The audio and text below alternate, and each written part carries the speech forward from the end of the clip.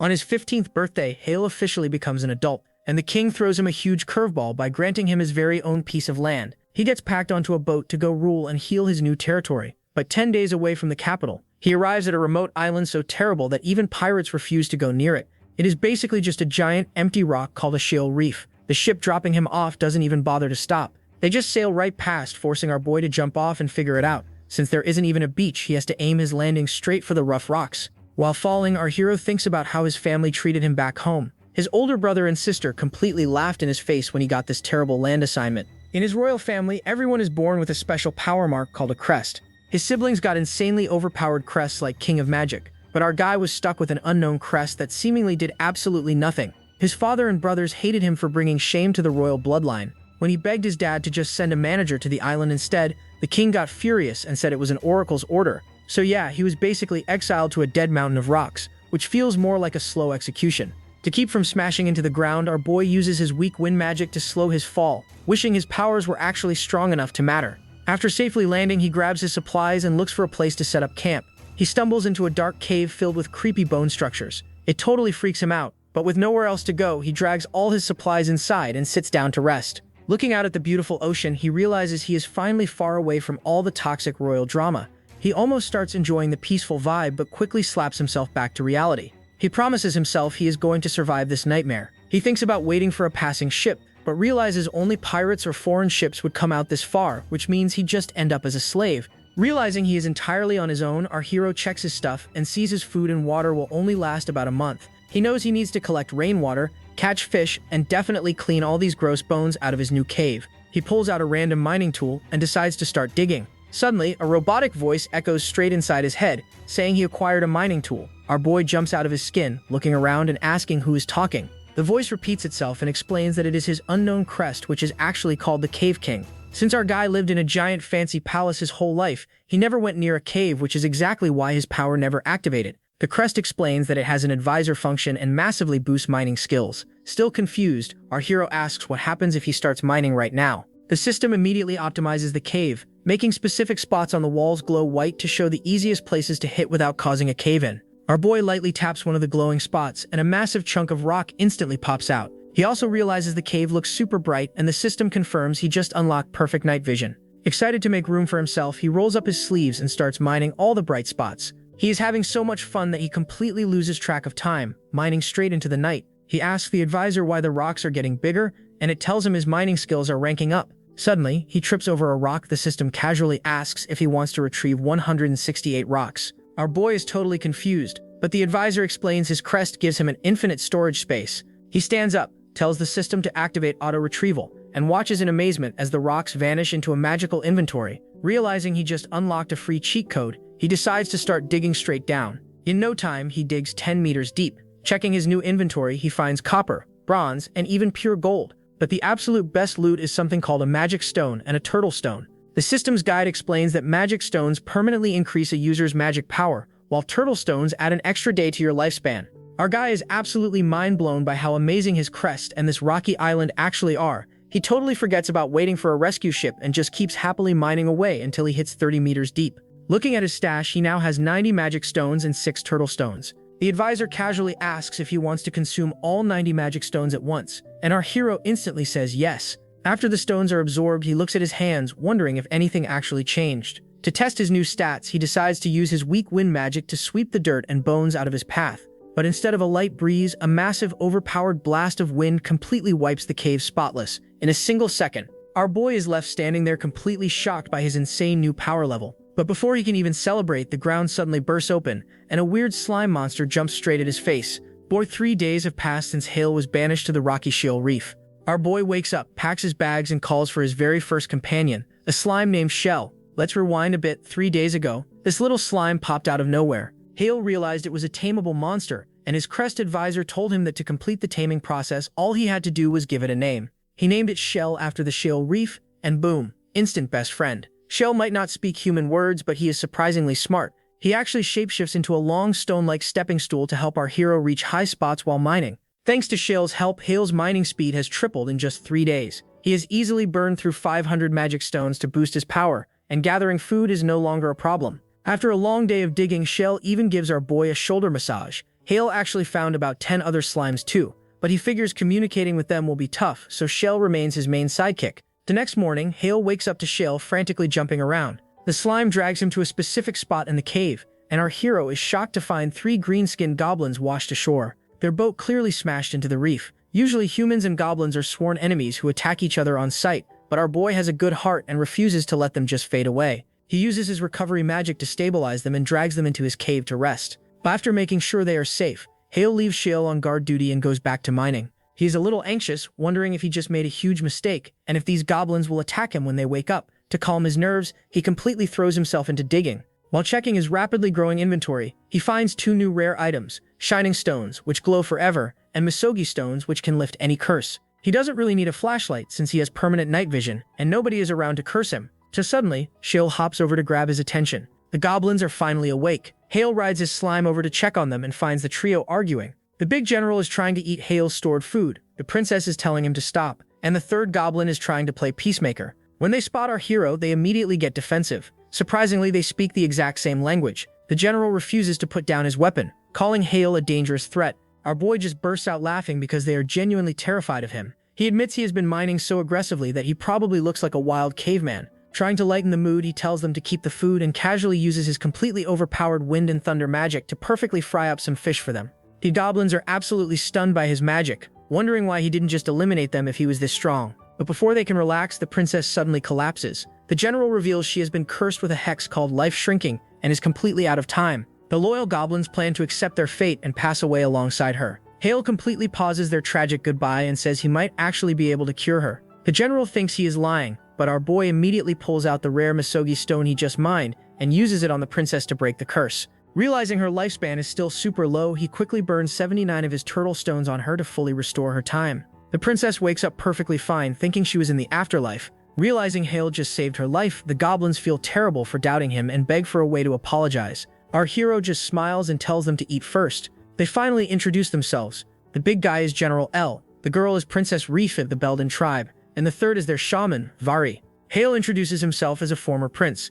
General L explains their tragic backstory. Violent orcs burned their hometown to the ground and wiped out the entire royal family except for Reef. For a whole year, they wandered looking for a safe home, but humans and other clans just chased them away until their boat finally crashed here. Princess thanks Hale for his kindness and says she is ready to die peacefully, now that her pain is gone. But our boy refuses to let her give up, revealing there are tons of turtle stones underground. In fact, if he keeps digging for a week, he can easily secure them over a year of extra life. The goblins are absolutely speechless. General L begs to join the mining crew to help. Hale happily agrees since it gets pretty lonely in the cave. Princess is shocked, asking why he would give such precious stones to monsters. Our hero casually replies that he just really likes digging. Touched by his pure kindness, the princess bursts into happy tears. Hale realizes giving them heavy ice axes might be dangerous and cause a cave-in, but his trusty crest advisor chimes in. It turns out he can share his cheat code abilities with any monster he tames. He explains the taming process to the goblins, making it clear they can refuse, and he will still gladly give them the stones for free. Elle and Vari immediately volunteer to serve him, telling the princess to sit out. But Rai refuses to be a freeloader and begs to be tamed as well to repay her life debt. She asks for a new name, so Hale renames them Elven, Varys, and Rihanna. The trio officially pledges their absolute loyalty to our boy. After finishing their food, the new crew heads deep underground. Since goblins don't have night vision, Hale gives them the shining stones to use as permanent torches. The goblins are amazed by the glowing stones, but Hale promises to teach them everything as they go. He points out the glowing spots on the cave walls and demonstrates. With one light, effortless tap, a massive chunk of the stone wall perfectly collapses, leaving the goblins staring in absolute disbelief. He reassures them that they will easily be able to do it too once they get the hang of it. Since auto-loot only works for him, Hale gives Shale the job of leading the other slimes to collect all the fallen rocks. He cheers on his new goblin squad to start practicing, and just like that, the lonely, silent cave becomes a whole lot livelier. Our hero is spacing out, remembering the cruel people back home who called him a weakling and wanted him completely gone. He looks at his pendant, totally lost in sad thought. The goblins notice him staring off and get pretty worried. Yahello snaps out of it, smiling and telling them that thanks to his Cave King power, he can dig all day without ever getting tired. Suddenly, a delicious smell hits his nose, making him completely forget his royal drama. Rihanna proudly announces that she baked an apple pie. Everyone is absolutely stunned. It has only been 3 days since they meet, but they've already built a bathroom, a water reservoir, and a simple kitchen. Hazel takes a bite of the pie and is blown away by how good it is, making Rihanna super happy. They never expected that mining to be this fun.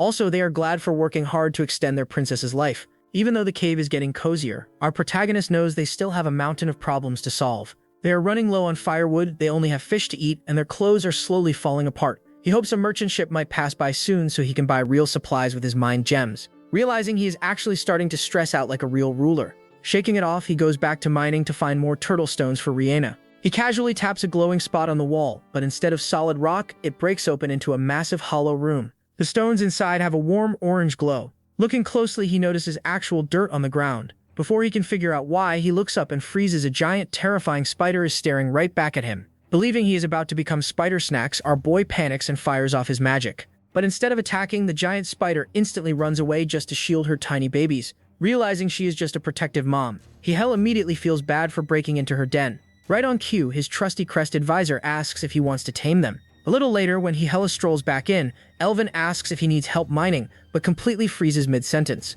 Right behind our hero is the massive giant spider and her babies. The goblins scream in absolute panic. Yahello quickly apologizes for the jump scare and introduces the mother spider as Taran, explaining that she and her babies are completely tamed and have officially joined their crew.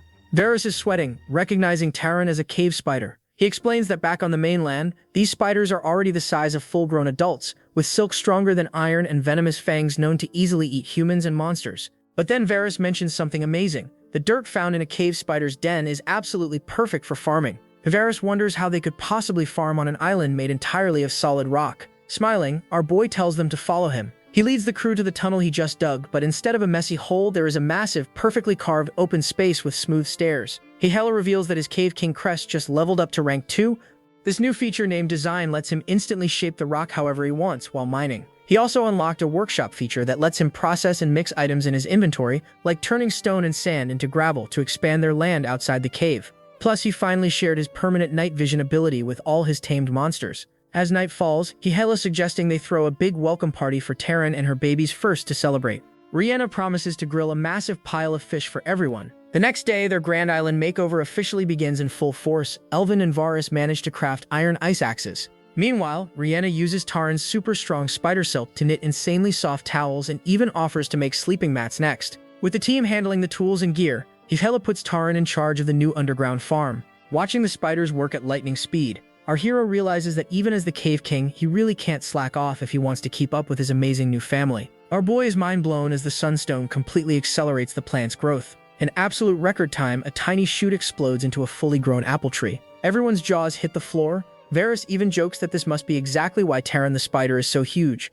Yahello realizes that he has to treasure them since he only has 678 left. He leaves Rihanna in charge of the Sunstones and the new plantation. She is a little nervous about handling something so precious, but promises she won't let him down. Yahello hops onto Shell for a bumpy, super fast ride back to the mining zone, thanking the slime for the lift. Since his amazing crew is handling the base building, he can finally focus on mining more turtle stones for Rihanna.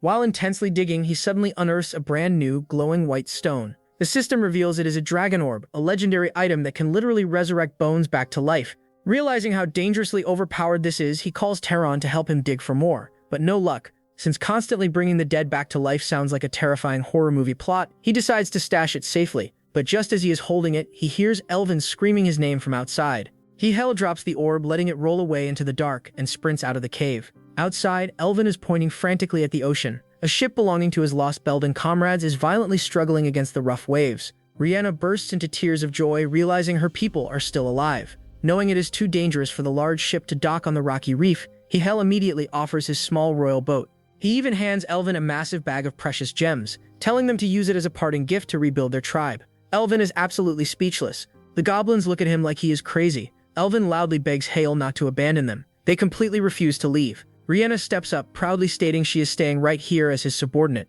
Yahello is deeply moved by their loyalty. Rihanna asks if he wants to leave with them. But our boy admits he originally wanted to escape this island, but now he genuinely wants to stay. Just as the wholesome moment peaks, the comrade ship violently crashes into a reef and starts sinking. Elvin panics because most goblins can't swim. He sprints for the tiny boat, but Yahello knows it is too small and won't make it in time. Refusing to let his new family watch their people drown, our hero makes a wild choice and dives straight into the freezing ocean. While falling, Yahello activates a massive power-up, burning through his all-magic stones at once. He uses his Cave King magic to cast an insanely powerful freeze spell, instantly turning the violent ocean into a solid sheet of ice. The goblins are absolutely completely shocked by his god-tier magic. He yells at Elvin to forget the tiny boat and just run across the ice. Elvin tries but completely slips on the smooth surface. Terran and her baby spiders instantly rush in, using their sticky legs to help carry the goblins across. Even Shell and the slimes bounce in to help pull people to safety. Working together, the entire crew manages to rescue all comrades while Hilo strains to keep the ocean frozen.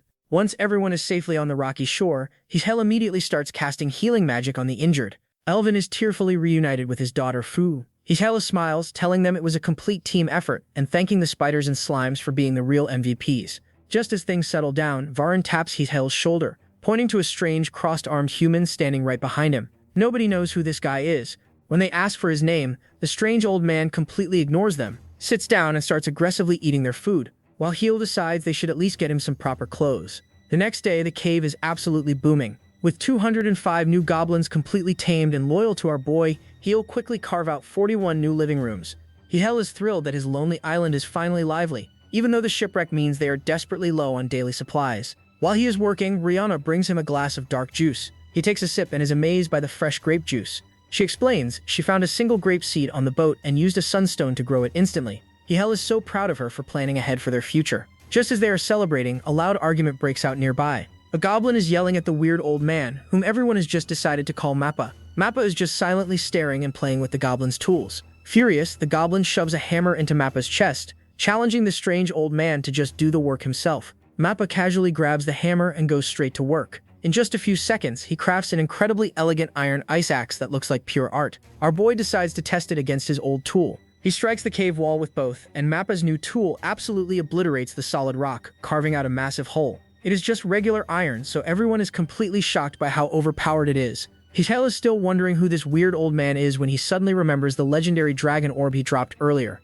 He looks around but can't find it anywhere. Instead, he spots a perfectly human-shaped indent in the rocky wall. Suddenly, it all makes sense. The orb must have rolled near some ancient buried bones and brought them back to life. Mappa is actually a resurrected skeleton. Instead of freaking out, our hero just smiles and happily accepts him as a reliable new comrade. Thanks to Mappa's master-level tools, the crew's progress absolutely skyrockets. They easily level the coast, tear the broken goblin ship apart, and start rebuilding it. They even tame a bunch of new slimes to use as heavy transport. Everything is going perfectly, except for one major problem. Yahello is finding fewer and fewer lifespan-boosting turtle stones. Rihanna sweetly smiles and says she is perfectly happy with the 10 extra years she already got, but our protagonist completely refuses to accept that. He is determined to make sure she lives a long, full life with them. Motivated to save her, Yahello digs deeper than ever and suddenly breaks into a hidden artificial underground room.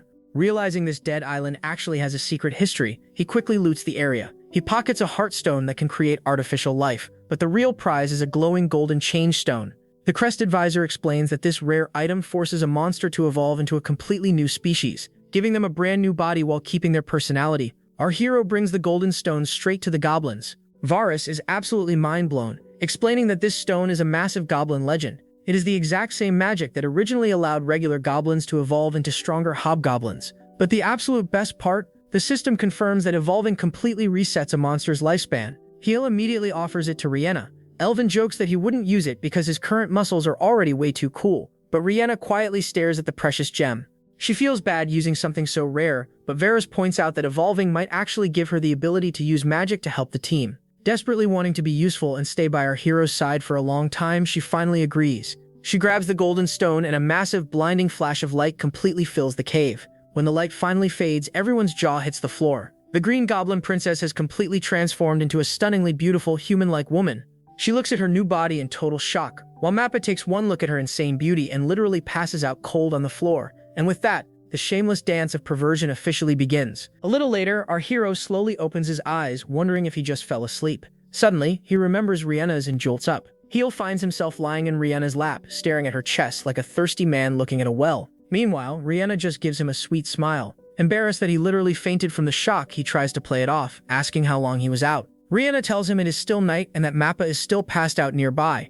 Our boy calms down and checks on her, admitting he never expected the stone to turn her into a human. Rihanna gets emotional and confesses that she actually hated her old body. When she was young, a curse stunted her growth, causing her beautiful sisters to constantly mock her. So when she held the change stone, her deepest and most selfish wish was just to be beautiful. She apologizes for wasting such a rare item on her own vanity, but our protagonist immediately reassures her. He tells her that coming to this island completely changed his life for the better, so if she gets a fresh start too, it is absolutely worth it. Deeply moved by his kindness, Rihanna holds his hand and offers her everything as a serving. Just as the wholesome romantic tension peaks, Mappa suddenly wakes up and ruins the mood. The next day, the rest of the goblin tribe is absolutely shocked by Rihanna's new look. She steps out wearing a beautiful new dress.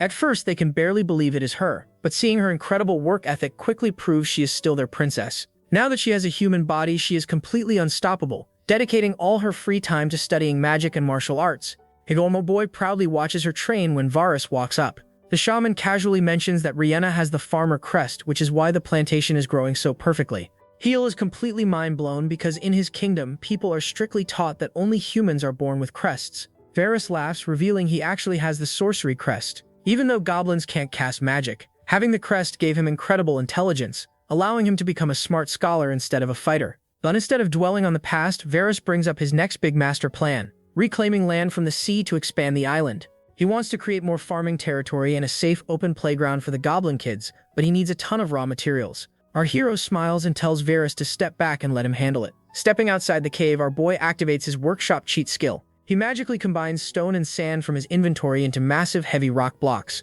Then he uses his powerful water magic to literally push the ocean waves back. He rapidly drops the stone blocks into the empty space, layers them with gravel, and tops it all off with the nutrient-rich spider dirt. In just a few minutes, he completely builds a massive new piece of land right over the ocean. The goblin kids instantly cheer and sprint straight onto the newly made public square. Heel nervously tells them to be careful, but he is genuinely happy to see them having so much fun.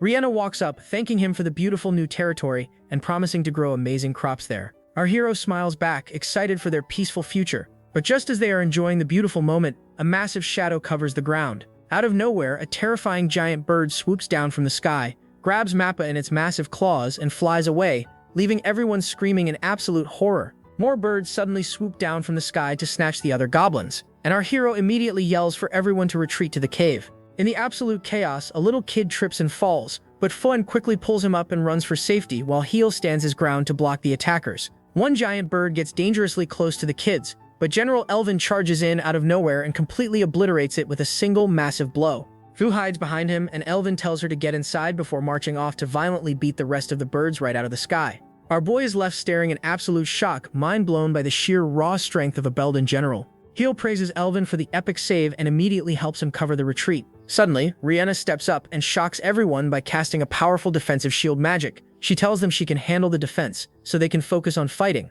Heel thanks her for the Garon and gets right back into the action. Since they don't know which bird actually swallowed Mappa, they decide to just aim straight for all their heads. Varus yells that everyone is safely sheltered inside. Elvin tells Heel and Rihanna to hold the cave entrance. Right then, our hero remembers the heartstone he mined earlier, and realizes it is the perfect time to build a massive protector for the cave. He activates his Cave King skill, combines his inventory materials with the stone, and instantly crafts a giant stone golem. He commands the massive golem to defend the entrance. Just as the tide turns, one of the birds randomly pukes Mappa right back out onto the ground. With Mappa safe, our boy doesn't have to hold back anymore. He tells Elvin to round up the birds, and the general uses a super strong spider silk rope to tie them all up in a tight bunch. Heel yells at everyone to take cover and launches an overpowered blizzard magic spell, completely blasting the giant birds right off the island. The battle is won, and the cave is perfectly safe once again. Elvin praises our boy's incredible magic while Rihanna runs over to check if he is hurt, admitting she was terrified but felt safe by his side. Heel laughs, confessing it was actually his very first time fighting monsters too. Varus and the rest of the tribe gather around, cheering and checking on them. Looking at his massive, happy community, our protagonist genuinely starts to feel like a real beloved feudal lord. Breaking the silence, Heel asks if they can actually eat the giant birds. Varus confirms the meat is surprisingly delicious. Hearing that, Rihanna happily declares a massive feast, and the entire crew heads back inside to celebrate with a giant roasted bird barbecue. The goblins immediately start prepping for a massive feast. They chop up the giant birds, roasting some pieces over the fire and turning the rest into a rich gravy. Elvin raises a toast, proudly pointing to our hero and calling him the boss. After successfully defending their new home, the crew kicks off an epic banquet. Rihanna hands Heel a plate of food, and though he has never eaten monster meat before, the smell is too good to resist. He takes a bite and is completely blown away by how amazing it tastes. Rihanna smiles and hands him a bowl of soup, explaining that this specific bird is basically a miracle food source. Depending on the part you eat, the flavor changes. Our boy is amazed that one bird can taste like 3 different animals. He realizes that even though the birds are dangerous, they are an incredible food supply. Outside, his giant golem is standing guard. Varus notes that the birds won't attack something bigger than themselves, but he still suggests building a dedicated guard unit, high walls, and watchtowers to protect their crops from the salty ocean wind. Our hero completely agrees, offering to process all the stone blocks if Varys handles the blueprints. Suddenly, a little goblin girl sits next to Heel, happily chewing on a giant bird leg. She introduces herself as Fulael, Elvin's daughter, and bluntly asks how our boy got so ridiculously strong. He humbly explains that it wasn't natural, he just mined a ton of magic stones that boosted his power. Rhianna tells her if goblins want to use magic, they have to evolve. Hearing this, Fulael immediately wants to evolve too. Right then, Elvin scolds his daughter for speaking so rudely to the boss and the princess. Our protagonist just laughs, telling Elvin it makes total sense that she wants to be strong. He smiles at Fulael and promises that if she digs up a change stone, she can absolutely use it. Hyped up, she sprints off to bother Mappa for a custom mining tool. Figuring they need more magical defense, Heel decides to use 800 magic stones on Rhianna to boost her power. She is thrilled and promises to train hard, while Elvin piles more meat on her plate, telling her she needs to eat well to build physical strength too. With their land expanded and a massive feast on the table, the crew officially declares this day the first Thanksgiving of the Yahello Reef. But the next day, our hero is freezing inside a new ice room. It was Rhianna's genius idea to build a walk-in freezer to store all their leftover bird meat so it wouldn't spoil for months. The weird old man Mappa actually drew up detailed blueprints for a heavy steel door, and Heel used his powers to shape the stone perfectly to fit it. With the forge renovated, Rhianna maintaining the freezer's ice with magic, and the generals handling the outer defenses, our boy finally has time to get back to mining. Down in the caves, Fumla tags along and points out that Heel is actually mining super dangerously. She warns him that without proper ventilation, the rock dust is terrible for their lungs. Even worse, if he hits a coal pocket, poisonous gas could build up and cause a massive explosion. She suggests having Mappa build an air pump to pull fresh air from the outside. Full proudly reveals she actually has a miner's crest and has been digging since she was a little kid. While she doesn't have his crazy speed, her intuition for finding rare ores is absolutely top tier. Heel is genuinely impressed, realizing this little girl might actually be his biggest rival. Suddenly, Fool casually asks if our hero has a great father. Hearing Fool's innocent question about his father, our hero feels a chill. In reality, he is terrified of his dad and his overpowered brothers. He might have insane magic now, but his family's raw power still completely dwarfs his own. Pushing the dark thoughts away, he playfully asks Fool if she wants to be strong just like her dad. She completely denies it, but her face totally gives her away. Suddenly, her pickaxe breaks through the rock, revealing a massive hidden hollow space. She cheers, hoping there is a change stone inside. They step inside the huge room and spot several creepy stone statues standing around. Suddenly, one of the statues violently swings at them. Our boy instantly casts a shield spell. He is completely shocked to realize these are ancient golems, and unlike the simple one he built, these can actually use magic and are armed with weapons. Completely surrounded, our hero has no choice but to fight back. He unleashes a massive storm magic attack, completely blowing the golems away and shattering them into tiny pieces. Fully feels terrible and apologizes for rushing in blindly. To be safe, he orders Shell to alert the crew to pause all mining. While cleaning up the mess, Fully spots a golden stone. She gets super excited, thinking she found a change stone, but our boy checks it and realizes it is just a sorcery stone. It is used to store magic and power artificial dolls. Fully pouts, clearly disappointed. Yet out of nowhere, Mappa suddenly pops up and scares Fully. The weird old man happily starts looting weapons from the shattered golems. Watching him naked all the time, Fully awkwardly asks if all humans act like this. Heel just sweats, admitting he has never seen Mappa this excited before. Curious, our boy tries to lift one of the golem weapons, but it absolutely refuses to budge. Even with Fulla helping, it is way too heavy. His Cave King system also rejects it to toss because it only stores raw minerals, not crafted items. Refusing to give up, our hero decides to just mine the weapon itself. He swings his pickaxe hard, but the weapon is so tough. However, the strike works. The weapon shatters down into raw material, which the system identifies as orichalcum, a legendary magical metal that is incredibly strong and lightweight. Our boy is totally confused. If it is so lightweight, why couldn't he lift it? They head back outside to find a massive crowd of goblins cheering. Rhianna explains that Mappa managed to drag one of the weapons out, and now everyone is taking turns trying to lift it. Heel warns them that the weapon is made out of pure orichalcum. Philly yells at her dad to stop acting tough, but Elvin completely ignores her, and actually manages to lift the weapon. Our hero spots a glowing mark on Elvin and realizes the general has a rare warrior crest, which perfectly explains his insane strength. But the victory is short-lived. The heavy weapon slips from Elvin's grip, crashes down, and instantly knocks him out cold. Our boy quickly rushes in and casts healing magic to save the general. Elvin wakes up groaning in pain. Full bursts into tears, hugging him and calling him idiot for being so reckless. Seeing his daughter cry, the big tough general softly apologizes and promises to be more careful. Meanwhile, Mappa is already in his element, aggressively forging the raw orichalcum in the workshop. Our hero watches him work, remembering old stories about a legendary race called dwarves. Just as he goes to check on the old man, Mappa proudly hands our boy a lightweight orichalcum ice axe. After that, Mappa cranks out an entire set of orichalcum tools for the crew. Meanwhile, our hero takes a deep breath and notices how incredibly fresh the cave air is.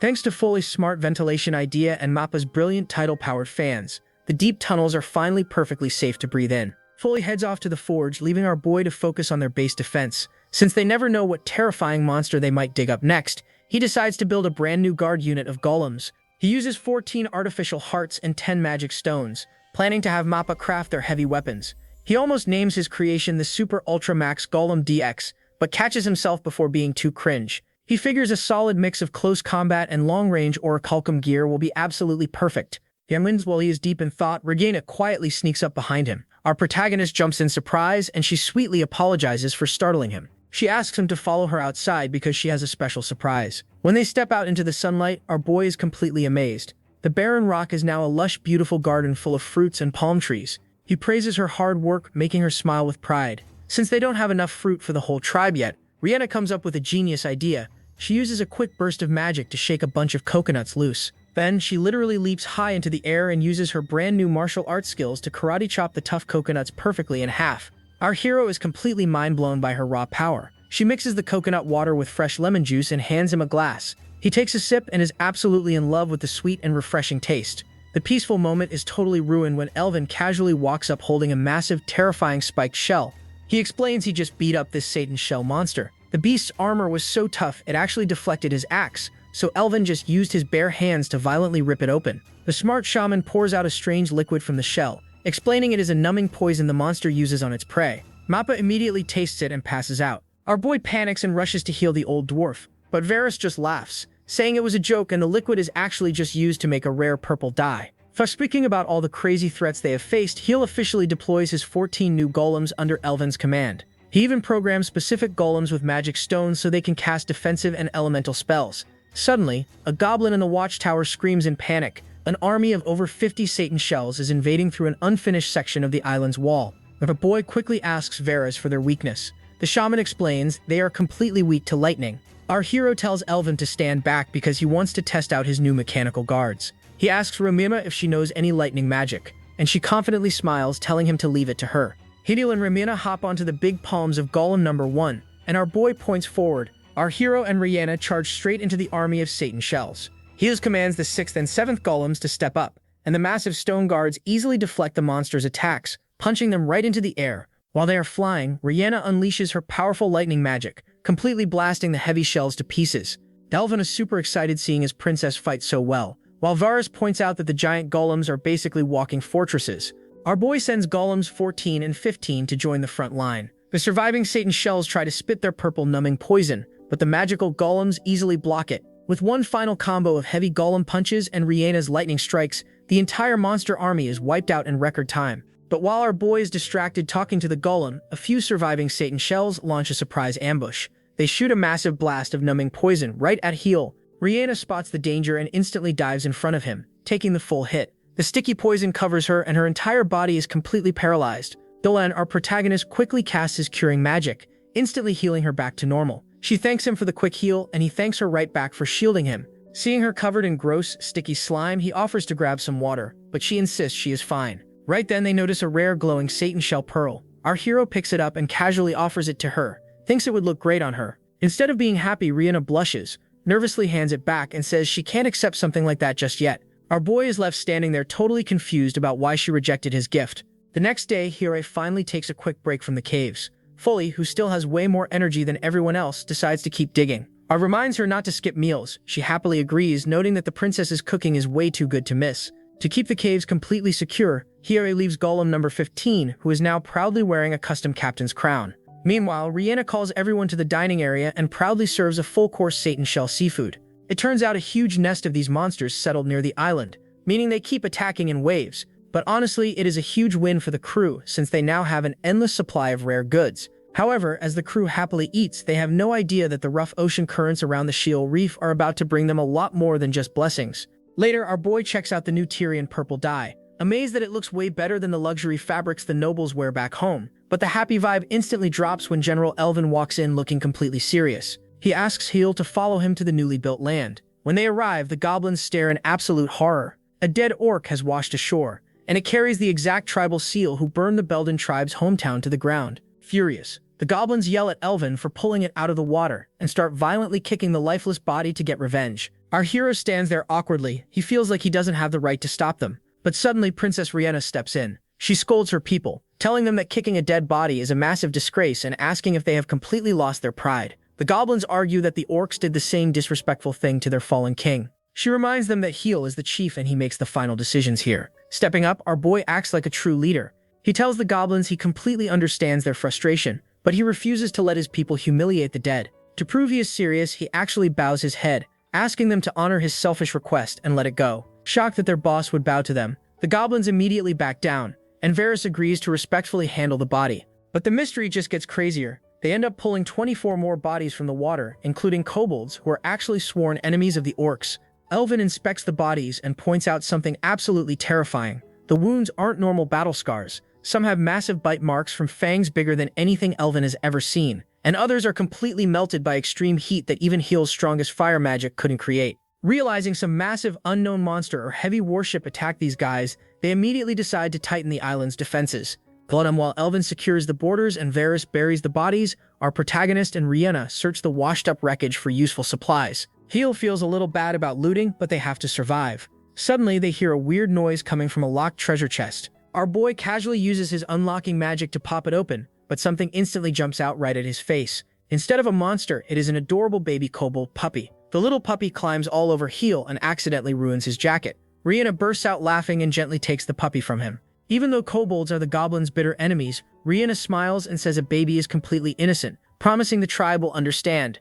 The next day, our hero gets right back to work, completely destroying the cave walls with Mappa's ice axe. He is still stressed about whatever destroyed those ships out on the water, but he knows the best way to prepare for an attack is to gather more raw materials. Checking his inventory, he realizes his magic stone drops are actually slowing down. He still has over 3,000 of them, but he really wants enough to permanently boost Renena, Full, and Varys' magic too. While sorting his loot, he notices a random seed mixed in with the rocks.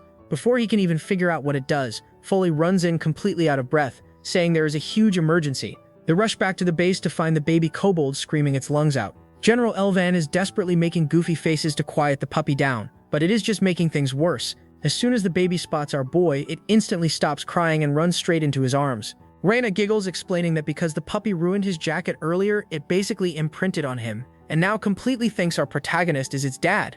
While the wholesome moment happens, Varys is busy inspecting the wooden chest the baby was found in. He notices the inside looks way too shallow and realizes there is a hidden false bottom. Even with a sharp orichalcum tool, the goblin shaman can't pry it open. Our boy hands the baby to Rihanna and casually uses his unlocking magic to pop the secret compartment open. Inside, they find 3 ancient forbidden books belonging to the Tiberius tribe, along with a glowing white jewel. The crested visor reveals it is a thought stone used to record messages.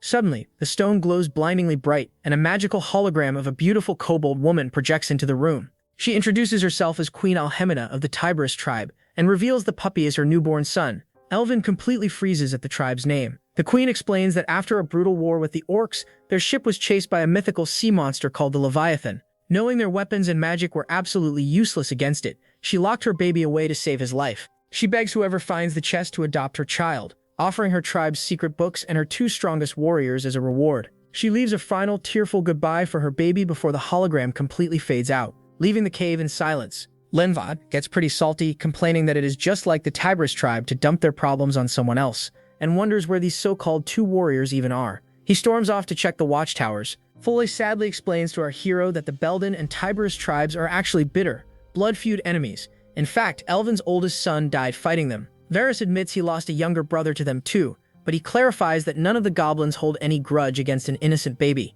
Outside, hearing their tragic backstory, our boy officially decides to adopt the little kobold. Since the queen never mentioned a name, he asks Rihanna to pick one. She sweetly suggests the name Riel. Our hero loves it, and the moment he agrees, the Cave King's system announcing that Riel has been completely tamed. Foley instantly smirks and points out that Riel is literally just a cute mashup of Rihanna and Heel's names. Rihanna turns bright red and completely denies it. Fully fire they can celebrate the new family member. Varys ruins the mood with some terrifying facts about heavy wounds on corpses and the queen's warning about a beast. It all points to one horrifying truth: the legendary Leviathan. Our hero and his crew gear up for something huge to test out their brand new orichalcum shield. Our boy punches it with a heavy blast of his own fire magic. The shield holds up perfectly, proving it is incredibly reliable. Varys and Elvin give their defense reports praising Mappa's brilliant designs and confidently stating they can now protect the island even from giant monsters. They talk about the terrifying Leviathan, the mythical beast that completely wiped out Queen Alhemina's elite soldiers. Elvin admits he didn't even believe the monster was real until now, especially since those soldiers were so strong they were literally nicknamed the Witches. Suddenly, baby Riel starts crying from the top of a high stone pillar. The little kobold is completely terrified. Elvin tries to climb up and rescue him, but slips and falls flat on his back. Luckily, Rhaena rushes in and catches the baby just in time. She explains that Riel was energetically digging up the farming fields and got totally lost. Varys notes that kobolds grow up fast, meaning the baby will be walking on 2 legs very soon. Speaking of the fields, our protagonist pulls out a strange seed he mined earlier and asks if anyone knows what it is. Thanks to the magic knowledge from her farmer crest, Rhaena instantly recognizes it as a Yggdrasil seed. Varys is absolutely shocked, explaining that Yggdrasil is a legendary giant tree that blesses all living things. He thought it was just an old fairy tale, but then again the change stone was a myth too, until they found one. Deciding to test their luck, our boy gathers his trusty spider family to help move dirt and build a brand new planting field outside the cave. That evening, they carefully plant the legendary seed alongside some pretty flower seeds from Rhaena's hometown. Out of nowhere, the creepy old dwarf Mappa silently appears right next to them. Before they can even catch their breath, the Yggdrasil seed instantly sprouts. Hekal suggests using a single sunstone to speed things up. Rhaena uses the stone, and the tiny sprout violently explodes into a massive, towering tree in mere seconds. But it just keeps growing. Realizing it is too dangerous, our boy yells for everyone to run away. But Mappa gets scooped up by a rapidly expanding branch and vanishes into the leaves. Dawn, the tree finally stops growing, settling into an absolute giant. Worried about Mappa, our hero and Rhaena start climbing the massive branches like a mountain to rescue him. When they finally reach the dwarf, he is just happily chilling on a thick branch.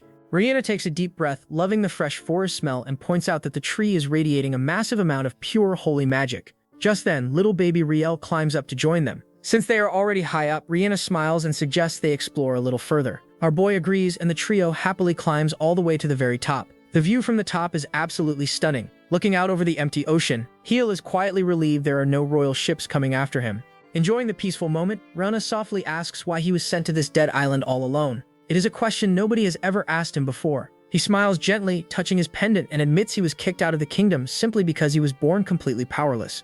Rhaena is heartbroken to hear it. Our hero explains that back in the capital, he used to hide in the abandoned servant quarters just to read in peace and avoid everyone's judging eyes. One day, while reading in the shadows, he found a heavily wounded monster chained up behind some barrels. Feeling terrible for the poor creature, he named it Lopez and secretly started sneaking out every single night to feed it. He desperately tried to pick the heavy locks and learn healing magic from his books, promising Lopes that one day he would completely shatter those chains so it could fly free. But one night he heard footsteps approaching and quickly hid. Realizing the person walking up must be the cruel owner who chained the monster, he peeked out and was completely shocked to see a beautiful boy with glowing pale golden hair and snow-white skin.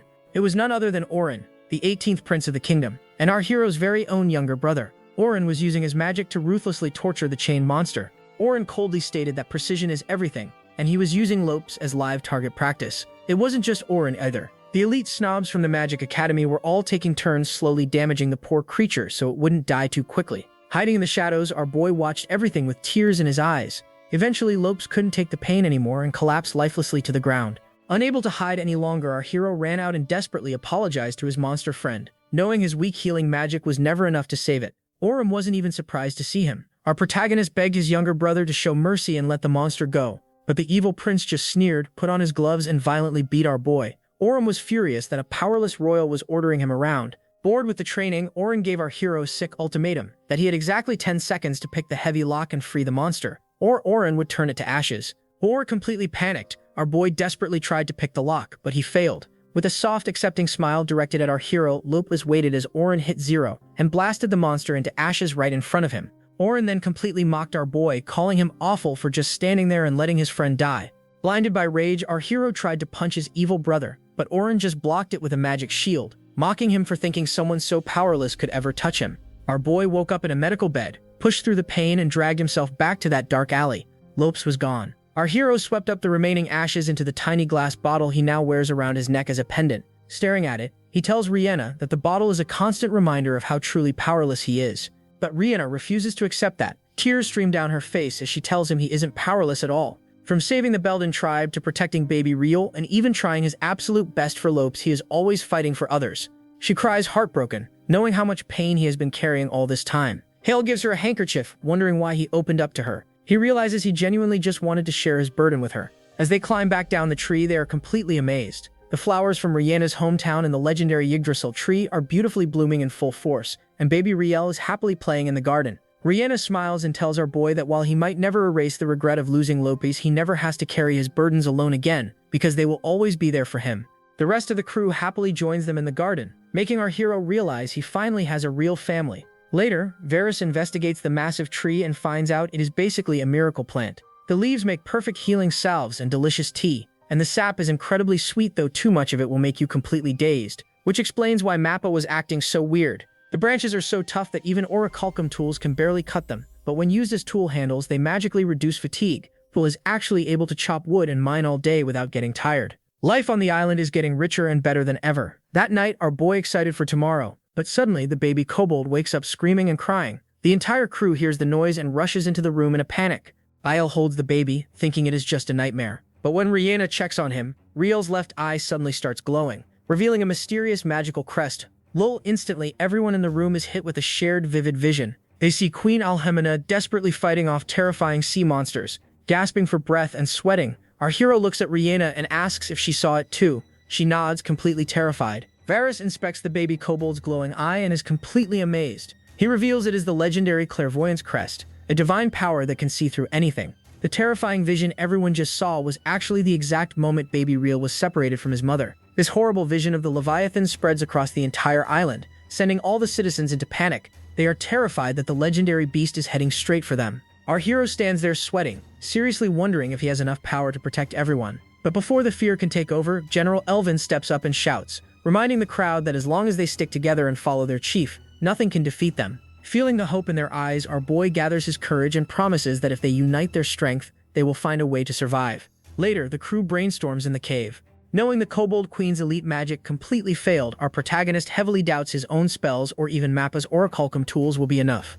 Varys suggests hiding deep underground in the ancient Golem Hall, but Elvin points out that if a monster that huge physically rams the island, the entire cave system might collapse. Trusting his cheat skills, our boy decides the best defense is to keep digging. Every time they explore the underground, they discover something amazing, so he hopes to mine a brand new material strong enough to fight the beast. Rihanna suggests bringing baby Riel along since his new clairvoyance eye can see right through solid rock. Our hero Foles and little Riel head deep into the mines. The baby sleeps in a bag at first, but soon wakes up and proves to be a massive help, easily spotting hidden ore veins with his glowing eye. Weeks pass by in a blur while the crew works endlessly, using the super strong Yggdrasil lumber to rapidly build massive fortress walls outside. One day in the caves, Riel suddenly starts scratching a random spot on the floor like crazy. Even though his Cave King system doesn't highlight it as safe, our boy completely trusts the baby and swings his pickaxe. The floor instantly shatters, dropping him straight down into a hidden pit.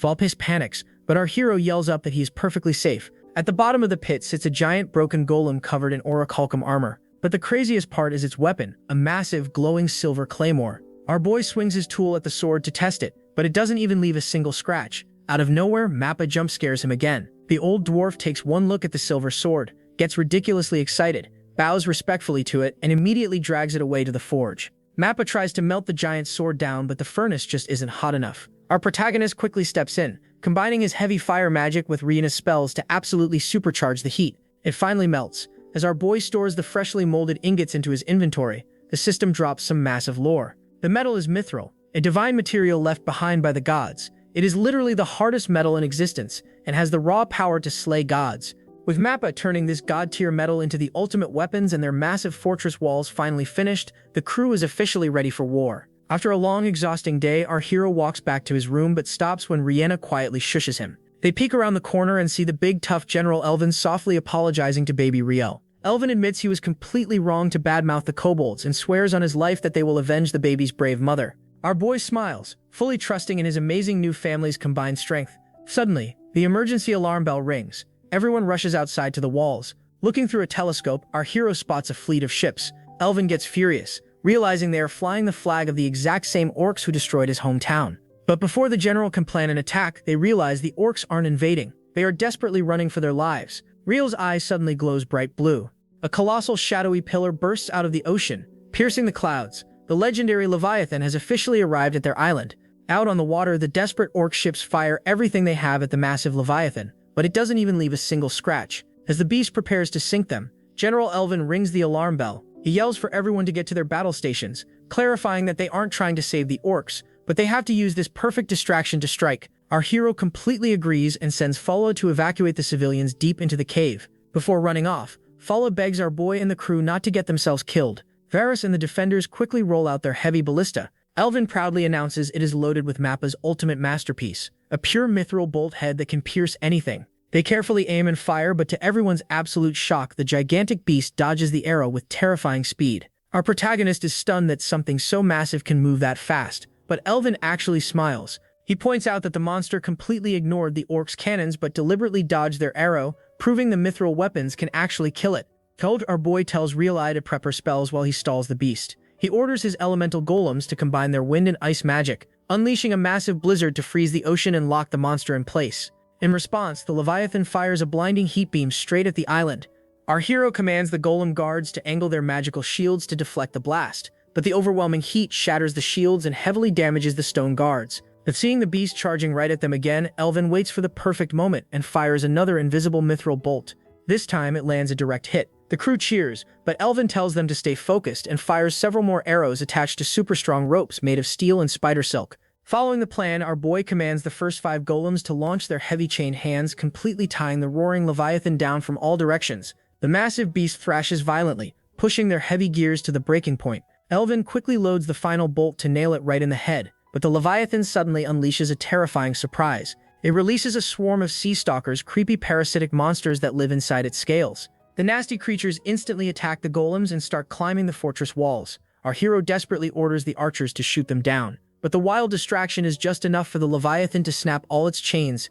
Free from the trap, the giant spikes on the monster's spine start glowing with intense fire. Realizing this is a completely different and much deadlier attack than the last heat beam, our boy yells for everyone to take cover. He and Rihanna pour all their energy into one final magic shield.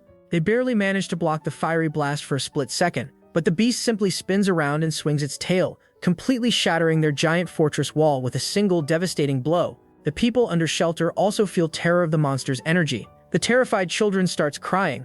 One of the kids worried about losing their home again, but the mom assures him that Chief and the others will defeat that monster. On the battleground, the defensive wall is collapsed and our hero flies through with a burst of energy, but thankfully Shell saves him. Hero realizes that no one is here. Worried, he calls his subordinates, but no one responds. The sea stalkers crawl on the island and keep coming closer to Huro. Huro cannot let the sea stalkers invade the cave. He uses his thunder magic, but his spell loses its punch. When he realizes that it's the end, suddenly Rihanna appears behind him and slashes all the stalkers in a burst of light. Our boy is incredibly relieved to see Rihanna completely safe. Before they can even catch their breath, a volley of arrows flies past them. Varys and the archers rush in, following Rihanna's orders to protect our hero. Elvin runs up, apologizing for the delay, but Hero is just glad his new family is still alive. Furious, the Leviathan unleashes another massive blast of fire and officially crawls onto the island, effortlessly crushing one of the giant golems like a tiny bug. Realizing things are desperate, our protagonist suggests going with their backup plan. Rihanna is terrified because it is way too dangerous, but Heel knows this is their absolute best chance now that the monster is finally on solid ground. With her mana running completely low, Reali tightly grabs his hand, transferring the very last of her magical energy to him and making him promise to win no matter what. Our boy completely agrees and instantly yells out, taunting the Leviathan to reveal his position. The angry beast flashes with fiery rage. Heel quickly hops onto Terran, the giant spider, telling her to run as fast as possible to their secret spot with the terrifying sea monster right on their tail. Meanwhile, Elvin refuses to just sit back and watch our hero risk his life. Varys warns him that the heavy ballista is useless because the winch and rope are totally broken, but the stubborn general refuses to give up. Right on cue, Mappa steps in to help repair the massive weapon. Up ahead, the Leviathan suddenly cuts off Hale and Terran, completely blocking their path. Just as it is about to strike, the surviving orc ships suddenly fire their cannons at the beast. Using this epic distraction, our boy tells Terran to jump and they successfully leap right past the monster to reach their mark. Heel immediately signals Fultha and Baby Reel. Fultha yells to make sure everyone is clear and violently pulls a hidden rope. Instantly, the ground completely caves in, dropping the massive Leviathan into a gigantic hidden pit they secretly dug right under the reclaimed land. Looking down at the trapped beast, our hero reveals that this was the ultimate trap in case the heavy ballista failed. He casually pulls out Mappa's absolute masterpiece, a pure mithril pickaxe. His Cave King crest instantly activates, asking if he would like to mine. Our boy confidently smiles, telling the system he wants to completely smash the beast. The crest perfectly optimizes his mining efficiency, and with everything on the line, Heel swings the ultimate pickaxe straight down. Leviathan, in his fist, is the hardest of metals, which can even slay gods, and on his hand is Cave King at full blast. Everyone can see the flash coming out of the cave after Heel goes down there. Even the ocean trembles because of the scene. Heel strikes the Leviathan's head with the mithril pickaxe, ending it in that very instant. A massive explosion blasts straight out of the crater. Rihanna, the goblins, and Terran are completely gagged watching the smoke clear. Our boy shows insane aura as he swings his ice axe right into the Leviathan. The giant rocky beast shatters on impact. Sweating hard, Heel screams that it was a flawless direct hit. Down below, the monster's armor cracks open. Varys and Elvan lose their minds cheering, yelling that the legendary beast is officially defeated. Dangling from a thin rope, our exhausted boy smiles and says they did it, while the monster turns into shiny dust. Suddenly, the whole cave starts collapsing around them. Varys covers his bald head in panic, asking if these are the monster's death throes. The beast's final roar aggressively echoes through the crumbling walls. Heel falls as massive boulders rain down, prompting Elvan to scream at Terran to pull him up. With zero hesitation, Princess Rihanna fully yeets herself off the cliff.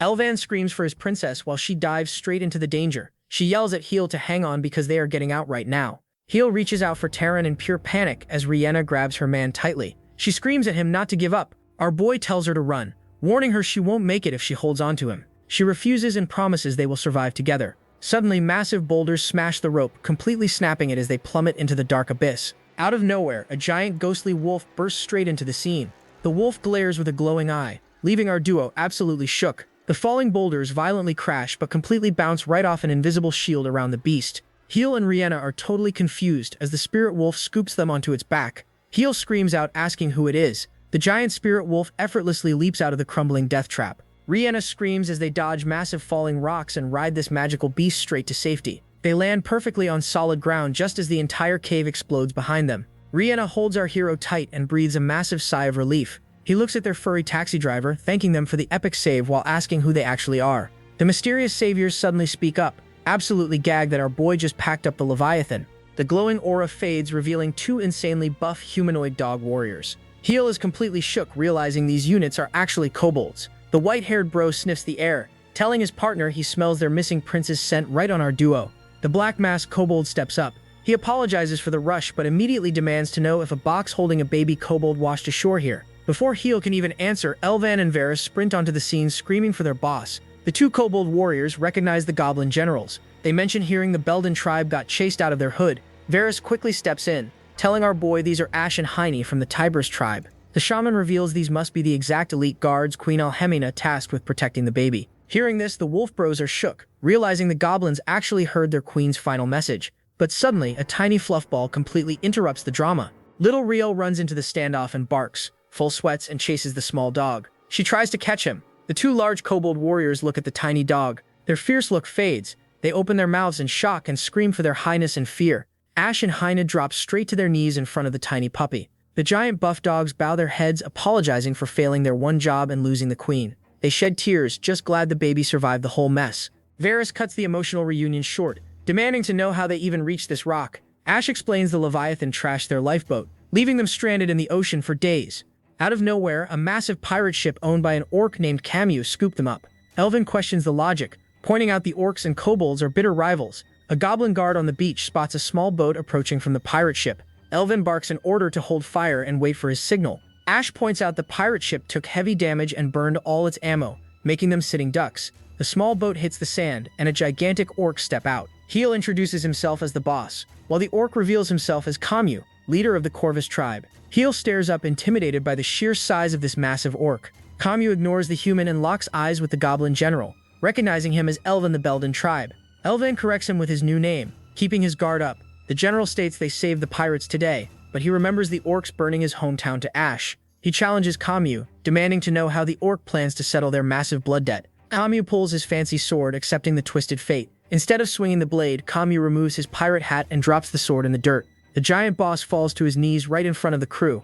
He offers his own head to settle the grudge, begging Elvan to spare his people just long enough to repair their ship. He takes full blame for the Corvus tribe's actions like a real captain. Elvan respects the heavy choice, seeing a true leader. Suddenly, a one-eyed pirate steps forward, screaming that Camus is innocent. The one-eyed pirate blames a traitor for the destroyed goblin town. Camus barks at him to shut up, hating the extra public shame. The pirate sheds tears, refusing to stand back and watch his captain die. Heel catches the drama and wants the tea. Elvan roars at everyone to stay quiet, almost bursting their eardrums. Heel steps up and orders the pirates to explain the whole story. A second orc reveals their former right-hand man, Claude, backstabbed them and stole the fleet for fame and fortune. The pirate crew spills the tea about their traitor. Claude stole the Corvus fleet and acted like a complete menace across the sea. The dog warriors piece the puzzle together, realizing the Leviathan packed up Claude's rogue ships. Heel and Rihanna discover those gross washed-up bodies belong to the traitor's squad. Camus refuses to dodge the blame and owns his massive failure. Elvan steps up to spit raw facts, stating their homes would still stand if Camus kept his crew in check. The tension on the beach spikes hard. Elvan draws Camus' heavy blade and points it right at the kneeling orc, demanding Camus pay the price with his life. Camus just smirks and accepts his fate, claiming a top-tier warrior like Elvan makes a fitting executioner. Heel tries to intervene and stop the madness, but the vibe is way too heavy. Philel screams out for her dad in pure panic, terrified watching him lock into a dark killer mode. A massive booming sound shakes the entire coast. Every single person freezes and stares in pure shock, bracing for the worst. But Elvan holds his fatal strike and takes a different path. The goblin general slams Camus' own fancy sword into the dirt. He commands Camus to grab his weapon and stand up. With an intense glare, Elvan challenges the Corvus leader to a one-on-one duel to settle their bloody beef. The duel kicks off. Heel sweats, caught off guard by the deathmatch. The beach turns into a giant fight ring. Heel grabs Rihanna, debating if he needs to cast a magic shield. He knows Elvan hits hard, but Camus runs the entire orc fleet. Camus draws his rapier, admitting he was ready to hand over his head. Elvan readies his twin axes. The goblin promises Camus' head will hit the dirt in a blink. Camus smirks. He swears on his blade that Elvan won't get an easy cut in a real fight. Beyond, the showdown starts. Camus steps forward and closes the gap fast. Elvan swings his heavy axe. Sparks fly as metal clashes. Heel and Rihanna stare like lost tourists. The movements are way too fast to track. Elvan pulls his chained axe back. Blood drips from a fresh wound. A sharp graze hits Elvan's head. Camus jumps around, dodging heavy swings with ease. The pirate flexes that nobody ever dodges his sword this much. Rihanna watches the orc boss cook. She praises his flexible, strange footwork. Fulin grips her shirt, stressing over her dad. Elvan throws a wild curveball. He launches his chained axe past the pirate. Camus charges in, assuming the goblin missed his shot. The axe snaps back like a boomerang. Camus catches the trick. He calls Elvan naive and blocks the sneak attack from behind while keeping his eyes locked on the general. Camus swings hard and forces Elvan to block a heavy strike. The crowd stresses as the pirate pressures the goblin. Elvan makes a reckless move and stabs the sharp blade on his bare hand. Blood spills everywhere, but the general locks the weapon down. He smirks, telling the orc his sword tricks are cancelled. The pirate boss sweats but refuses to fold. Camus reminds Elvan he is still a massive orc. He plans to crush it like a grape. Elvan just laughs at his ugly mug and eats the damage. He flexes his tough skull, reminding Camus he is not fighting some weak NPC. Yahello flips the body slams the giant orc right into the dirt. Camus looks clueless as he hits the floor. Before the pirate can even react, Elvan drops a brutal headbutt straight onto his face. The heavy impact shatters the ground underneath them. Camus loses his grip and drops his fancy rapier. Both crews rush the ring to check the damage. Heel sweats, wondering if the orc boss is dead. Elvan grabs his axe and brushes it off, saying orc skulls are built different. Camus coughs, admits defeat, and tells the goblin to finish the job. Elvan claims Camus' life but refuses to let him waste it.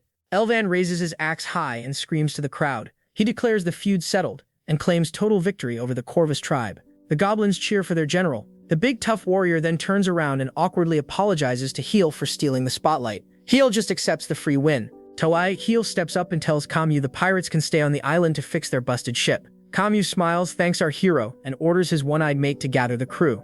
Meanwhile, Ful stomps over to Elvan and kicks his shin hard. The giant warlord groans in pain, but Ful just rests her head against his chest to hide her tears. Ful reminding him she warned him not to stress over. Without warning, Camus orders his entire pirate crew to greet their new landlord. Over 100 beefy orcs bow down and screams to show respect. Heel sweats, stressed by this massive pirate army crashing at his place. Next, the giant dog warriors drop to their knees and beg to serve our hero for saving their prince. Heel agrees to share his crest buff and renames the good boys Heelin as an Ashton, expanding his wild island zoo. With the beef squashed, Varys points out they have a huge mess to clean up. Suddenly, Heel loses his balance and drops right into Rihanna. She catches her man and panics after feeling a crazy fever burning his skin. Heel tries to act tough, but Rihanna shuts him down and scoops him up into a full bridal carry. The pirates stare in pure shock while our boy turns bright red, whining about his crushed ego as his girl carries him straight to bed. Down at the giant crater, the crew inspects the massive dead Leviathan. It looks like a terrifying nightmare, but Mappa steps up, bites a raw chunk right off the beast and swallows it whole. The goblins stare in pure disgust. but the weird old dwarf loves the flavor. Realizing they secured premium seafood, Varys orders the worker golems to drag the carcass into the ice freezer. Out on the water, the pirate orcs hop in their boats to help the goblins salvage the broken golem guard. Inside the quiet bedroom, Heel is locked down under heavy blankets and fresh bandages. Rhianna sits by his bed, holding a spoon and treating the boss like a helpless toddler. He begs to feed himself, but she ignores his complaints and demands he open wide. Our boy admits his princess is way more stubborn than she looks, but the Yggdrasil soup hits the spot. Checking his glowing hand, he realizes his mana is bouncing back so he can heal himself and get back to the grind. Rhianna stands close by his bed. She twirls her hair and blushes, softly saying that taking it easy like this is actually pretty nice. She loves the private vibe, but our boy stays blind to the romantic tension. He stares right past her at the trusty pickaxe hanging on the stone wall. While everyone else grinds, this absolute madman just itches to dig more holes. Meanwhile, deep underground, the mixed goblin and orc crews put in serious work together. They swing their pickaxes into the rock, but suddenly notice the tunnel feels weirdly warm. Before they can figure out why, the ground hisses and a massive geyser blasts right through the floor. The workers scramble back in shock as steaming water floods the area. They just accidentally struck gold and unlocked a brand new natural hot spring. Bro is literally fighting for his virgin life right now. Hale survived exile, saved broken tribes, and completely deleted a giant sea monster. But this right here, this is his true final boss. The scene cuts to the steamy hot spring, where Princess Rhianna scoops the hot water into her hands, sitting bare naked, letting her bouncy balls rest on the water. She stretches out with a satisfied sigh, loving the vibe and reminiscing about the old Belden Springs. Sitting right next to her, Hale is blushing furiously and desperately dodging eye contact, wondering how the hell he got trapped in this wildly spicy mess. It's time to hit reverse and jump back a week. But we see our boy Hale trying to put in some serious work. He grips his pickaxe, hypes himself up, and takes a massive swing. But instead of looking like a badass, the fierce recoil completely wrecks his hands. Bro instantly drops to the floor, whining and groaning in pain like a total noob. And because his luck is absolutely cooked, the girls bust through the door at that exact second, catching our supposed hero looking completely pathetic. Kamyu walks in with the dog warriors. He catches Hale looking weak. The orc smirks and calls Hale a sinful man for making his girl worry. Kamyu mentions they tagged along for the base tour. Rhianna steps up and hands Hale his old royal jacket. The Hale inspects his clothes. The jacket shines. Rhianna fixed the torn fabric using tough spider silk. Kamyu scans the underground setup. He praises the elite forge and the massive Yggdrasil tree. The orc boss promises his pirate crew will put in the work and earn their spot on the reef. Hale tells him to speak up for the better future of this island. Rhianna apologizes for the past goblin beef. Kamyu tells her to drop the guilt. The orc asks how a human built this wild monster base. Hale dumps his lore. He names his home kingdom Samphala's. Kamyu shifts his face into a dark glare. The pirate warns they have massive trouble. Before the drama escalates, Fool sprints down the stairs, screaming about hot water bursting from the floor. The whole squad runs deep into the cave. Steam fills the air. They find a giant boiling pool. Elvin gets hyped and hypes up the hot spring. Fool panics instead. She screams that the wild water might flood their entire underground base. Hale asks if this happens in normal mainland mines. Fool says water leaks happen, but never a giant geyser. Varys explains they mined a wall and the water just kept gushing. Right on cue, the dwarf pops out of the pool. Bro is bare naked and already enjoying the bath. Varys yells at the dwarf for jumping in without testing the water first. Yui brainstorms a way to pump the water uphill to the surface. Mappa grunts and runs straight to the forge. The dwarf sketches a blueprint in the dirt. Mappa wants to craft stone molds from the workshop and melt raw iron ore. Hale pulls heavy iron chunks out of thin air. Kamyu loses his mind watching the magic trick. Hale shrugs and calls it his inventory. The crew grinds as a team, casting thick iron pipes. Mappa steps up his game and modifies golems 8 and 9. The stone guards shoot focused fire magic from their new arms. Hale watches them weld the metal pipes together. The Dead Rock Island gets a premium plumbing upgrade. The squad starts a massive project to pump water to the surface. Taran the spider and the goblins build heavy scaffolding, while the pirates move the dirt. Mappa hooks up a crazy underground machine to push the water up. Hale wants to pitch in and do some work, but Rhianna just smiles and shoves him out of the zone. A week passes, and a giant stone bathhouse sits under the trees. Kamyu doubts the water will reach them, but Hale calls the place a total masterpiece. Down below, Mappa flashes a thumbs up and cranks a heavy metal wheel. A nearby golem pumps raw wind magic right into the pipes. Up top, everyone stares at a giant stone face carving built into the wall. A weird gurgling noise bubbles up before a massive geyser blasts straight out of the stone mouth. Elvin hypes the rising water while Hale praises the wild design. Kamyu tries to act classy, telling Elvin the Belden tribe can take the first dip. Elvin responds by drop-kicking the giant orc boss straight into the boiling pool. The pirates panic while Elvin scolds everyone to wash up before diving in. The whole crew gets naked and soaks. Kamyu flexes his shiny chest and praises the relaxing heat. Elvin ruins the vibe, roasting the orc and claiming his big muscles are just fake props if a little digging tired him out. Hale steps into the steam wearing a thin towel, glad the boys are bonding. Kamyu poses naked on a rock while the dog warriors float baby Riel in a wooden tub. Elvin yells at Folda to stop swimming around like a wild animal. Hale turns his head and his jaw hits the floor. The entire Goblin Girl squad sits right there in the exact same water. Folda invites him in, causing Hale to panic and scream at Varus for skipping the privacy walls. Varus looks totally confused by the concept of separate baths. Through the thick steam, Rihanna walks up wearing nothing but a tiny towel. She flashes a sweet smile and offers to scrub his back. Just hearing this, our hero's soul literally left through his virgin banana. A tiny devil tells him to enjoy the spicy cultural differences, while the angel argues he should stay pure but open-minded. Fighting his inner demons, Hale clenches his fist, spins around and sprints away. He yells about feeling dizzy, leaving his girl standing there totally clueless. Hale sneaks back down the stairs with his slime buddy, admitting he faked his exit just to get some peace. He feels a little guilty for ditching the guys but spots an empty pool of fresh water and instantly jumps in. Before he can even relax, Rihanna pops out of the mist, completely catching him off guard. She flashes a knowing smile, guessing he just wanted to escape the loud crowd and enjoy a quiet soak. Our boy totally freezes up but manages to work up the nerve to ask if he can join her in the private pool. Rihanna wades through the water looking like a whole meal, causing Hale to sweat and realize he is facing his biggest threat yet. She completely ignores his panic and points up at the glowing ore in the rock ceiling, comparing it to beautiful shining stars. Rihanna suddenly shifts the vibe, declaring she needs to discuss something super important right now. Hale blushes hard, expecting a spicy romance moment, but this dense rock just starts stressing about checking their iron ore inventory. She kills the mood completely to talk about the Belden tribe holding on to their tragic past despite the new pirate truce. But Rihanna smiles softly, pointing out that the Belden and Corvus crews are already working, eating and soaking together just fine. He tells her not to stress because breaking away from dark history takes time, making Rihanna genuinely happy about their slow progress. Leaning her bare back right his against back, she sweetly thanks him for everything. Our boy instantly turns red as Baboon's bum, but suddenly he realizes that she is already asleep, because she burned all her magic energy helping the crew and just needed a real shoulder to lean on. Hale sits perfectly still, gently thanking his sleeping princess for all her heavy lifting. Suddenly, Rihanna jolts awake and nervously apologizes for dozing off on him like an amateur. The sweet moment crashes hard when Hale gets super dizzy, realizing he stayed in the boiling water way too long and cooked his own head. Fast forward to the rocky caves. Our boy swings his ice axe and literally cries tears of joy because he can finally dig again. Philippe and Rihanna stare at him like he needs serious therapy, but Pirate Boss steps up and asks for a quick chat. Hale and Kamyu stand on the cliff looking over the massive crater. Kamyu hands him a ribbon-tied scroll as a get-well gift. Hale unrolls the paper and his jaw drops. The scroll holds a highly detailed blueprint for a brand new harbor. Kamyu flexes his big brain, explaining Varus asked him to design a massive dock using the reclaimed land. The orc boss explains they desperately need a real dock to fix his busted pirate ship. Once the ship works, he promises Hale can use it to trade. Hale checks the complicated design and doubts his own building skills. He casually trauma dumps his past, admitting he is the exiled 17th Prince of Sanphalis. He promises they are totally safe since humans never visit this dead rock, then sprints down to the water. Down at the shore, Hale activates his heavy Cave King magic. He waves his hand and massive stone blocks instantly snap together, building a flawless dock foundation in seconds. Kamyu in pure shock, gagged by the broken cheat skill. Hale leaves the main construction job to the pirate boss.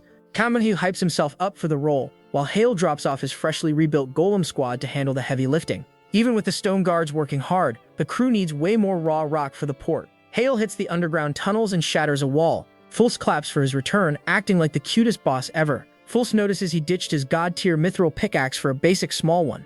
Nearby, Ashton and Hines act as full-time babysitters while Tiny Riel happily chew on their faces. Full flashes a smug grin and tells Hines he has to pull double shifts for his brother. She points at the glowing spots on the cave wall, teaching the giant dogs exactly where to strike.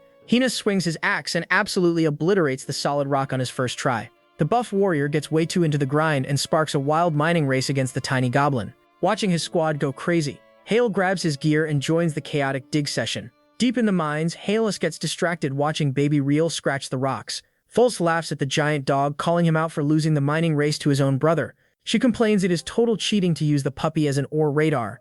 Riel barks at a specific spot on the wall, catching Hale's attention. The squad digs the rock away and uncovers a massive metal door built straight into the cave. Phil drops a morbid joke asking if they just unearthed an ancient coffin. Hale pulls a small hexagonal rock from the dirt and checks his system. The screen drops massive lore revealing it is a rare transport stone used for instant fast travel. Phil points out a weird hexagonal hole right next to the metal door. Hale connects the dots, realizing the rock acts like a key to a secret map. He snaps the stone into the slot and it locks with a perfect click, revealing a bright glowing portal inside. The squad stares at the sci-fi elevator in pure shock. Hale plays the tough dad role, warning Fool not to jump into a random mystery hole. Hale agrees they need a smart plan, suggesting they send a stone guard first to check the vibes. Out of pure nowhere, Mappa sprints past the crew. The crazy dwarf dives straight into the glowing light, leaving everyone screaming his name in panic. Hale sweats hard and rushes the teleporter to grab the reckless dwarf. Hannes blocks his path, demanding the boss stay back while he runs the rescue mission. Suddenly, baby Riel activates his glowing magic eye. A clear vision hits everyone's brain, showing a quiet room packed with shelves. Hale asks the puppy if the dwarf landed there safe. Finding zero threats in the vision, Hale orders his slime to fetch Varus and steps toward the machine. Fool grabs his shirt tight, refusing to miss the fun. Riel bounces right into his arms and the giant dog warriors force their way inside. Hale complains about the lack of space, but the stubborn squad jams into the tiny box anyway. The portal flashes, and the crew tumbles out the other side in a messy pile. Fool screams from the bottom of the dog pile. Hale groans about getting stuck in the tight doorway, while Hale begs the energetic puppy to chill out. The squad untangles themselves and stands up. Hale dusts his clothes and looks up. They stand inside a massive, towering ancient library packed with endless ancient books. Fool stares at the giant balconies, wondering if they are still on their crusty rock island. Hale nods, guessing this hidden archive connects right back to the secret monster rooms they cleared earlier. Hale tells Hales to lead the way, and they rush straight into the ancient library. The giant dog points out Mappa lying face down on the floor, trembling like he caught a fatal hit. Hale panics and checks on him, finding the dwarf bleeding from the nose while staring at a book full of naked baddies. Catching this shameless freak in 4K, Hale slaps the spicy book shut and tells the old man they need to leave. The book flips open again, but the spicy plot vanishes, replaced by boring DNA strands and a weird crest symbol. Hale tells the dwarf to hurry up, done with his constant nonsense. Mappa throws the book away like garbage. Meanwhile, she brought everyone in the library. Varus hypes up an amazing find. The bald shaman admits he cannot read a single letter of the weird alien runes inside, making the whole discovery useless. Camus steps up with a wild look in his eye, screaming that this whole place reeks of hidden treasure. The pirate boss hypes up the teleport machine and the massive library as signs of a sleeping underground empire. Hale warns the crew to watch their step since the ruins look fragile and rogue golems might still hide in the shadows. Thoifi and Rihanna start pulling books off the shelves while the squad spreads out to explore the ancient dusty archive. A few moments later, Foley spots a book with actual pictures and shows it to the boss. Rihanna gasps at a detailed drawing of a massive crowded city right inside the pages. Hale stares at the book in pure shock, realizing the mountain in the center looks exact same as their crusty rock island. He notes the wild size difference, while Rihanna points out that their version of Shale looks much more lovely. Hale walks down a long hallway with Shale. He asks the little slime if it senses anything ahead as they approach a massive, beautiful stone statue. Rihanna stares up in awe, guessing the giant carving represents a forgotten goddess. Hale agrees, figuring the ancient people who lived here must have worshipped her back in the day. The crew wanders deeper into the dark ruins, wondering how many more secrets this dead island holds. Toy peep back with the group. Varus volunteers to study the ancient books, though he doubts his own translation skills. Hale admits the underground world remains a massive mystery, but flexes that they scored some rare heart stones and magic stones from the dead golems. Fulan then stares hard at a blank stone wall and announces there is a secret open space hiding behind it. She grabs her ice axe, tired of waiting around, and asks if they can just smash it open. Hale explains they checked the area but found zero signs of a hidden door. Refusing to take no for an answer, Hale preps his defensive magic to shield her. She busts a massive hole through the wall with a smug grin, and Hale praises her epic mining skills as Halus watches the rubble fall. The moment they step inside, they spot 3 stones resting on a table. Hale is absolutely hyped and happily congratulates Fola, realizing that these are actually the rare change stones. The sun hits the ocean waves, but inside the cabin, the morning vibe is straight garbage. Fola rolls out of her bunk bed looking like a complete mess. She throws on her clothes, yanks her belt tight, and locks in for the day. You gotta respect a girl who skips the mirror and gets right to the hustle. She grabs her pickaxe and sprints down the stone stairs like a wild animal. She screams at the golem to keep up. This tiny goblin puts the whole squad to shame, hitting the tunnels first and leaving last every single day. Hiar watches her sweat and stresses over her obsession with digging holes. He knows that she wants something bad, and she refuses to stop swinging until she gets it. Pacine jumps to a massive outdoor feast in the woods. The dog warriors stare at Rihanna in pure shock, realizing this stunning baddie used to be a crusty goblin. Heel and Rihanna choke on their drinks when Camus drop a brutal assumption that he thought Rihanna was some runaway elven princess getting down and dirty with Heel. Heel smoothly changes the subject, announcing Fullus finally found 3 new stones. Heel looks across the table and offers the second stone to the bald shaman. Varys. The old man sweats and acts humble, claiming someone else deserves the massive upgrade. Heel shuts that down, exposing Varys for sitting on a dormant Sorcerer King crest. Full and Rhaena panic hard, screaming and asking if the old man is about to kick the bucket. Varys groans that he is not dead yet, but Elvin spits facts, saying a fresh body will keep him breathing way longer. The shaman cracks a smile, clenches his fist, and admits he always wanted to flex that crest. With one stone left, the crew wonders who wants a glow-up next. Varys snitches on Camus, revealing he spotted a wild crest on the pirate boss while they were bare naked in the hot spring. Camus smirks, pulls off his glove, and flashes a fierce sea dragon mark stamped on his hand. The orc flexes that this water control power is god tier, but he rejects the offer. He poses dramatically and screams that turning into a slimy merman completely wrecks his flawless beauty. Hill sweats at the massive ego trip and decides to stash the last rock. The squad decides to test the change stone right out in the open. They gather in a dirt clearing, leaving Fulla standing all alone in the center. She clutches the golden stone, looking back at Rhaena for help. Princess Rhaena pumps her fists and yells at the kid to picture her dream form. She tells Fulla to push all her raw desire straight into the rock. Fulla shuts her eyes tight, takes a deep breath, and digs deep into her own head. Fulla flashes back to all the times she almost got packed up. She remembers Elvin taking brutal hits for her, and Heel throwing wild magic to save her life. She hates feeling like a weak liability, while the big boys handle the real danger. Gripping the stone with both hands, she vows to stop standing on the sidelines while her family bleeds. The magic rock responds to her raw energy and starts glowing. A massive explosion of blinding light blasts across the clearing. Fulla roars that she is the proud daughter of the great warrior Elvin. Camus and the giant dogs brace themselves, staring at the epic transformation unfolding in the dirt. The wild light clears out, revealing a pair of bare human feet standing on the ground. Fulla blinks, stares at her taller view, and realizes she just secured a massive physical upgrade. The smoke clears. Fulla stands bare in the dirt. She stares at her new tall human body and scratches her head.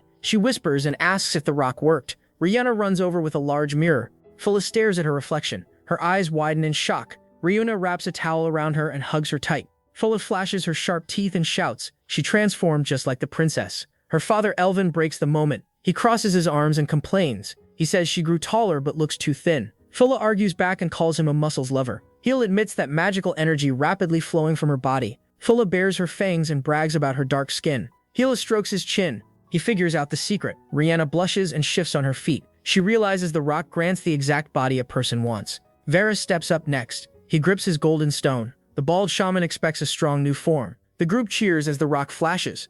Blinding light floods the dirt clearing. Everyone braces for the old man's new shape. The light fades, the group stares in silence.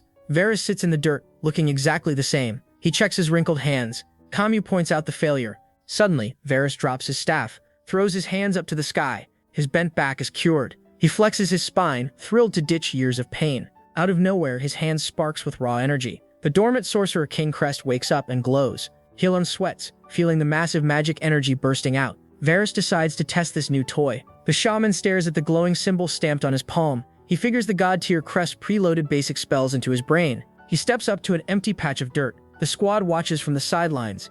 Varys points his hand forward and drops a simple command, telling it to fire. A gigantic, raging pillar of flame erupts from his hand. The blast radius is insane. Yahello, Elvin, and Rhaena shield their faces from the intense heat. The shockwave rips through the clearing.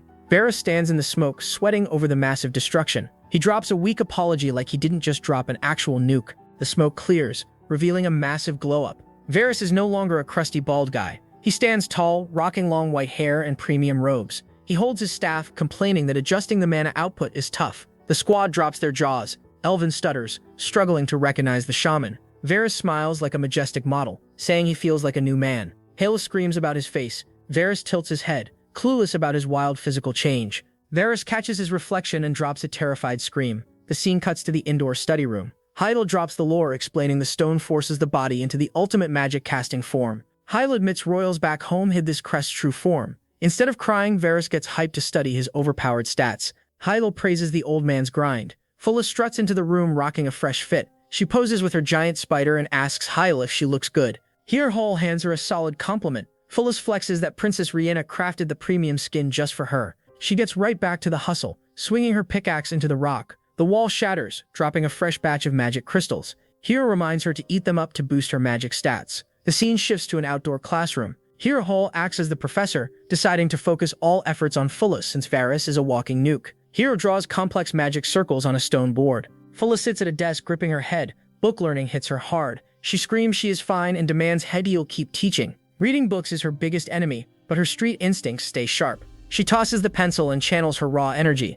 Phila projects a flawless magic circle right from her hand. She screams and blasts a massive ice beam across the yard. Yahello, Varus, and Rihanna watch the frosty destruction, stunned by her raw talent. Phila screams that she finally used magic and runs around hyping herself up. Yahello tries to be a nice teacher, calling it a solid first try. Elvin completely roasts his own kid, pointing out her aim is absolute garbage. Yahello admits she just copies her father's brute strength. Elvin spills some embarrassing childhood tea. He tells Yahello about how tiny Phila used to force him to play a strategy board game. Yahello is totally shocked since the wild brawler actually liked a game requiring brain cells. Elvin laughs and exposes her biggest defeat. She played against Princess Rihanna and got absolutely destroyed. Phyllis took the massive loss so hard she sat at the table and cried her eyes out. He explains the deep lore behind her tears. Phyllis hated losing, especially since she is the princess's loyal subject. It was a heavy hit to her ego to lose to her best friend. Yahello finally connects the dots about her magic rock evolution. She wanted a body that could stand on equal footing with Rihanna.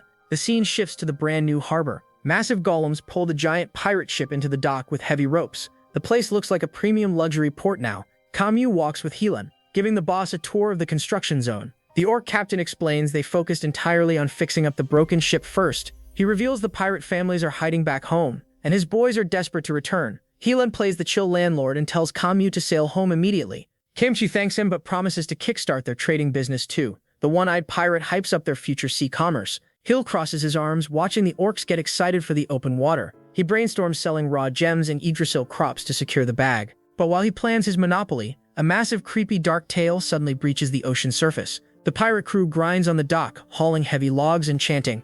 The one-eyed pirate smiles, relieved to get back to their main job on the water. Right behind them, a dark tail drops into the ocean. One-eyed pirate and his mate catch the splash and freeze. A gigantic sea beast bursts out of the water. This ugly freak rocks a massive stone on its head and dropping a creepy hiss. Hyle screams in pure panic. The pirate crew scatters, wondering what just spawned. The beast wastes zero time and slams its heavy body straight down onto the fresh stone dock. Pirates go flying like bowling pins. Kami refuses to let his new home get trashed. The orc boss leaps straight into the air and delivers a brutal kick right to the monster's jaw. He smirks, mocking the beast for having the guts to attack a harbor protected by the Corvus tribe. Kamu barks orders at the crew to counterattack. The one-eyed stares at the monster and catches instant Leviathan. The pirates lose their minds, screaming the legendary beast returned. Camus loses his patience and yells at his crew, pointing out this crusty worm looks nothing like a dragon. Camus smacks a kitch on Beastface. Mappa instantly steps up, throws a blade to the pirate boss. Camus draws his fresh blade and dashes forward. With one clean swing, he slices straight through the monster's thick neck. The severed head plops onto the stone. The orc boss poses with his shiny new weapon, praising Mappa's orichalcum saber for being super sharp. Hale walks up, asking Camus to identify the monster. Camus warns the boss to keep his guard up. Hale stares at the chopped meat as it wriggles on the ground. The cut stump bursts open and massive new heads sprout out from the ocean. Hale screams, shocked that the head slice did nothing. Camus drops the lore, calling this nasty freak an evil moray. The water explodes, revealing the beast's true form. A giant starfish core rises with multiple eel heads attached to its arms. Camus realizes he only chopped off a fingertip. He tells Heel they must crush the main body to win. The chopped eel head regrows into a hydra nightmare. Camus warns this ugly worm will keep regenerating. Heel sweats, shook by the wild respawn glitch. Phyllis crashes the party, blasting the freaky heads with raw fire magic. She flexes her powers, screaming she is here to carry the team. But this goofy kid trips on thin air right in front of the beast. The monster snaps at her bare legs. Hila yells at Fulla to retreat and dodge the snapping jaws. He stresses hard, complaining that throwing heavy magic will trash their brand new luxury port. Camus whines they usually spam cannons at sea, but those squiggly arms block the main target. Down in a tiny wooden boat, Varus watches the chaos. He smirks, praising Fulla for playing top-tier bait. The shaman raises his glowing hand, begging the Sorcerer King crest to lock in. He triggers his premium daddy transformation. Varus flexes his god-tier drip and casts a massive water spell. He rips water straight from the ocean, twisting it into thick liquid ropes. Halio stares in pure hype as the water wraps the monster's heads tight. Camus loses his mind, gagged that water acts like solid steel chains. Varus shouts at Halio, dropping the perfect alley-oop to strike the exposed core. Halio catches the vibe and orders Fulla to drop the hammer with lightning magic. They sync up, aim straight for the soaked beast, and scream out their spark spell. The electric shockwave hits the wet monster, nuking the main body into tiny chunks. The squad secures the massive win. Fulla and Hela high-five, celebrating the epic monster wipe. Fulla acts smug, bragging about her intense off-screen grind. Hela hypes her up, admitting he never expected her to pack up a boss this fast. Off to the side, Elvin and the goblin archers stand useless. The goblin complains they got benched for the whole fight. Elvin drops a dark look, sensing the real tragedy. Down on the messy dock, the pirate crew bows their heads in pure shame. The one-eyed mate apologizes to Camus for freezing up. Camus sighs, realizing the Leviathan gave his tough pirate boys some massive permanent trauma. The scene shifts to the dark beach, where Camus sits stressing under the moonlight. The orc boss trauma dumps about totally misreading his crew's broken mental state. He thought that boys are way too shook to handle a rough ocean voyage on a patched-up boat. Varys defends the pirates because getting packed up by a legendary beast leaves massive permanent scars. The one-eyed mate sweats and drops the heavy lore that the Leviathan actually had a mate roaming around out there. Camus crosses his massive arms, claiming a pirate crew that refuses to sail completely loses all their street cred.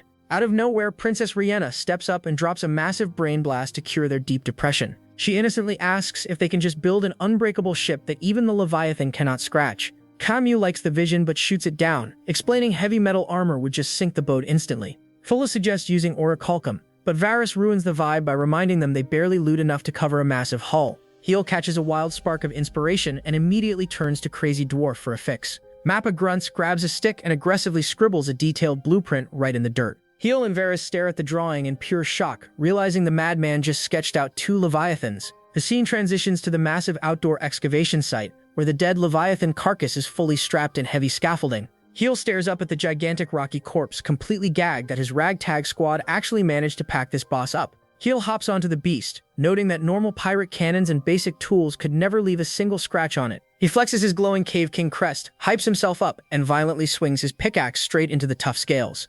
The legendary armor easily shatters under his cheat skill, letting him harvest the monster parts. Heel handles the heavy chunks and realizes the scales are actually super lightweight, which totally explains how the giant freak moves so fast. Mappa and his golem squad step in to process the absurdly tough loot using heavy drills and giant metal hammers. Down in the busy harbor workshop, the pirate crew and golems grind together, melting down mithril arrowheads into ultimate tools. Camus and Mappa lock in over the blueprints, completely redesigning the ship's infrastructure to balance heavy defense with top-tier speed. The scene pulls back to reveal the ultimate luxury warship getting built from the absolute best materials Sheol has to offer. Camus stares at the majestic ship with an intense glare, knowing this absolute unit will instantly cure his crew's ocean trauma. The scene shifts back to the quiet beach right as the sun sets over the ocean waves. Heel strolls up to Camus, catching the giant orc boss kneeling respectfully in front of a fresh stone grave. Heel tells the big guy it is time to hit the dining hall for dinner, but Camus promises to follow soon. Heel apologizes, hoping their makeshift grave matches the Corvus tribe's usual burial customs.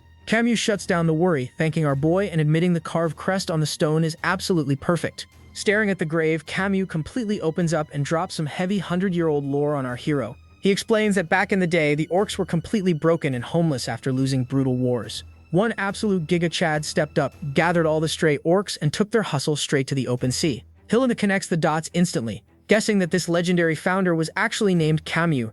The orc boss nods, revealing that Camus is a heavyweight title passed down to Corvus leaders for generations. Camus flexes the original founder's insane stats, explaining how that one orc built a massive fleet. That original pirate crew was so stacked they could literally box with entire nations on the water. But then the giant pirate clenches his fist, totally disgusted with his own massive fumble. He trauma dumps about having rats in his crew and completely failing to hype up his loyal boys. Looking absolutely feral, Camus glares into the distance and swears to grind until he stops bringing shame to the legendary name. The scene shifts to the massive water gate. A pirate cranks the heavy wheel and shouts to drop the barrier. 2 giant stone golems dive straight into the crashing ocean tides. Hale, Rhianna, Fuli, and the tribe stand on the dock with their dropped jaws. They watch the unit of a pirate ship hit the open water. The new boat crushes the rough waves, flexing thick Leviathan-scale armor and huge white sails. This beast of a ship looks ready to conquer anything. Fuli hypes up the new ride, praising the crazy mix of heavy armor and fast speed. Rhianna points out the Corvus boys look sick to their stomachs.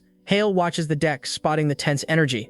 Camus barks at his men to lock in, shouting that today brings a hardcore training run. The pirates grip the ropes and the wheel, sweating hard like scared rookies. Camus pulls his pirate hat low and takes a deep breath. Hale stands back, trusting the orc boss to manage the heavy pressure.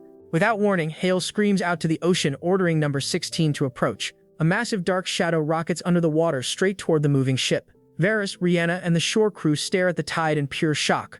A giant splash erupts right off the starboard side of the boat. The pirate crew panics, pointing at the chaotic waves. A terrifying spiked black shape breaches the ocean surface. The sudden jump scare brings all their dark sea trauma right back into the light. The giant beast towers over the shiny new pirate ship, The one-eyed mate and his boys scream, terrified by the massive threat. The monster charges up and shoots a huge blast straight into the hull. The pirates lose their minds, crying about taking a massive wet load from the Leviathan again. Kamyu roars at his boys to calm down and hold the line. The smoke clears out and the one-eyed pirate notices their ship ate the hit without a single scratch. Kamyu tells his crew to breathe and study the opponent. The terrifying beast is just a giant rock golem carved to match the Leviathan. The shore squad questions the friendly fire, but Yahello tells everyone to stay back. Kamyu declares the mock battle is on, refusing to let ocean fear dictate their lives. He pulls out the golden change stone, ready to force a massive ultimate glow-up. Kamyu screams a dramatic goodbye to his flawless body and crushes the golden change stone right on the deck. The glowing rock triggers his massive evolution to announce the ultimate debut of the Corvus leader. He leaps off the ship and dives straight into the rough ocean waves with a huge splash. The crew watches in pure shock as a massive water tornado erupts right where he landed. Yahello and the squad sweat bullets, wondering what kind of slippery freak the orc boss just turned into. The ocean calms down, revealing Kamyu rocking a crazy glow-up. Bro ditched his giant orc belly for a shredded six-pack, scaly shoulders, and long, majestic hair. He smirks with razor-sharp teeth and hypes himself up before activating the glowing sea dragon crest stamped on his hand. Without a single drop of fear, he sprints straight across the ocean surface toward the giant rocky golem. The fake Leviathan spots him rushing in and blasts a heavy attack right out of its mouth. Kamyu smoothly glides across the water, dodging the heavy blast like a pro. The one-eyed pirate loses his mind watching his boss surf the ocean surface at breakneck speed. The sea dragon crest gives this new body pure water control, making Kamyu crazy fast and unstoppable. He draws his premium sword, talks some trash to number 16, and delivers a brutal slash to the golem's arm. Sparks fly as the sharp blade hits the thick rocky armor. The golem's defense proves way too thick, and Kamyu fails to slice clean through the massive arm. Realizing he underestimated the heavy armor, Kamyu takes a brutal backhand from the beast and goes flying across the water. The one-eyed mate screams in panic, seeing his boss take massive damage. Yahello and Rihanna stress hard on the sidelines, figuring out that even an evolved Kamyu cannot solo this walking fortress. The giant golem towers over the struggling pirate, ready to wipe him out. The golem ignores Kamyu and turns its massive head straight toward the shiny new pirate ship. Kamyu sweats hard, terrified his boys are about to get packed up again. The one-eyed pirate snaps, screaming that the Corvus tribe refuses to let their captain fight all alone. He orders his crew to lock in, and they unleash a storm of heavy arrows right into the beast. Seeing his boys finally conquer their deep ocean trauma, Kamyu smirks and charges up his glowing crest. The ocean completely loses its mind as Kamyu summons a gigantic water tornado. The swirling vortex swallows the massive rock golem whole, lifting it straight into the air. Yahello and the squad watch from the dock, absolutely gagged by the sheer scale of this water magic. Kamyu proves why he holds the top spot on the leaderboard. Kamyu leaps high above the storm, channeling a raging stream of water right into his orichalcum sword. He commands the water to form a massive drill, preparing to bust the big rock wide open. He drops a quick mental apology to Yahello for trashing his expensive stone toy. With a fierce roar, he plunges the hydro drill straight into the golem's tough armor. A colossal explosion of water and cracked stone blasts across the harbor. Yahello, Rihanna, and Fuli stand frozen, shook by the destructive power on display. Down on the deck, the pirate crew loses their minds, cheering and hyping up their captain's epic dub. The Corvus tribe secures a massive victory, completely washing away their deep ocean trauma. After the fight, Kamyu stands proudly on the dock and hands all the credit right back to his boys. He drops his ego and apologizes for ever doubting their street cred. The pirate crew bursts into tears, begging the boss to let them sail with him again. The legendary Corvus fleet is officially back in the game and ready to dominate the sea. Later that night, the vibe shifts to a quiet, romantic scene on the ship deck. Yahello leans on the railing with Rihanna, trauma-dumping about his crusty past in the royal palace. He admits he used to fantasize about escaping to the outside world when his family treated him like pure garbage. Now staring at the ocean, he realizes he finally scored a massive life upgrade. Yahello flashes a sweet smile at Rihanna, declaring that this rocky island is his true home now.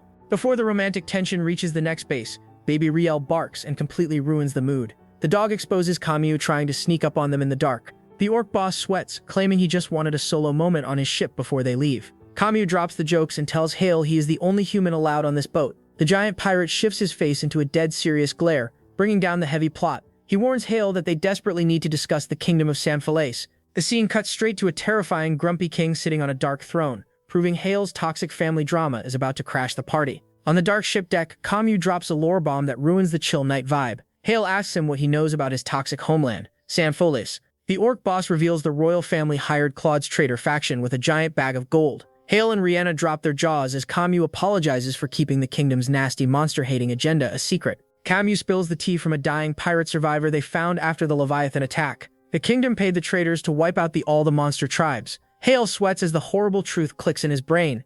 His own grumpy boomer dad, King Rui, ordered the brutal hits on his new friends' hometowns. Hale struggles to process why his power-hungry dad would plot a messy scheme just to expand his kingdom's influence. He realizes his own exile to the Dead Shill Reef was rigged from the start. The king knew the island hid a massive underground treasure trove, and sent the one kid with the Cave King crest to dig it out for free. Kamyu guesses the king kept it a Black Ops mission, because he knew about the dangerous ancient ruins hiding below. Rihanna gasps, finally understanding the massive scale of the royal family's shady cover-up. Kamyu admits he thought our boy was playing dumb this whole time, but living together proved Hale is just a clueless guy. The giant pirate grabs Hale's shoulder, dropping a heavy reality check that he will eventually have to box his own country. Hale clenches his chest, realizing he cannot run away and ignore his toxic family drama forever. The next morning, the vibe shifts back to pure hype as the Corvus pirate ship sets sail. The massive wooden boat cruises through the ocean waves, looking majestic in the bright sunlight. To keep the haters away, the giant Leviathan rock golem escorts them like a premium bodyguard. Later at the outdoor table, Hale drops the depressing tea on the whole monster squad.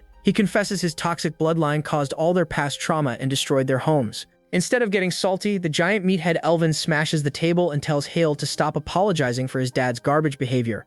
The general cracks his knuckles, swearing they will just UV the royal army into the ocean if they try to start a war. Hale still stresses out, feeling guilty for dragging his peaceful squad into a massive royal deathmatch.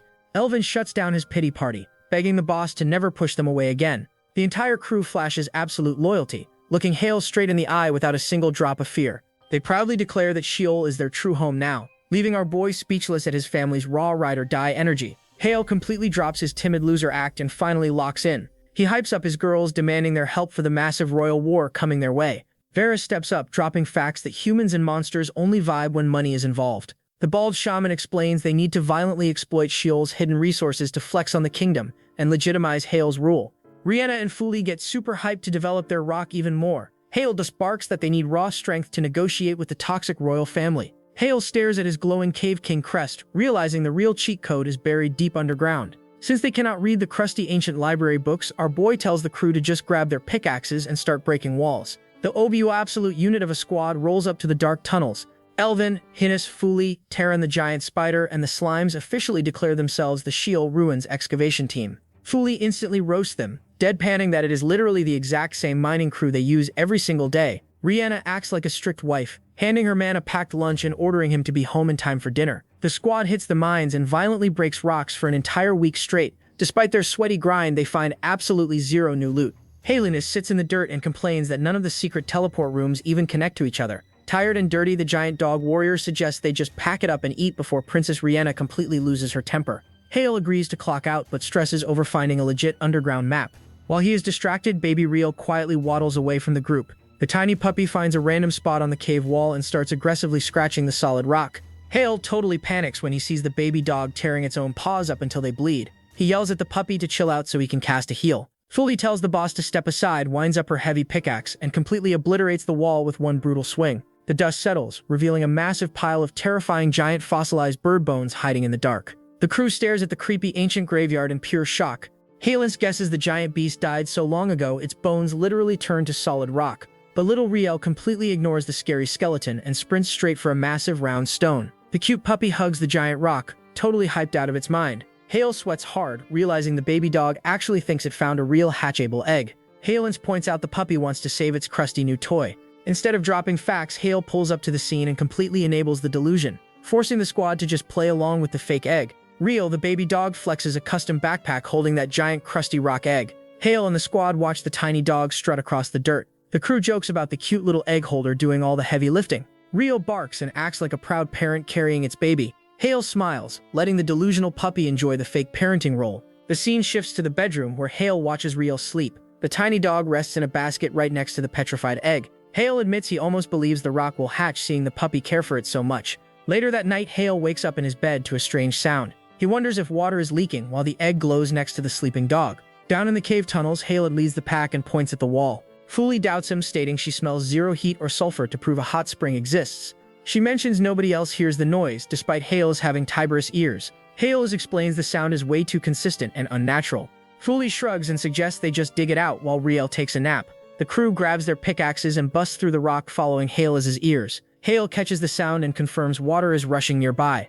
They break into a massive dark hollow, and Hale almost walks right off a deadly cliff. Terran grabs him for a clutch save before he plummets. Hale stares over the edge, Left speechless by the massive sight hiding in the dark, Khaled Shirinen, ancient stone pillar, stands in the cavern, shooting massive streams of water. Hale stares in pure shock, debating if this giant shaft is a tower or a pillar. Hale realizes the consistent sound makes sense, since the water source is man-made. Hale hypes up the find, claiming they just scored more ancient ruins. Hale hypes the stares down into the dark abyss, complaining his wolf vision cannot even see the bottom. Hale spots a blue gem on the thick shaft and orders Terran to snatch it. Fully notices the water blasted straight from the flat surface without any real pipes. The system identifies the loot as a spring stone, an infinite water glitch powered by magic. Hale gets hyped, realizing this tiny rock keeps them wet anywhere they go. He tells the crew they need to follow the water flow down to find more secrets. Before they can move, Hale freezes up and interrupts the whole vibe. Fully thinks he just hears the running water, but the dog warrior denies it. Hale points at the solid rock wall, screaming that someone is digging from the other side.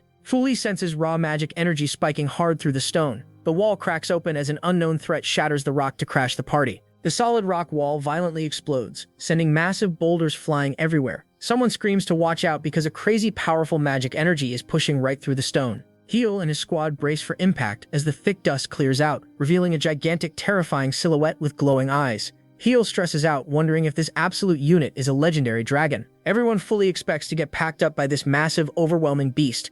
Instead of roasting them, the fat lizard screams in pure terror, completely gagged that it just dug into a room full of underground people. The squad stares at this clown in absolute silence, completely shook that this legendary beast is just a stuttering coward. Suddenly, the clumsy lizard slips on the loose rocks and violently tumbles backward off the cliff ledge, screaming for its life as it plummets into the dark abyss. Heel completely panics and screams for Terran to launch a massive rescue mission. The giant spider shoots a thick web, catching the fat dragon mid-air, but the heavy weight instantly drags the whole squad toward the deadly drop. Kobolds flex their muscles, desperately pulling the line. Realizing they are about to get yanked over the edge, Heel sprints forward and activates his Cave King cheat code. He slaps the ground, magically processing raw rock into massive stone stakes to perfectly anchor the spider web.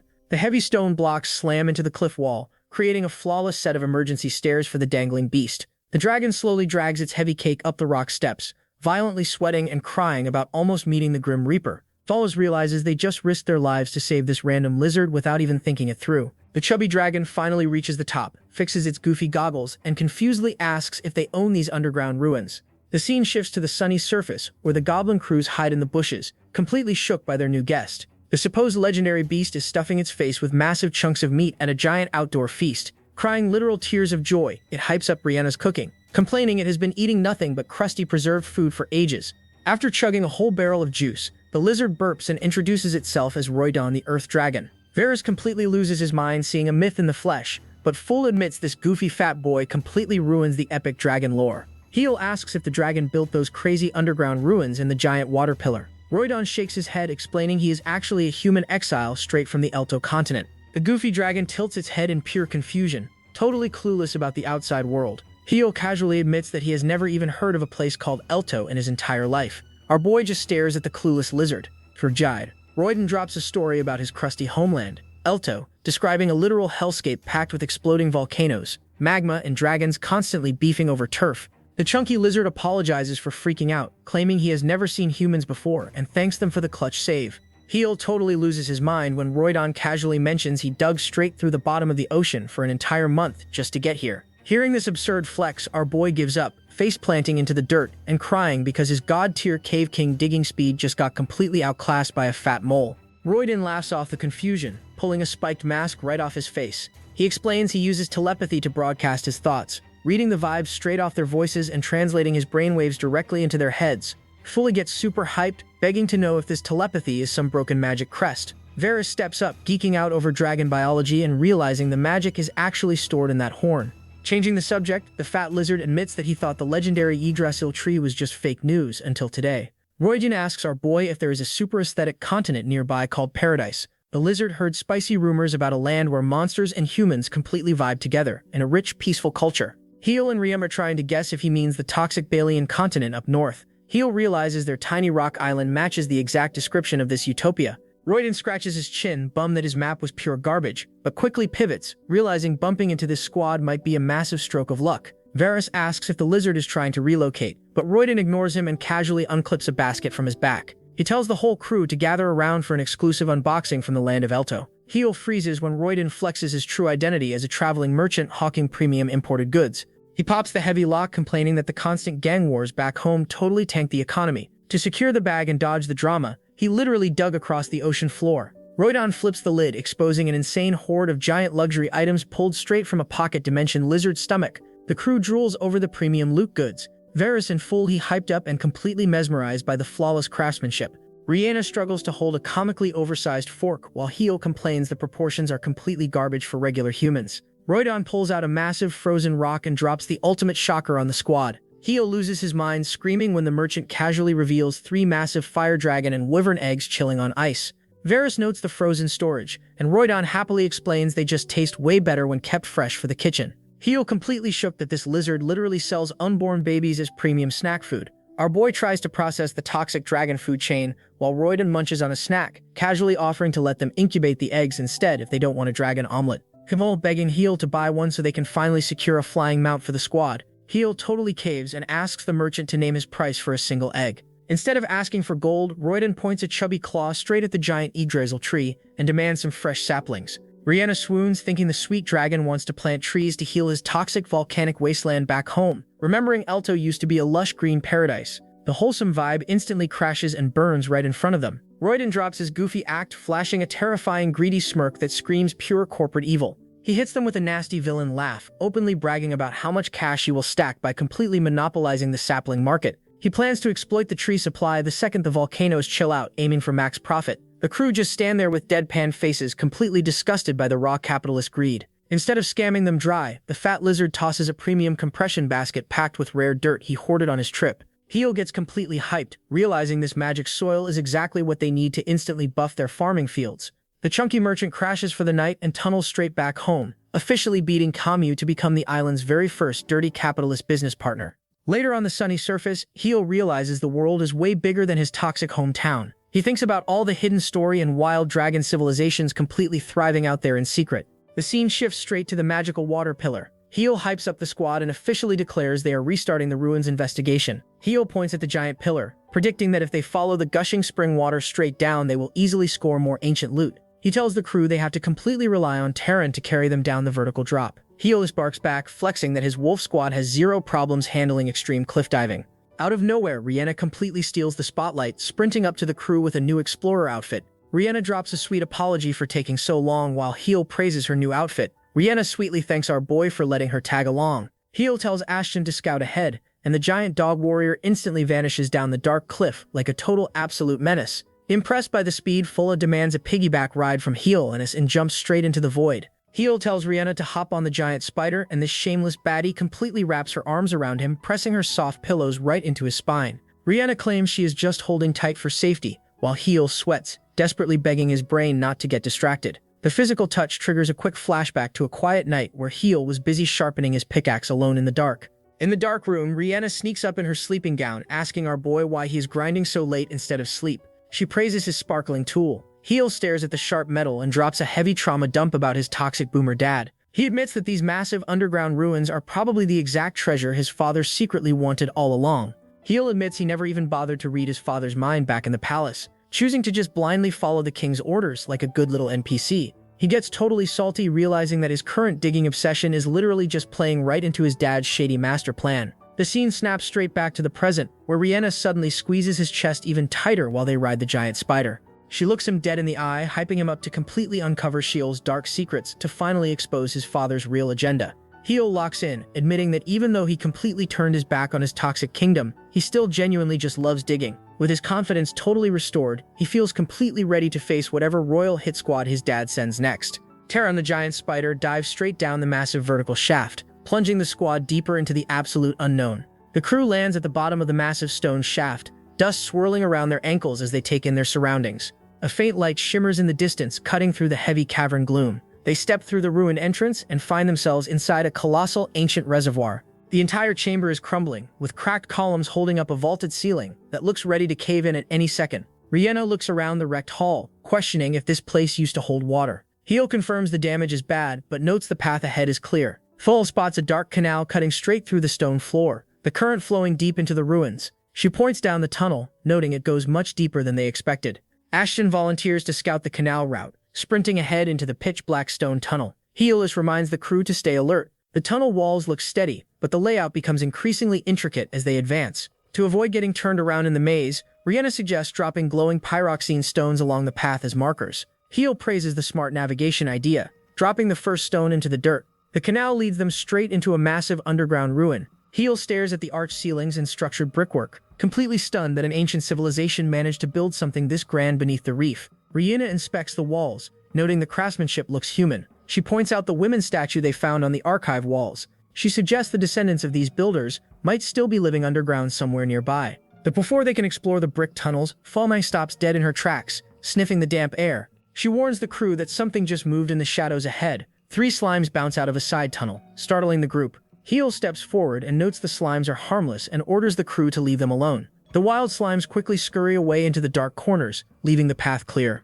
Heel remembers meeting Shell and Terran deep underground, realizing these ruins have been populated for ages. He wonders what ancient era Mappa originally came from, suspecting the old dwarf might hold the true history of this place. Full cuts through his thoughts, pointing out the sound of rushing water echoing from a large door up ahead. She suggests they follow the noise and Heel agrees, leading the squad through a massive stone gate. They step into a giant, high-ceiling corridor lined with decorative stone trim. The architecture shifts, looking much more formal and typical of a royal palace. Heel hops along the floor, leading them toward a heavily carved ceremonial door. Heel tells the crew to keep moving deeper inside, but the moment the entire squad crosses the threshold, a loud grinding sound echoes through the hall. The massive stone doors violently slam shut behind them, completely sealing the entrance. Ashton punches the heavy stone door, but his fist barely leaves a scratch. He warns the crew it is a solid trap designed to keep intruders locked inside. Reyna screaming that she can feel a massive spike of raw magical energy surging through the bricks. Suddenly, the stone blocks lining the hallway begin to vibrate. Dozens of dark cubes slide out of the walls, breaking away and floating effortlessly in midair. The floating cubes begin to shift and click, rapidly transforming into complex mechanical security drones.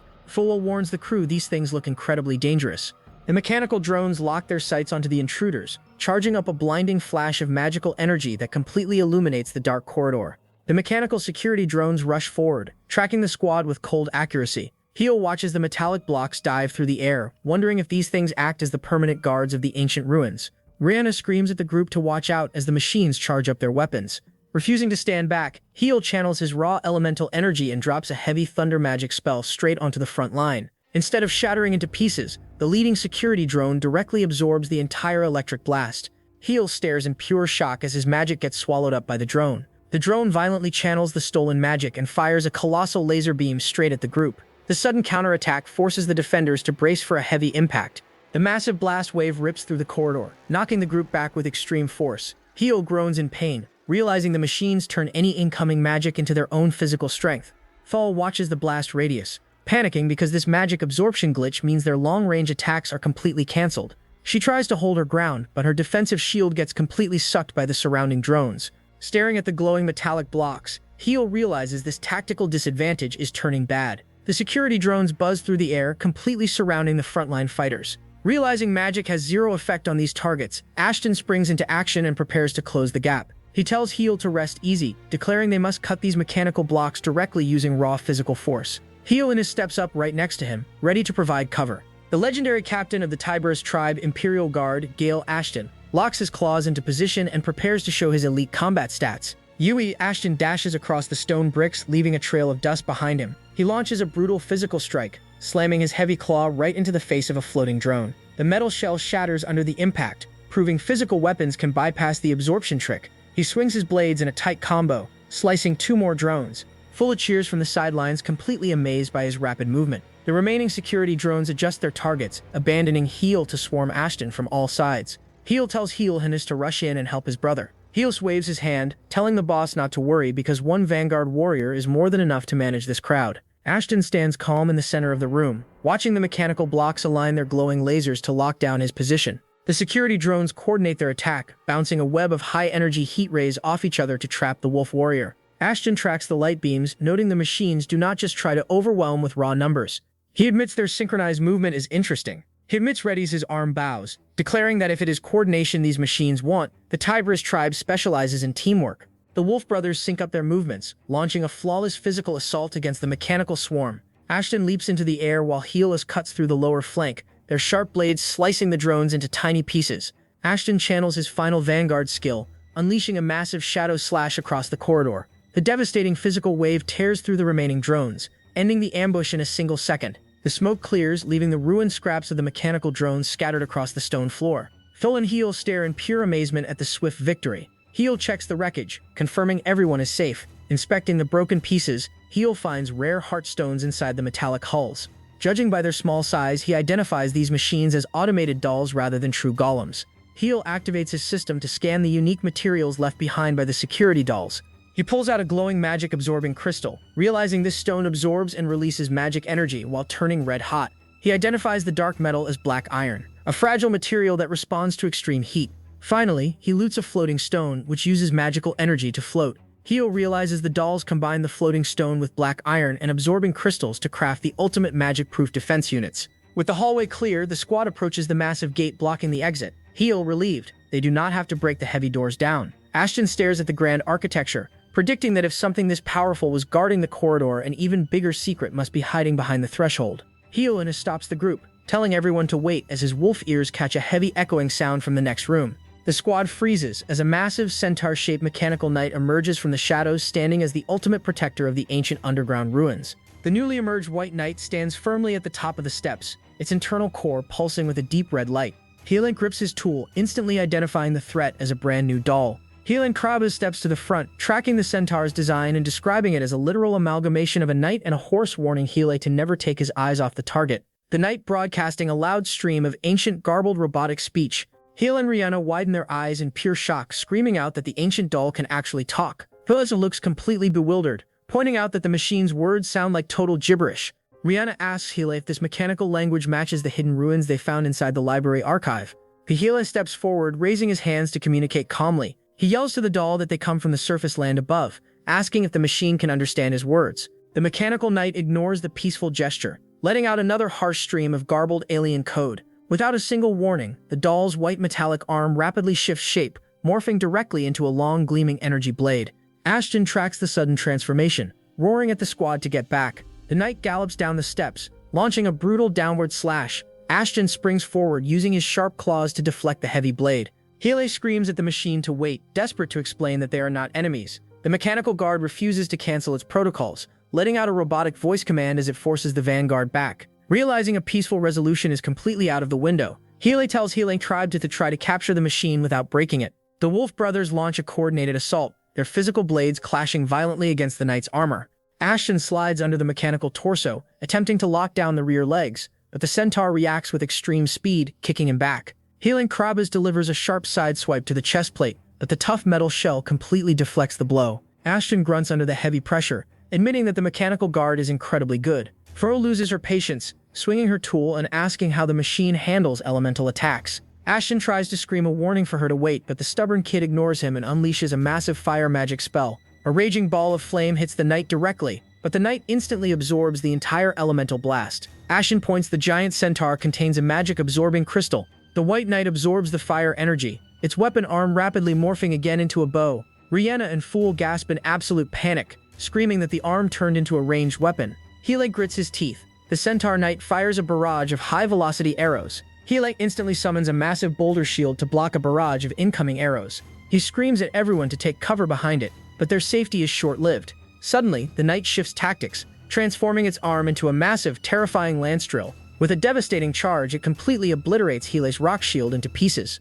The sheer impact blows the entire squad away, leaving Heel completely rattled as he realizes this machine is on a whole different level compared to the other trash golems they faced before. He admits they were way too naive to think they could easily capture it alive. Ashton channels his vanguard speed, triggering Phantom Dash to create multiple blurry after images across the floor. He charges in to deliver a surprise flank strike, but the knight shifts its shield and blocks his claws with ease. Ashton is left completely shook, realizing the machine easily kept pace with Galewind's speed. The centaur spins around, unleashing a heavy shield bash that forces both Ashton and Heel to slide back across the bricks. Heel Krabas and Ashton growl loudly, their physical attacks getting completely pushed back by the machine's defense. Fully grips her head in panic, whining that magic does not work and their strongest warriors are struggling, leaving them with nothing they can do. Heel refuses to fold under the pressure. He turns to Rihanna, telling her they need to hurry because the vanguard is in deep trouble. Heel points his tool forward, screaming for the entire monster squad to start the counterattack. Tidariel barks and points at a glowing crystal embedded in the floor. Heel praises the puppy and drives his pickaxe straight into the stone floor. A massive geyser erupts from the cracked ground.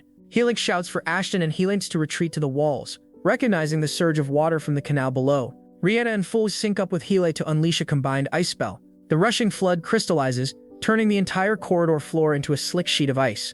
Helix cheers as the massive centaur loses its footing, its smooth hooves unable to grip the frozen surface. Seeing the machine stumble, Helix calls out to his brother.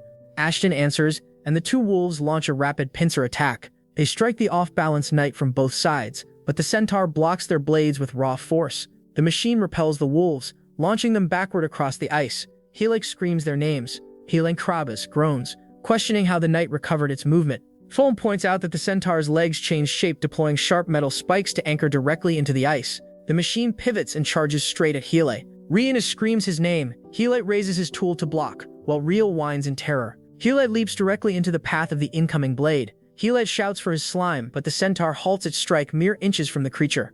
Rihanna stares in shock as the machine stops its assault. Hele checks on Shell, confused by the sudden pause. A new voice echoes from the centaur, speaking the garbled ancient language. Hele questions the different voice and searches for the source. Hele Krabas notes the sound originates from inside the doll. The thick armor plates on the knight's chest slide open to reveal a young girl resting inside the mechanical core. The squad stares in shock as she steps out of the machine. She speaks the alien language before pausing to look at the group. She states that she listened to them talk and learned their words. Healing is stunned that she understands them, while Fula stares in disbelief at the mysterious child. Hele stares in pure disbelief as the young girl steps out of the mechanical centaur. He questions how a kid just popped out of an underground ruined doll and learned to speak their language so fast. The girl remains silent, walking forward across the iced floor like a boss, but suddenly she slips on the floor. Hele stammers, asking if she is alright. Instead of answering him, she stops at the edge of the shattered crater where Hele previously blasted a hole in the canal. She inspects the damage and speaks a string of garbled alien words to the knight. A sudden heavy whirring sound echoes down the corridor. Rihanna turns her head, asking what that noise is. A new group of floating drones glides into the room. Fulla screams that the machine brought reinforcements. Before the squad can launch an attack, the girl raises her hand. She commands them to stop and demands they not attack Argo. Helek lowers his weapon, realizing she refers to the new repair drones.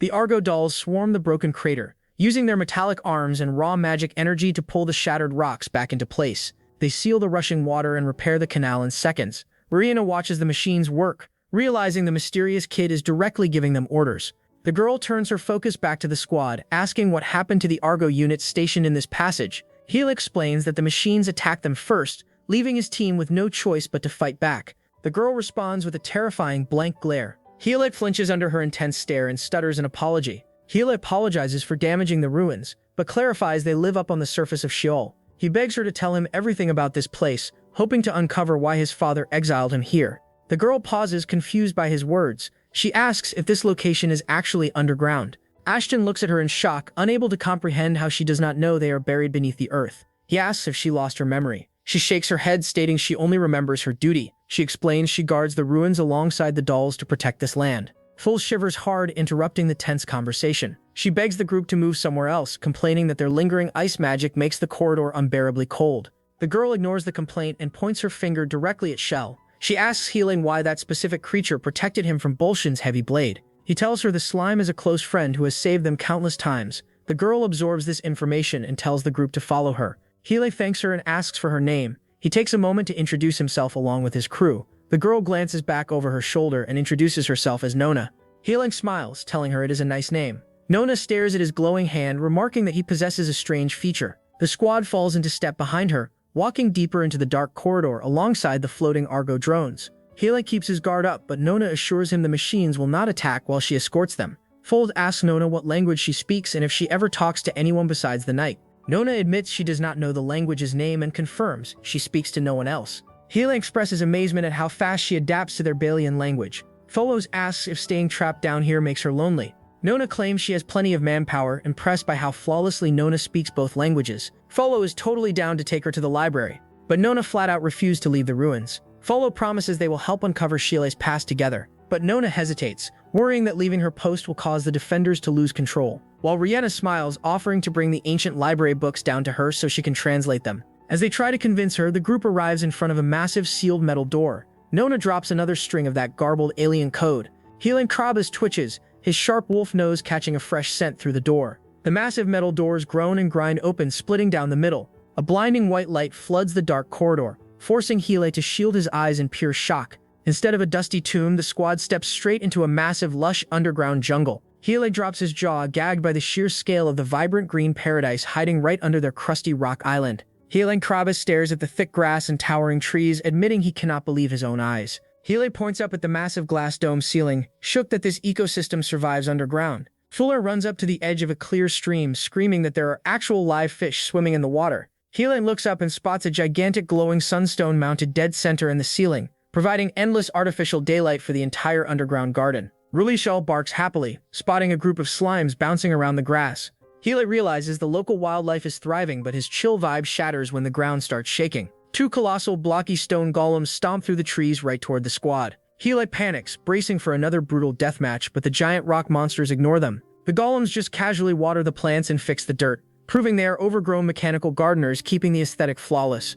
Yahello catches his breath and asks Nona if the slimes are also under her protection. Nona confirms that guarding Kevo is a core part of her duty. Yahello presses her for the real tea, demanding to know exactly who assigned her this job. Nona admits she never got the chance to ask before her memory got wiped. She decides talking is useless and tells the squad it is much faster to just show them the truth directly. Nona leads the crew down a long, overgrown dirt path, cutting straight through a thick tunnel of trees.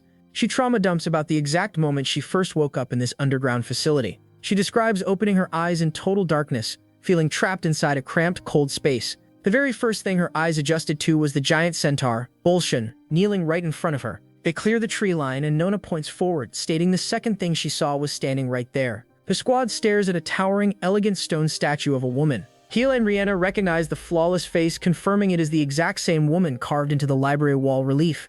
Yahello asks Nona to drop the lore and identify the mystery woman. Nona just shrugs her shoulders, clueless about the statue's real identity. Nona reveals a fragmented memory of a voice commanding her to protect this specific land. She knows the literal stone statue did not speak, but the single word embedded itself deep into her brain. Yahello refuses to let her act like a mindless drone, telling her she desperately needs to recover her lost memories to find her true purpose. Nona just brushes off his pep talk, acting unbothered by her blankness. Yahello gets salty, calling out her lack of a solid foundation for just blindly following orders. Nona walks up to the pedestal beneath the statue, admitting she never really noticed it before, but Yahello is left staring at it, completely terrified. Seeing him so shaken, Nona starts questioning his real identity. It turns out his panic is completely justified, as the pedestal is engraved with the exact same symbol as our hero's crest. Yahello stares at the ancient stone block near the statue, his eyes wide in pure disbelief. He traces the carved lines, recognizing the exact shape of the Cave King crest. Full steps closer, asking if the woman in the statue bears the same mark. Yahello tilts her head, suggesting the engraving acts as a signature. He guesses the sculptor possessed the Cave King crest. Fulse asks Nona if she carries a crest. Nona shakes her head. She looks at Yahello and asks if the crest belongs exclusively to him. Yahello explains there are many different crests in the world. He notes that humans are born with them, and he only recently learned monsters can possess them too. Fulse jumps in, pointing out that sharing a crest is normal, since she and Rihanna hold similar roles to others. She declares Yahello's Cave King crest is unique, praising his ability to dig straight to Sheol without knowing its name. Yahello stares back at the stone block, his mind racing. He wonders what kind of person the previous Cave King was and what they were doing down here. Yahello asks Fulse if she has seen the crest anywhere else, and she confirms she has not. Yahello admits he wants to explore the ruins further. Nona questions if knowing the past holds any meaning for his present. Yahello looks at the statue and speaks with absolute conviction. He explains he came to Sheol under his father's direct orders. He wants to uncover his father's true goal and discover what the king wants from him. Nona asks if he simply wants to learn his assigned duty. Yahello shakes his head, stating he wants to understand his father's intentions, but he will decide his own path himself. Nona processes his resolve. She grants him official permission to investigate the ruins. She sets firm conditions, declaring they can only explore under her direct supervision. She warns them not to make a mess, and limits their exploration party to a maximum of 4 people at a time. Yahello thanks her, though Full groans about the limit since they have a larger group. Above them, the massive sunstone begins to dim, casting shadows across the grass. Yahello realizes the artificial light simulates a natural day and night cycle. Yahello suggests they return to the surface, but Rihanna pulls out a compression package he received from Roydon. Rihanna opens the bag, revealing a full set of camping gear and food. Yahello announces they will camp in the underground garden for the night. Rio barks at the idea. Our hero points out the surface crew might panic, so Ashton volunteers to run a round trip to deliver a message. Yahello holds out a plate of food, inviting Nona to join them, but Nona rejects the meal, claiming she does not need it. Rihanna steps forward with a wrapped portion, while Nona tells them to wait near the fountain in the morning and walks into the darkening trees. Yahello watches her leave, noting she is not used to dealing with people. Helis looks around the lush environment, theorizing these ruins were originally built for people to live inside. Fulf freezes, pointing a trembling finger deep into the dark forest. Heel asks her what is wrong. Through the trees, hundreds of wild slimes emit a soft, bright glow. Shell begins glowing as well. Rihanna asks if Shell is alright. Heel notes the slime does not seem hurt. Rihanna smiles, comparing the glowing slimes to a beautiful starry sky. Deep in the illuminated forest, Nona sits alone at the base of the stone statue. Surrounded by the glowing slimes, she admits she feels a bit lonely. The fake underground sun kicks on, and the squad wakes up feeling weirded out by the artificial morning. Full stretches her arms, glad they did not oversleep. Heel casually waves and says good morning to the Bolshan. Nona ignores the small talk and bluntly asks who is actually joining the investigation squad today. Suddenly, loud footsteps echo across the grass. Varys pulls up completely out of breath, huffing and puffing like he just ran a marathon. He thanks Ashton for the fast travel and instantly starts glazing the ruins. He flexes that meathead Elvin got stuck on surface guard duty, giving him the perfect excuse to crash the VIP tour. The bald shaman totally loses his mind, geeking out over the underground plants and Nona's existence. After listening to Varys aggressively nerd out over the ancient vegetation, the four-member team officially locks in. Heel, Rhianna, Helis, and Varys prepare to move out, while Full and the rest of the crew get permanently benched in the garden as the backup team. Balshan stays behind to babysit the benchwarmers and threats them to eliminate everyone if they dare to harm the land. Full sweats bullets and weakly agrees to the terms. Heel awkwardly apologizes for rushing out so fast. Right as they leave, Shell bounces up to Heel's leg. Heel asks if the slime wants to tag along. Nona sighs, officially allowing one Kavo to join the squad, completely overlooking the strict four-person rule. The squad pushes through the massive forest and hits a giant stone entrance. Walking inside, the passages feel like an absolute nightmare labyrinth. Creepy stone golems line the walls, staring at them like heavy security cameras. Heel complains about all the locked doors they pass but admits he is super glad Nona is there to guide them. Meanwhile, Varys bought an ancient book from library to learn some words from Nona, so she starts reading loudly, quoting some insanely spicy romance drama about a lady not hiding her deep feelings, and a lady-in-waiting being surprisingly dominant. Rhianna gets absolutely disgusted by the old man's weird fantasies and screams at him to stop reading that shameless garbage. Giftaru walks into a massive room and Heel's jaw hits the floor. It is a gigantic mechanical workshop. He spots the exact same Argo drones they previously obliterated, getting repaired on the conveyor belts. Heel sweats and awkwardly apologizes to Nona for trashing her toys. Nona completely ignores his guilt trip and points at a massive vat of liquid metal. She tells that this material is called Ryukin, a god-tier metal that freely changes shape. She reveals this is the exact same overpowered metal covering Bolshan's thick body. Heel gets ridiculously hyped, knowing the crazy dwarf Mappa would literally foam at the mouth to get his hands on this. Moving deeper, they find a massive heavy door at the end of the hall. Heel asks what is hiding behind it. Nona mutters her weird alien gibberish, then bluntly states the door is completely dead. She flexes that even with her high admin authority, this specific room refuses to open. Heel acts like an absolute menace, casually suggesting they just smash it open a little bit. Nona completely loses her mind, glaring daggers at him. Heel instantly throwing his hands up and screaming that he will not do it and begging to just check another room. But as he turns away, his hand accidentally brushes the ancient metal. The Cave King crest on his hand suddenly glows. A heavy mechanical clunk echoes through the hallway, and the unbreakable door automatically slides open. Heel stutters in pure shock, while Nona stares with wide eyes, completely gagged that this random human just bypassed the ultimate admin lock. Deep inside the dark, restricted laboratory, a cloaked figure stands silently before a glowing chemical vat. The mysterious figure turns its head, reacting to the heavy mechanical groan of the main entrance, unlocking. Back in the corridor, the squad stares at the metal door. Rhianna asks how the door that wouldn't open is suddenly open. Heel questions why the lock yielded to him if even Nona could not bypass it. Full peers into the passage, spotting a long staircase and noting it looks incredibly deep. Nona descends into the darkness. Heel shouts for her to wait and not leave them behind. He warns the crew to proceed with caution since even she does not know this place. The squad follows her down the endless steps. Varys groans, complaining about the length and whining that her knees hurt. Heel asks Nona if they can slow down. Rhianna watches the amnesiac girl, stating she cannot help but be curious about what they will find. Heel sighs in exasperation. Varys asks if it is possible that Nona has friends living down here. He points out she said there was no one else, but that only applied to the garden area. Our hero notes it would be weird for others to exist if Nona lived there. Princess guesses Nona just could not see them because the door refused to open. Heel agrees, declaring that must be it. Helis suddenly stops in his tracks. Heel turns back, asking him why he stopped. A massive boulder blocks the staircase. Rhaelynj asks if the wall collapsed. Our boy steps up, declaring the obstacle is unavoidable. He grips his pickaxe, confirming his optimizing light shows it is not dangerous to break. He asks Nona for permission and she nods. Heel swings his tool, shattering the boulder. Heeless grunts as the dust clears, revealing a cluttered laboratory. Heel walks inside, while Nona admits she has never seen the strange devices. Rihanna points at a row of tall containers lined up. Heel observes the area looks rougher than the upper floors. Heel sniffs the air, warning that a strange smell makes his nose tingle. Heel agrees the room smells heavily of chemicals. Nona approaches deactivated Argo drones, stating there is no one left to take care of them. Heel asks if they are broken. Nona explains they lack magic energy, noting the standby power line is dead. Heel concludes Nona's friends managing them are gone, leaving no working Argo on this floor. Heel calls out to Heel, pointing at the wall. Heel gasps, staring at massive gouges carved into the bricks. Heel identifies the marks as claw strikes and points out fresh bloodstains. Heel tightens his grip, realizing something dangerous lurks here. Our hero suggests treading carefully until they ensure the area is safe.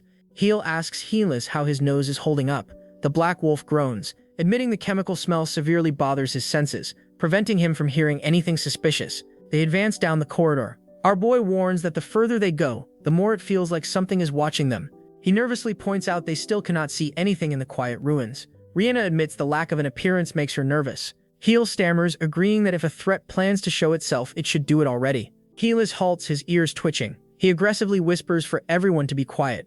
A shadow shifts along the ceiling, and a terrifying eye opens in the darkness. Without warning, a sharp arrow slices through the air, striking the creature directly. Heelis declares the beast can hide its body, but not its bloodlust, while stalking prey. The cloaked monster falls with a thud, its camouflage failing. Heel recoils, yelling in panic as he asks what kind of monster it is. The crew guesses it is a lizard or a beast. Varys stares at the grotesque fusion, realizing it is a chimera. Varys explains he has heard of chimeras as fusions of multiple beings, though he has never seen one. Heelis draws his arrows, roaring for everyone to be on guard. 3 more chimeras uncloak around the squad. Heelis curses his dulled senses, apologizing for missing them. Heel screams that they are coming. Though the nasty chimeras jump down to crash the party. Heel throws raw fire magic, screaming his lungs out. He sweats, complaining these freaks are way more agile than they look. Heelis launches a massive wind slice to push the beast back. The virus groans about them being too tough, and our boy agrees these mutts are insanely stubborn. Playing the protective boss, Heel yells at Nona to hide behind Shell right now.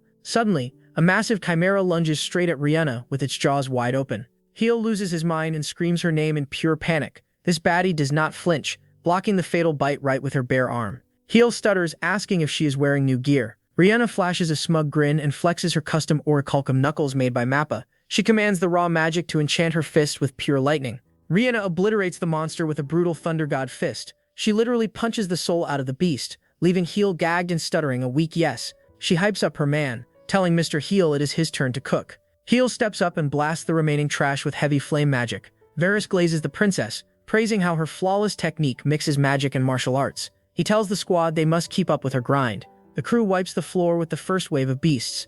Our boy wipes his sweat, glad they finally took care of the trash. But the universe hates him, and a massive horde of fresh chimeras suddenly swarms the corridor. Heel drops his jaw, screaming and asking how many ugly freaks are hiding here. Varys folds under the pressure, telling Heel they desperately need to retreat. Facing certain death, Varys decides to drop a massive nuke. Then he unleashes a fire blast and a freezing ice spell. Our Heel is completely shook, gagged that the shaman is throwing 2 massive magic attributes at the exact same time. The heavy elemental combo blasts the monster horde into absolute dust. Heel yells at the squad to run while the smoke blinds the remaining beasts. The crew sprints down the dark hallways, panting heavily as they finally lose the nasty stalkers. Catching their breath, our boy asks if those freaks protect the ruins like the Argo dolls.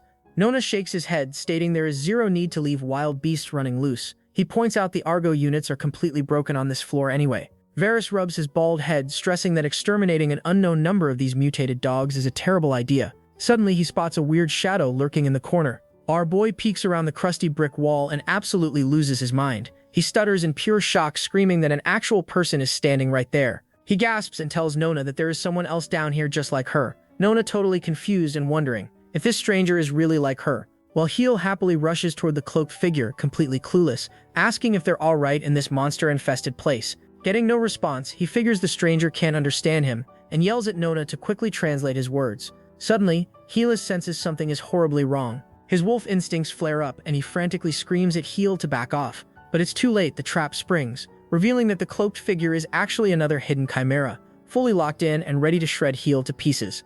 Just before the chimera could strike, Rihanna dashed toward Hillen and shoved him out of harm's way. The two tumbled to the floor as the beast's massive claws smashed violently into the wall. Wasting no time, Varys and Hillen stepped up. Drawing their weapons, they launched a combined attack that sent the chimera crashing against the wall, and then rushed over to check on their fallen friends. Rihanna lay on the ground while Hillen scolded her for making such a crazy and reckless move. Meanwhile, Hillen observed the creature and stated that a normal chimera couldn't possibly mimic a human. To the crew's absolute horror, the chimera rose back to its feet, its wounds regenerating in an instant. The fully healed beast stood menacingly before Hillen and Hillen's, unleashing a terrifying roar as it prepared to attack in its true form. Rihanna stepped forward with his blade drawn and the fierce showdown began. The chimera thrust its claw forward, but Hillen's perfectly dodged the strikes while unleashing a rapid flurry of slashes.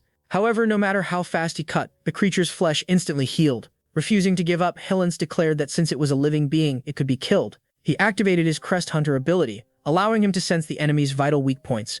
As he scanned the beast, his eyes widened in sheer shock. He realized why it was so strong. This chimera wasn't just a single monster, but a terrifying fusion of several different creatures combined into one. Before he could react, the chimera suddenly shifted its form from a lion into a giant wolf. It let out a deafening, piercing screech that forced everyone in the room to cover their ears in pain. Catching Hillen's off guard, the wolf-form chimera landed a brutal hit, sending him flying through the air and crashing hard into the ground far away. The battle intensifies as Hillen takes a brutal hit from the roaring beast. Seeing his comrades stumble, Hillen urgently orders Rihanna to heal the badly wounded Hillen, while he and Varys combine their strength for a synergistic magic attack. Channeling their energy together, Hillen and Varys unleash a massive double blizzard spell directly at the monster. But the chimera refuses to back down. It retaliates with a devastating blast of fiery energy from its jaws, violently colliding with their ice spell and creating a blinding explosion. The monster's fiery breath pushes relentlessly against their combined magic barrier. Hillen grates his teeth, struggling against the overwhelming force and begging Varys to hold the line, while Varys is left entirely stunned by the sheer, terrifying power of the creature. Watching from the sidelines, Rihanna panics, knowing their defenses will shatter at this rate, while Hillen begs her to shield them. But Rihanna quickly cuts him off, warning that he is still far too injured to fight. Nona calmly chimes in, pointing out that even if Rihanna joined the fray, she wouldn't be able to block those flames, and getting Hillen close enough for another clean strike is impossible right now. Taking matters into her own hands, Nona pulls out an emergency magic energy bottle and clicks it open, fully aware that they are rapidly losing ground against the beast's relentless assault. Without warning, the chimera unleashes an even larger swirling vortex of dark energy. The devastating attack completely tears through Hillen and Varys' defenses. As the dust settles, Nona stands completely unfazed before the beast, deploying her emergency magic tools to create a makeshift barrier. But her defenses instantly shatter under the pressure, sending her flying into a crumbled wall. Slumped on the ground, she dryly admits her worn-out tools were mostly just for show. The monster takes immediate advantage of her vulnerability, slamming its massive paw down right in front of her. Hilla watches in absolute horror, screaming Nona's name, as the winged beast leaps high into the air and crashes back down, sending out a massive shockwave that blows everyone away. Hillad curses his own helplessness as the giant monster corners Nona against the ruins. But just as it prepares to strike, something bizarre happens. The beast's movements twitch and halt abruptly. Hilla watches in utter confusion as a creepy hooded figure slowly emerges straight out of the fur on the back of the monster's neck. The dark entity begins speaking in a strange, distorted language. Disgust and horror wash over Hill and Ashton as the terrifying reality sets in. This creature isn't just a monster mimicking human speech. It is a grotesque amalgamation of beasts violently fused together with a living human. Trapped against the wall, Nona can only stare up in silence at the nightmarish monstrosity looming over her. The mysterious hooded figure's eye narrows as it continues to mutter in its incomprehensible, distorted tongue.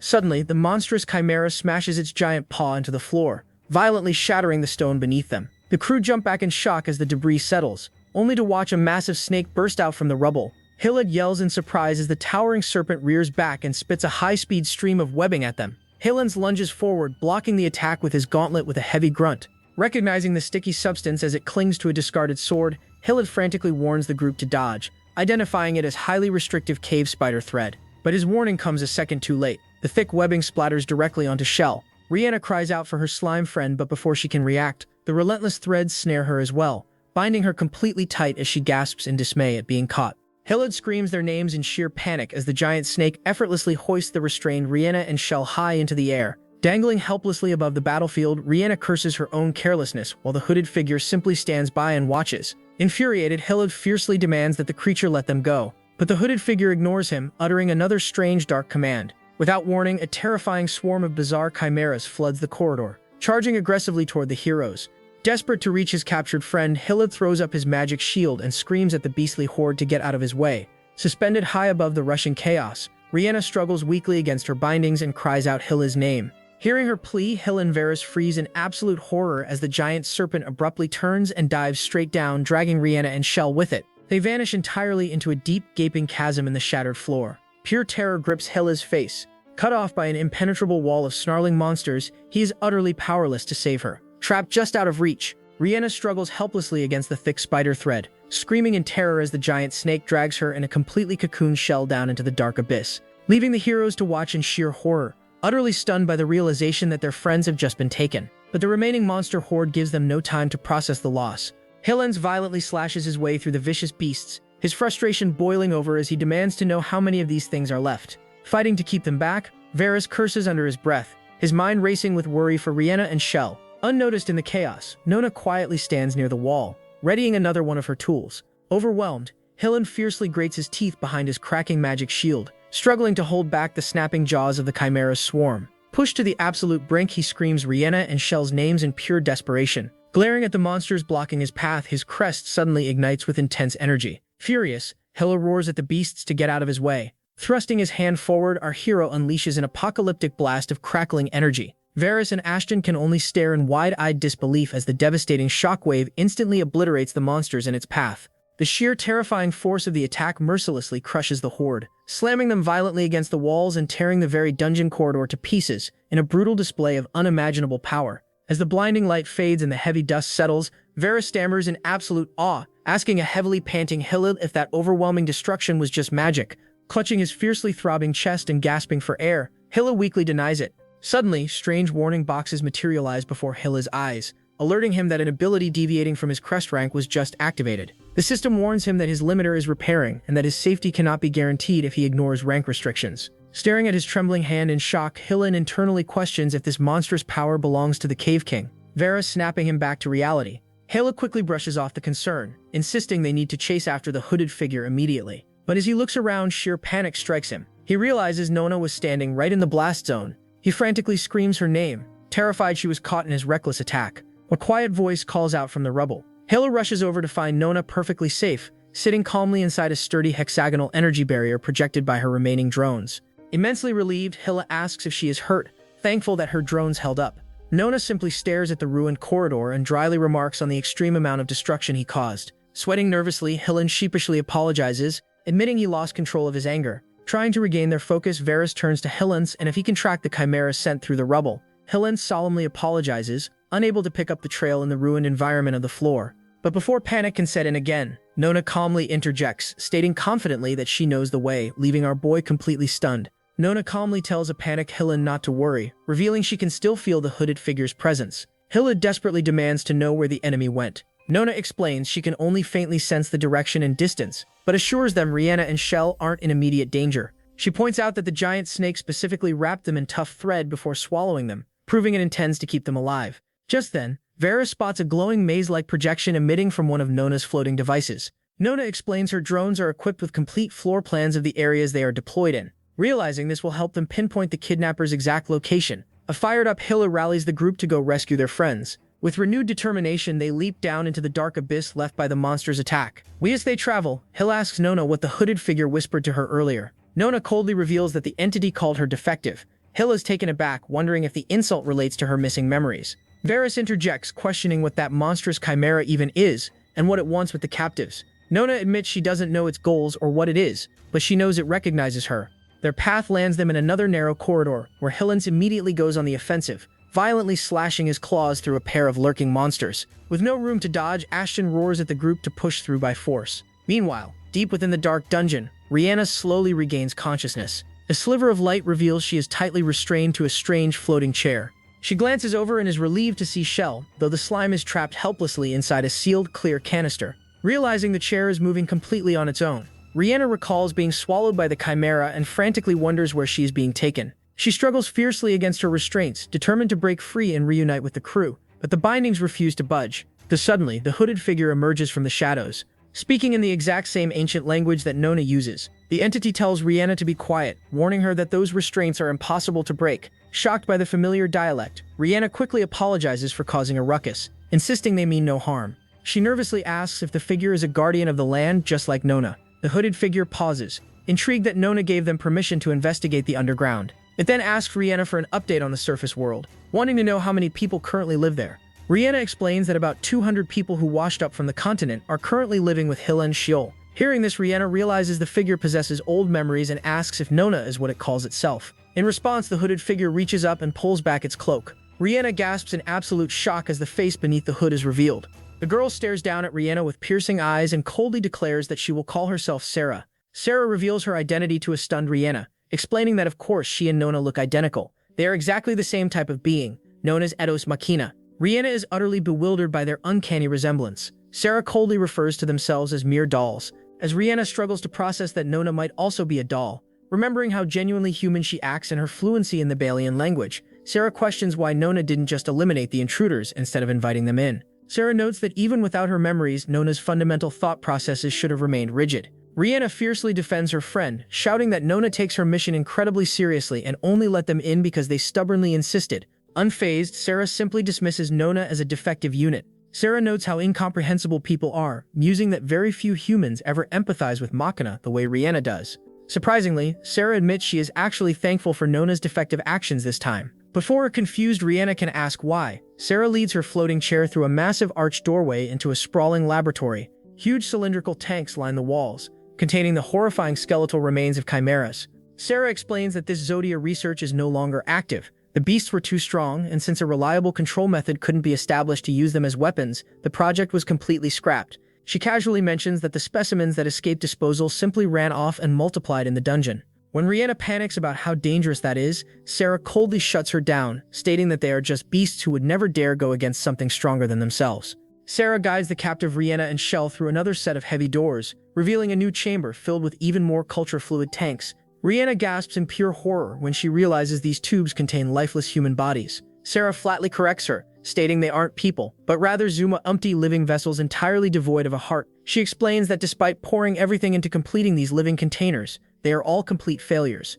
The bodies can barely maintain their shape inside the fluid and instantly crumble into dust the moment they are exposed to the outside air, making them completely useless as weapons. However, as they approach a grand domed altar at the center of the room, Sarah casts a chilling glance at Rihanna, ominously declaring that her long, grueling research might finally come to an end today. Meanwhile, Hilid's group sprints relentlessly through the dungeon corridors, leaping over the scattered corpses of the monster horde they just slaughtered. Floating alongside them, Nona questions if they should really be charging ahead so recklessly. She bluntly warns Hilin that the humanoid chimera that took their friends is on an entirely different level of strength, and his survival is absolutely not guaranteed if they clash again.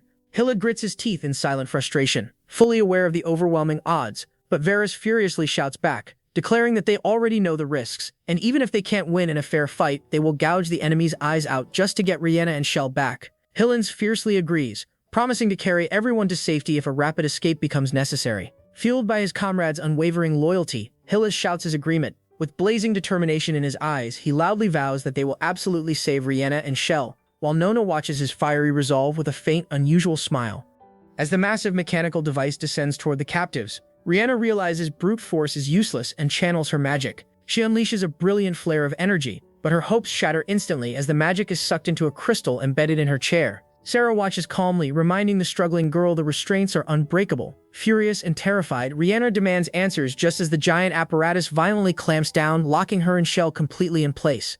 With her captives secured, Sarah reveals her dark history. She explains that the Zuma research the difficult creation of living vessels consumed all her knowledge and techniques. Gazing over a gruesome pile of discarded bodies, Sarah admits she was so engrossed in her underground research, she never expected the surface world to prosper again. Now, however, she declares she can finally fulfill her ultimate duty. Standing before the towering central device, Sarah proclaims the day has come to revive the ancient empire. Rihanna is baffled, but her confusion turns to dread when a familiar light glows intensely from within Shell's sealed canister. Sarah calmly explains that a citizen's harem currently rests within the Cavo. Piecing together these cryptic words, Rihanna remembers the glowing dungeon lights and realizes with absolute horror the lights inside the slimes are actually human souls. Sarah casually remarks that the specific soul sleeping inside Shell is a trivial detail to her. Suddenly, she senses a familiar presence, She coldly announces that Nona is coming, bringing fresh vessels, Rihanna's friends straight into her hands. Helplessly trapped within the machine, Rihanna desperately prays for Hale to turn back and stay away.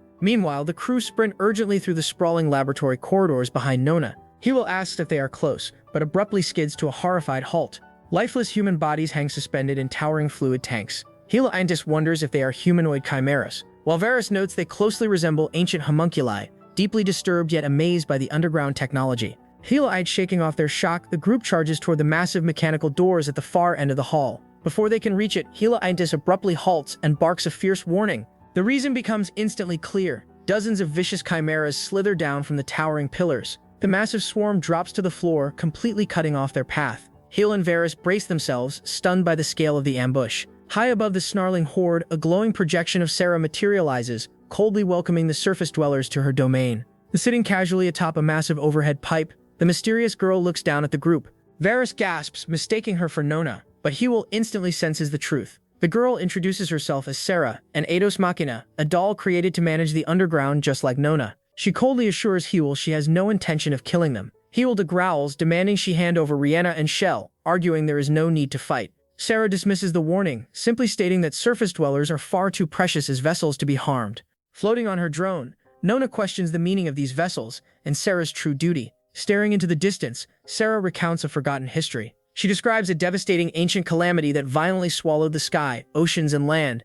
As Varys and Heinous wonder if this darkness was literal or metaphorical, Sarah explains that while countless civilizations perished, one great country sought refuge underground, the Empire of Velia. Heel's eyes widen. They are standing inside it. Sarah projects a magnificent sci-fi city, describing Velia as a glorious empire that ruled the surface with unparalleled magic and technology. To survive the calamity, its citizens went to sleep, transferring their hearts into immortal, artificial cradles known as Kavo. Varys listens in sheer disbelief, realizing the world's roaming slimes are actually these ancient, long-lived artificial life forms.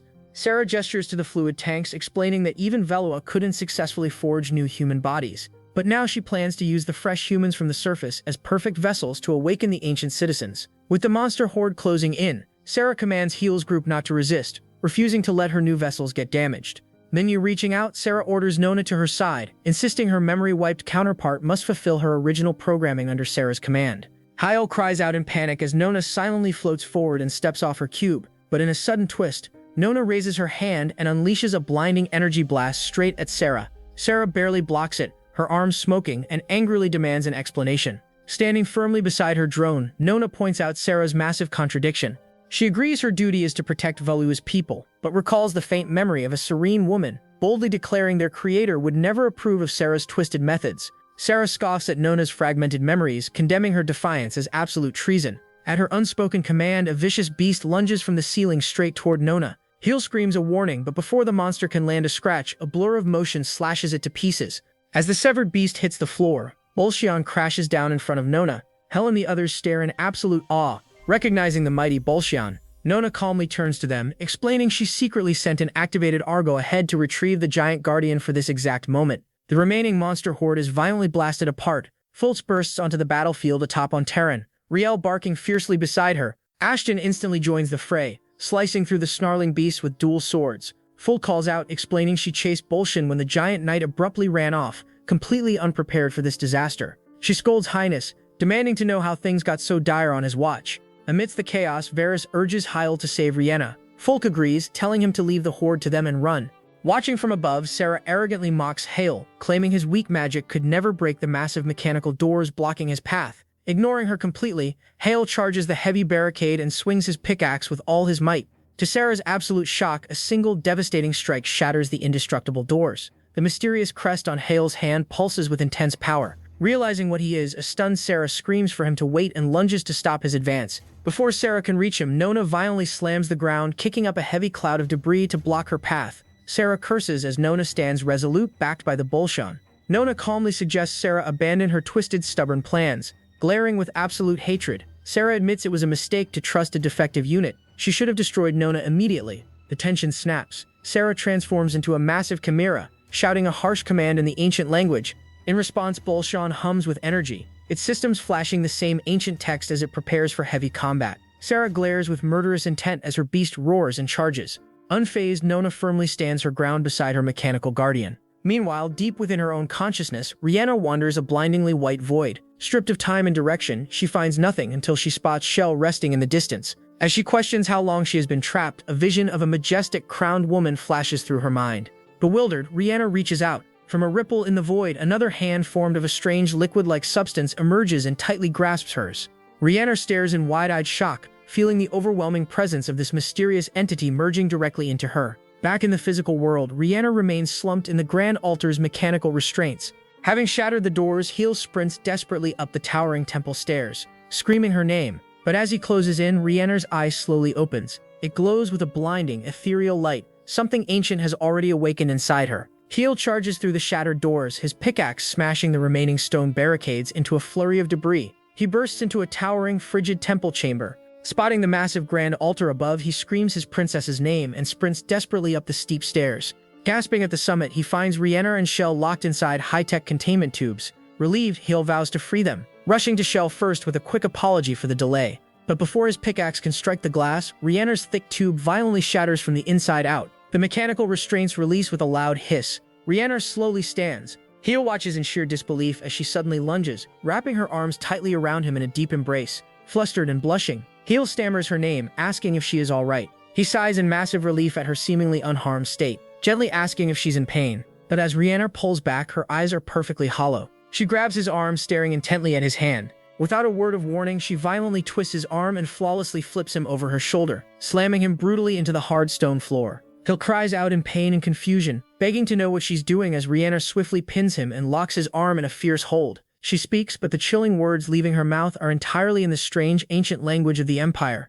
Absolute dread washes over Heel as the horrifying truth clicks. The ancient soul from inside Shell has completely taken over Rihanna's body. Desperately struggling under her iron grip, Heel screams for Rihanna to wake up. Terrified her own soul has been forced into a deep sleep, the entity ignores his pleas, aggressively speaking its native tongue until its gaze falls directly on the crest marked on Heel's hand. The ancient soul gasps, eyes widening in sheer shock as it stammers alien words in disbelief. Heel coughs and fights to break free, frantically wondering how to force the ancient spirit out, but the entity maintains its flawless pin. Leaning dangerously close to his face, the possessed Rihanna glares down and shockingly utters a single, recognizable word: person. The possessed Rihanna violently grabs Heel's face, spouting incomprehensible ancient words as he stammers in sheer panic, asking what she is. Leaning uncomfortably close with wide glowing eyes, she mutters an alien phrase before abruptly pausing. She awkwardly tests human speech, sounding out Rihanna's name. Pressing a hand to her temple, she reveals she is actively reading her host's mind. A flurry of Rihanna's cherished memories,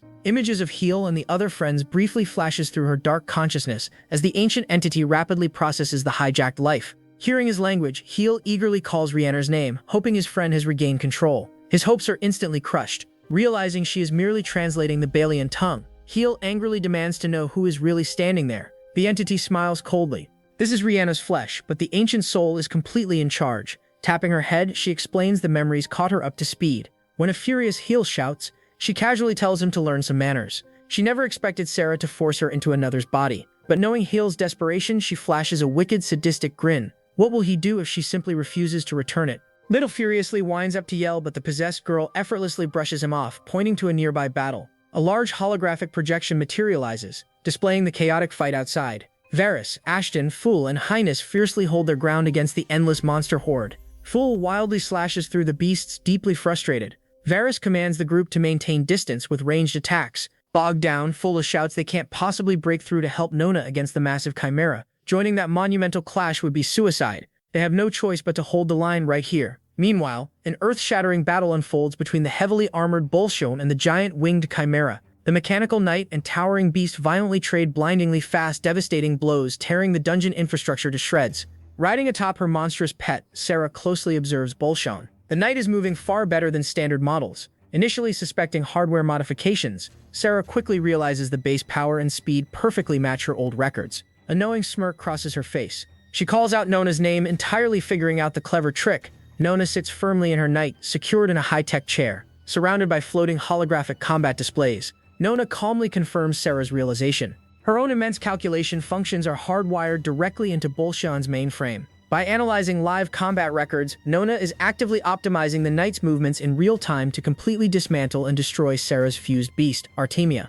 Sarah smirks from atop her monstrous chimera, acknowledging the cleverness of the trick but arrogantly declaring that Nona's missing memories leave her at a severe disadvantage. Refusing to back down, Nona fiercely announces that she still has a few tricks up her sleeve. Her systems rapidly calculate complex firing trajectories before launching a relentless barrage of high-speed explosive projectiles straight at the beast. Explosions violently rock the massive chamber as Nona aggressively shoots down the incoming threats. Using the chaotic smokescreen of fire and debris to her advantage, she commands Bolshan to charge forward with a powerful war cry. But Artemia refuses to give ground. The winged beast roars and strikes back with terrifying speed, forcing Bolshan to swiftly evade. Deep in her command center, Nona processes the battle data, realizing she cannot safely designate any blind spots due to the endless swarm of smaller monsters lurking below. Deciding to drastically accelerate her strikes instead, she watches as Artemia violently smashes a towering stone pillar to dust with a single swipe of its tail. Taking to the skies, Sarah mocks Nona's tactics, calling her incredibly naive for thinking the mechanical knight could ever outspeed her ultimate creation.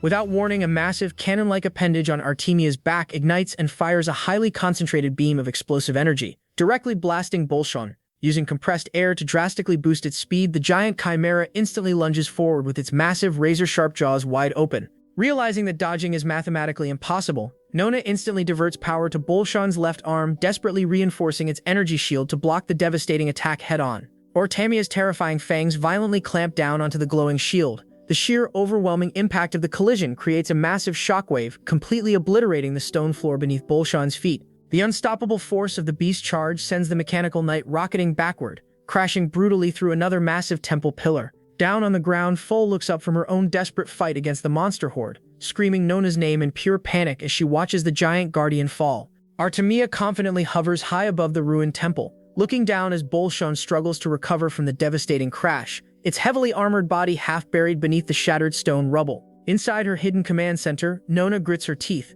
her systems humming and straining under the intense pressure of the neural link. Glaring down with supreme arrogance, Sarah coldly asks her defective counterpart if she has finally figured out a way to beat them yet. Staring intensely at her glowing holographic displays, Nona remains deadlocked, her mind racing as she tries to calculate a victory against an overwhelmingly powerful enemy. Bolshan lunges forward, but the powerful chimera slams them into the ground, sending shockwaves through the chamber. Standing above, Sarah mocks Nona's resilience, questioning why she continued to fight a losing battle while their armor crumbles. Nona ignores the taunts, focusing entirely on reinforcing her inner frame and joints with Ryukin. Sarah watches with disdain, calling Nona a traitor who betrayed the Empire and abandoned her mission to side with surface dwellers. Sarah cruelly remarks that killing Nona herself is the only mercy she deserves. Nona remains unfazed, firmly stating that she never abandoned her mission, and warning Sarah not to underestimate Bolshan's capabilities. Infuriated, Sarah shrieks that the knight is nothing more than a defective item. The scene shifts to a distant observation room where Hyel, Rina, and Shell watch the intense battle unfold on a large screen. Lightwell's visibly panicked, desperate to rush to Nona's aid, but Riona stops him, pointing out that he should be concerned about her as well. She mocks his hesitation, asking if he's really just going to leave her behind. Riona notes that Hlybel came alone because his allies trusted him to handle the situation, yet he seems to lack faith in them. Back in the command room, Riona watches the fight with sinister amusement, while Hyel wondering about the true nature of the person inside Riona's body. She goads Hyel, suggesting they place a bet on the winner since matches this exciting are rare. Hyel, still reeling from the situation, can only focus on his friends in danger. Back in the arena, the pace accelerates. Sarah lands a heavy blow, complaining that Nona's movements feel dull. Bolshan retaliates, firing a barrage of projectiles, but Sarah easily brushes them aside. Desperate to turn the tide, Nona activates the onboard Argo system, surrounding herself with floating drones that unleash a coordinated assault from multiple angles. Even as the projectiles slam into her, Sarah just smirks, unimpressed, and tells Nona that the attack barely tickles. Dulshan mocks the barrage of drones, scoffing that they are no match for her. Realizing that simple physical cuts are useless against such rapid regeneration, Nona prepares a more intense strike. She channelizes a massive surge of magical energy, warning that she will burn her opponent to the bone. As the concentrated energy fire erupts, it tears through the battlefield, causing a colossal explosion that catches the surrounding allies off guard, forcing them to scramble for safety. Once the dust clears, the scale of the damage is revealed. Sarah's dragon wing scales are melted and scorched. Sarah declares that this has reached her limit, but promises that while she might vanish, she will not leave behind grief. Suddenly, a horrific transformation begins as Sarah merges with another entity, absorbing its power. As this new monstrous form emerges, Sarah reveals that she is a being that fuses with whatever she consumes, gaining its strength. She taunts Nona, demanding she hand over her body and power, claiming she can carry out their mission better. Nona remains defiant, firmly refusing to surrender her duty to a machine that has forgotten its original purpose. She explains that they were two halves of a single mission to protect the people of Vela and guide them to a new awakening. Nona admits her own research proved that creating a vessel for people was impossible, leading her to conclude that using the surface dwellers was the only viable path to fulfill their duty. Determined to end it, Nona signals Bolshan to tap into her reserve magic energy for one final desperate assault. In a shocking move, she uses Ryukin to reshape her drones, manifesting multiple copies of Bolshan itself. As the army of robots descends upon a stunned Sarah, it becomes clear that Nona has turned her tactical weapons into a crushing offensive force. Sarah laughs off the sudden onslaught, dismissing the coordinated assault as nothing more than a cheap trick. She mocks Nona for her perceived desperation, but her confidence shatters when Nona reveals her true position. Through the Audos Machina signal network, Nona pinpointed exactly where to strike, revealing that the Bolshan units Sarah was busy destroying were merely decoys. In one swift, brutal motion, the real Nona closes the distance and drives her hand directly into Sarah's core. She pulls out the Heartstone, leaving Sarah stunned and unable to move. Sarah is horrified, screaming that she was just absorbed and that Nona should have crushed her immediately. But Nona's resolve remains unshakable. As the Chimera backing Sarah down, Nona reflects on the shared loneliness they both endured, realizing that despite their divergent paths and lost memories, they were never truly different. Sarah, still reeling from the defeat, cruelly retorts that Nona is a defective item, insisting that Machina should not be capable of such messy emotions. With both combatants severely damaged and exhausted, the intense showdown finally grinds to a halt, ending in a hard-fought draw. The brutal clash ends in a stalemate, leaving Nona and Sarah broken and unconscious on the battlefield. As the others rush to their side, they realize in panic that standard healing magic is useless on the fallen Mechana. Healer, watching from afar, is reassured by the entity possessing Riena's body that neither of them is dead. They have simply entered an emergency shutdown due to critical damage and depleted energy. The entity, who seems to enjoy the chaos, notes that while they were both determined to fight, they were never truly aiming to kill one another. After giving instructions to take the fallen duo to a workshop for repairs, the entity drops a bombshell. She reveals she is not Riena, but a Veluan possessing her. While the rest of the group reacts in total shock, Heel steps forward, undeterred by the revelation. He vows to bring Riena's true self back no matter how long it takes, and the entity, impressed by his bold promise, tells him to head to the Dryad Room to continue his journey. Varys, acting quickly, ignores the entity's mocking taunts and focuses on the mission at hand, organizing the transport of the damaged Machina for repairs. With the battlefield now quiet, the group decides to trust Heel's lead for the time being. As they prepare to move out, Heel stands firm in his pledge to save Riena, while the entity watches on with a cryptic, satisfied smile, clearly amused by the hero's unwavering resolve. Sarah, the Veluan now in control, commands Heel to follow her, smugly celebrating her victory in the wager. Heel is initially stunned, but as she promises to help him restore Riena's soul, he reluctantly agrees to her terms, though he remains suspicious of her true intentions. After a quick exchange where she formally introduces herself and mocks the name of his slime companion Shell, the trio moves through the facility. They eventually reach a series of ancient transportation devices. Sarah explains that navigating the sprawling underground network is a nightmare, so they decide to use these portals to bypass the long, arduous trek. Notes are a brief detour to avoid a collapsed stairway. They use a portal to warp toward their destination. Along the way, Sarah reveals that the ancient Vela Empire once thrived on the surface before shifting underground. She muses about the greedy nature of the Earth Dragons they once traded with, offering Heel a glimpse into a history that feels entirely different from his own memories. Finally, they reach a massive observation balcony. Sarah tells Heel to brace himself, and as he steps out, he is rendered speechless by the sight before him, an immense sprawling metropolis hidden deep beneath the earth. It is a breathtaking and massive city named Carbuncle, a dark technological marvel that proves everything they had seen previously was merely the tip of the iceberg. Hoyes and Sierra trek through the massive underground city, marveling at the endless scale of the subterranean architecture. Hill questions her about the Black Calamity, recalling Sarah's cryptic warnings. Sarah explains it was a sentient, encroaching darkness that forced their people to flee deep underground long ago, though it eventually vanished from the surface. As they walk, they spot a lone figure wandering the bridge ahead. It turns out to be a worker unit, a mindless machine tasked with maintaining the city's infrastructure. Sarah, feeling the need to shed her travel-worn clothes, leads Yahello to a tailor shop still stocked with ancient garments. She browses the selection, eventually choosing a new outfit and stepping into the back to change.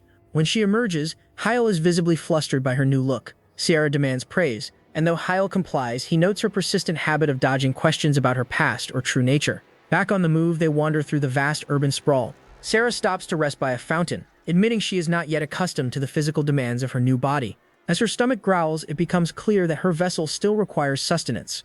Hyo and Sierra finally reach the ornate door of the Dryad Room, feeling the weight of the moment as they step inside. A brilliant crystalline structure towers in the center of the chamber, pulsating with an ethereal glow. As they approach, the light reveals a woman suspended within the mineral-like growth, cradling a glowing orb above her head. Yahello stands transfixed by the sight, utterly overwhelmed by the sheer beauty of the figure trapped in the shining tree. Rihanna wakes up in a sun-drenched bedroom, pushing aside the heavy curtains of her canopy bed. She rubs her eyes and blinks, looking around the opulent room in total confusion. She wonders aloud where she has landed, marveling at the luxury surrounding her. As she steps onto the floor, she struggles to piece together her memories, recalling only the underground ruins before finding herself in this strange, beautiful place.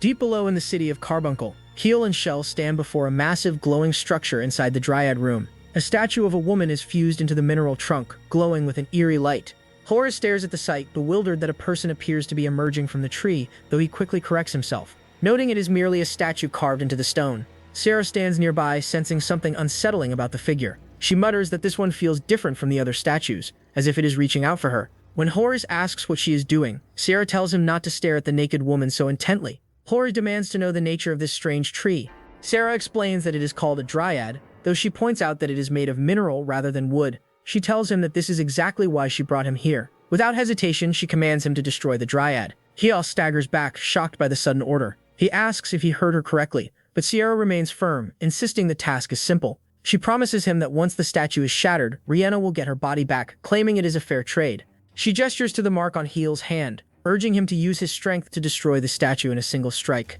Hiel stares at the glowing figure, the pieces falling into place as he realizes this statue is the same one from the garden. He frantically tells her to wait, refusing to destroy it until she explains exactly why this needs to happen. Hiel hesitates, his mind racing as he thinks of Nona and how she would surely fight to protect the statue. He admits to himself that he does not want to hurt the person held within the stone. Sarah watches him, her expression unreadable as he struggles with the choice. Sarah dismisses his concern, telling him to stay out of Velen business. Hiel remains firm, insisting he cannot ignore the situation after traveling this far. If he is going to destroy it, he will do it himself. Sarah sighs and finally agrees to tell him the truth. She explains that the woman inside the crystal is Dominus Vela, the last empress of Vela. When the Black Calamity destroyed the world and forced the Empire underground, she was the one who witnessed it all. Meanwhile, on a balcony, the other version of Ryuna wakes up confused by her surroundings. She knows she needs to act rather than just ponder her situation, recalling only a blank white void and shell before she arrived here. She turns and spots a group of dolls standing by the door.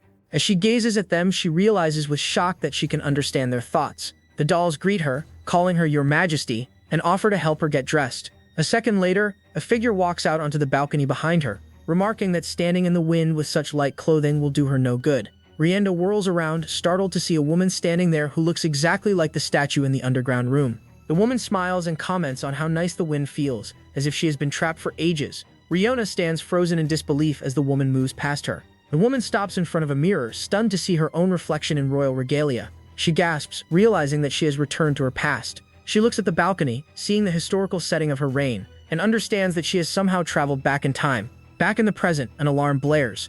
A knight rushes in to report that the Black Calamity has emerged in the magic ore town of the Green Crystal Mountain of Veril. Sarah and the others watch a live feed as the calamity consumes the town, causing a massive disturbance in magic elements.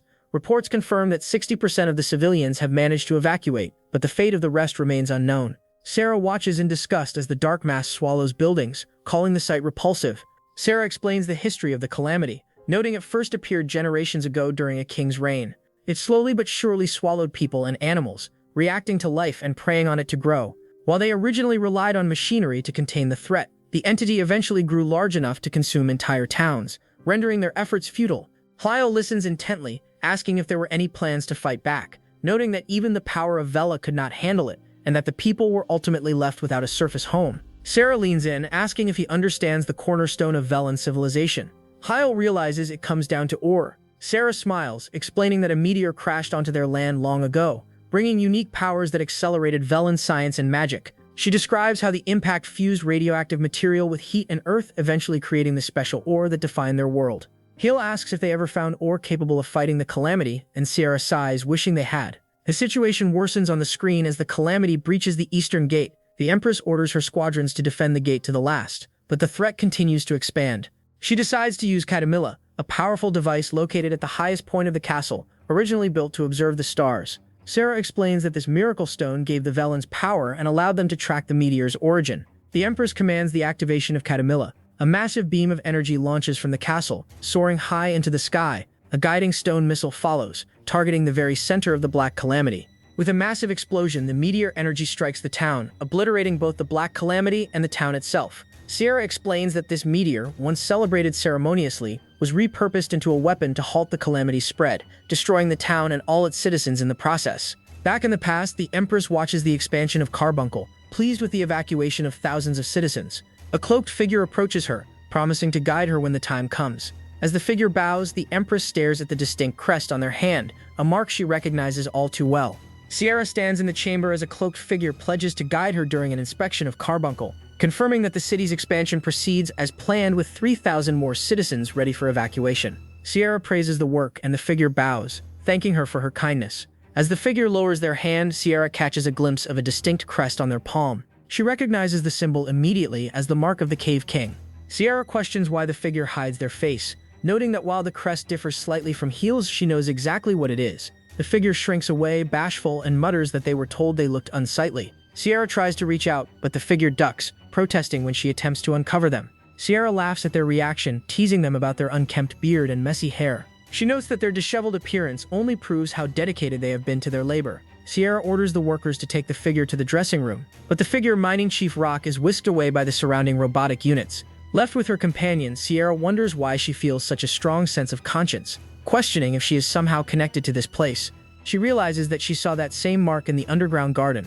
Suddenly, the scenery shudders around them, and a violent tremor rocks the world. The perspective shifts to the present, where Sierra suddenly clutches her head, feeling the shockwave. Across the room, Heel and Shell watch as Sierra snaps back to reality. She realizes that the world she was experiencing in her vision just moved. The scene jumps to an underground construction site, where Rock stands before a wall of rock. He swings an ice axe, and with a burst of power, he instantly carves the stone into a grand living area. Nearby workers cheer for their chief as he finishes his work. Rock approaches Sierra and her companion, apologizing for the wait and explaining that he had urgent business to conclude. Sierra watches him, startled by his sudden arrival, as he gives the order for the others to finish the remaining tasks. Rock, now revealed to be the same person Sierra met before, steps forward to guide her through Carbuncle. Sierra, still disoriented by the shifting reality, struggles to process whether she has traveled back in time or if this is another vision.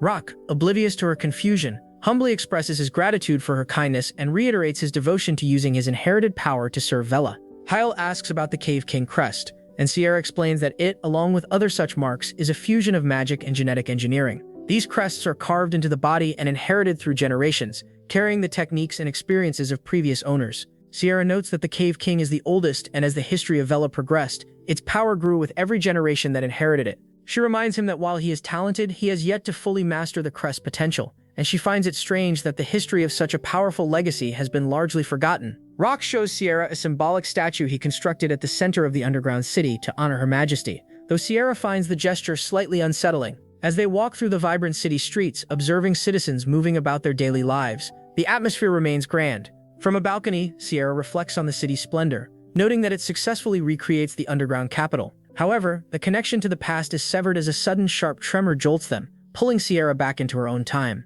Back in the present, Sierra recovers in the Dryad room, reeling from the intense vision. She explains to Yahello that Carbuncle was never an ideal solution, as living underground for generations eventually exhausted the people. To combat this, they initiated the Dryad plan. The scene shifts to a laboratory where Sierra monitors the preservation of Arum. Sierra explains that Arum can only survive within living hosts, and since previous preservation methods failed, they now use artificial cavo creatures as temporary vessels. These creatures can theoretically live forever if supplied with water, allowing them to store Arum safely. The researchers observe the Arum within the lab, noting that it takes over a year for the substance to reject its artificial cavo hosts. They realize the Arum is actively trying to escape its containers. Sierra stares at the glowing material, and as she reaches out, her touch triggers a powerful reaction. A radiant crest pulses on her hand, causing her to stagger back in physical agony and reality. Yahello rushes to her side, shouting her name in alarm as he sees the orb she touched. Sierra gasps, warning him that the Dryad crest's power will consume them if he fails to destroy it.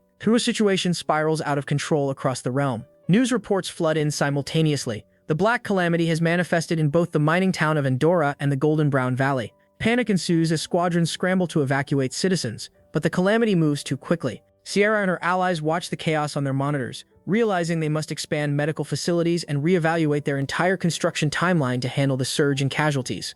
Tensions rise as they realize food supplies are dwindling, and public order is fracturing. Suddenly, Sierra is overwhelmed by another jarring vision. She finds herself floating in a void, clutching her head as the world around her shatters like glass. In the Dryad room, she collapses, gasping for breath while Heel tries to steady her. She cries out in pain, sensing that the very reality around them is fracturing under the pressure of the calamity. The perspective shifts to the kingdom of Sandfall Elves, where a king and his son stand before a mysterious glowing seal hidden deep underground. The king warns his son Oren never to touch the seal, as lifting it would unleash a force they could not contain. Oren looks at the sealed artifact, observing that there is still no activity on the surface. However, as he gazes at the trapped dark energy within the geometric prism, his expression twists into a manic, malevolent smile. He grips the artifact and vows that they cannot conquer the world, but they can certainly destroy it. Sierra, feeling the heavy toll of the Dryad's power, struggles to contain the Arum. Hio watches in shock as the energy surges, and Sierra clutches her head in pain. Suddenly, the surroundings shift. Heel stands in an underground garden staring at the Empress of Vela and her companions standing before a statue. Confused, Heel wonders if he has traveled back in time to the underground garden. He notices the Empress and the man beside her, his eyes locking onto the distinct crest on the man's hand. The man uses the power of his crest, forming a glowing symbol of infinity above the Empress's head. The Empress thanks him, noting that the task is complete even as Heel observes the crest pulsating. The two characters share a history, with the Empress playfully teasing that she is betting on her victory in an old wager. The man accepts the challenge, promising to win before stepping forward. As he moves, he seems to pass directly through Heel, leaving Heel stunned and recalling the last time he saw him. Heel calls out to Rihanna, but the voice he hears is distorted and distant. A sudden burst of energy pulls Heel into a strange honeycomb-like structure. Falling through the narrow beehive-shaped shafts, Heel realizes this place is designed for preservation. He spots Rihanna drifting in the distance, but she appears unresponsive to his shouts, leading him to realize he needs the power of the Dryad crest to reach her. Heel finds himself in a room filled with pods where Nona and others work to maintain the souls within the cavo. Sierra explains that the Dryad's true purpose is to rest souls. They developed a Dryad replica to replicate that power, allowing them to put the souls of their people into the cavo to sleep safely, while they waited for the age of the Black Calamity to pass. This entire preservation effort was known as the Dryad Plan. Sierra tells Heel that she initiated the Dryad Plan before the replica was even complete, driven by the knowledge that Carbuncle was reaching its breaking point. She explains that she could no longer support the massive population and felt she had no other choice. Sierra talks to Nona about the device, confirming she approved its development after hearing everyone's input.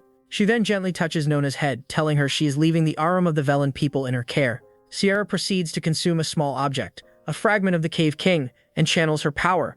A brilliant light erupts, and with a surge of energy, she manifests the Dryad, casting a powerful barrier. Hill watches, overwhelmed by the sudden intensity. The immediate strain causes Sierra to collapse. Hill catches her, concerned for her well-being. Sierra apologizes, admitting that Riena's body is struggling to reject the foreign substance of the Arum. She warns Hill that if she stays, her own Arum will break, and she confesses that her consciousness is becoming muddled with Riena's.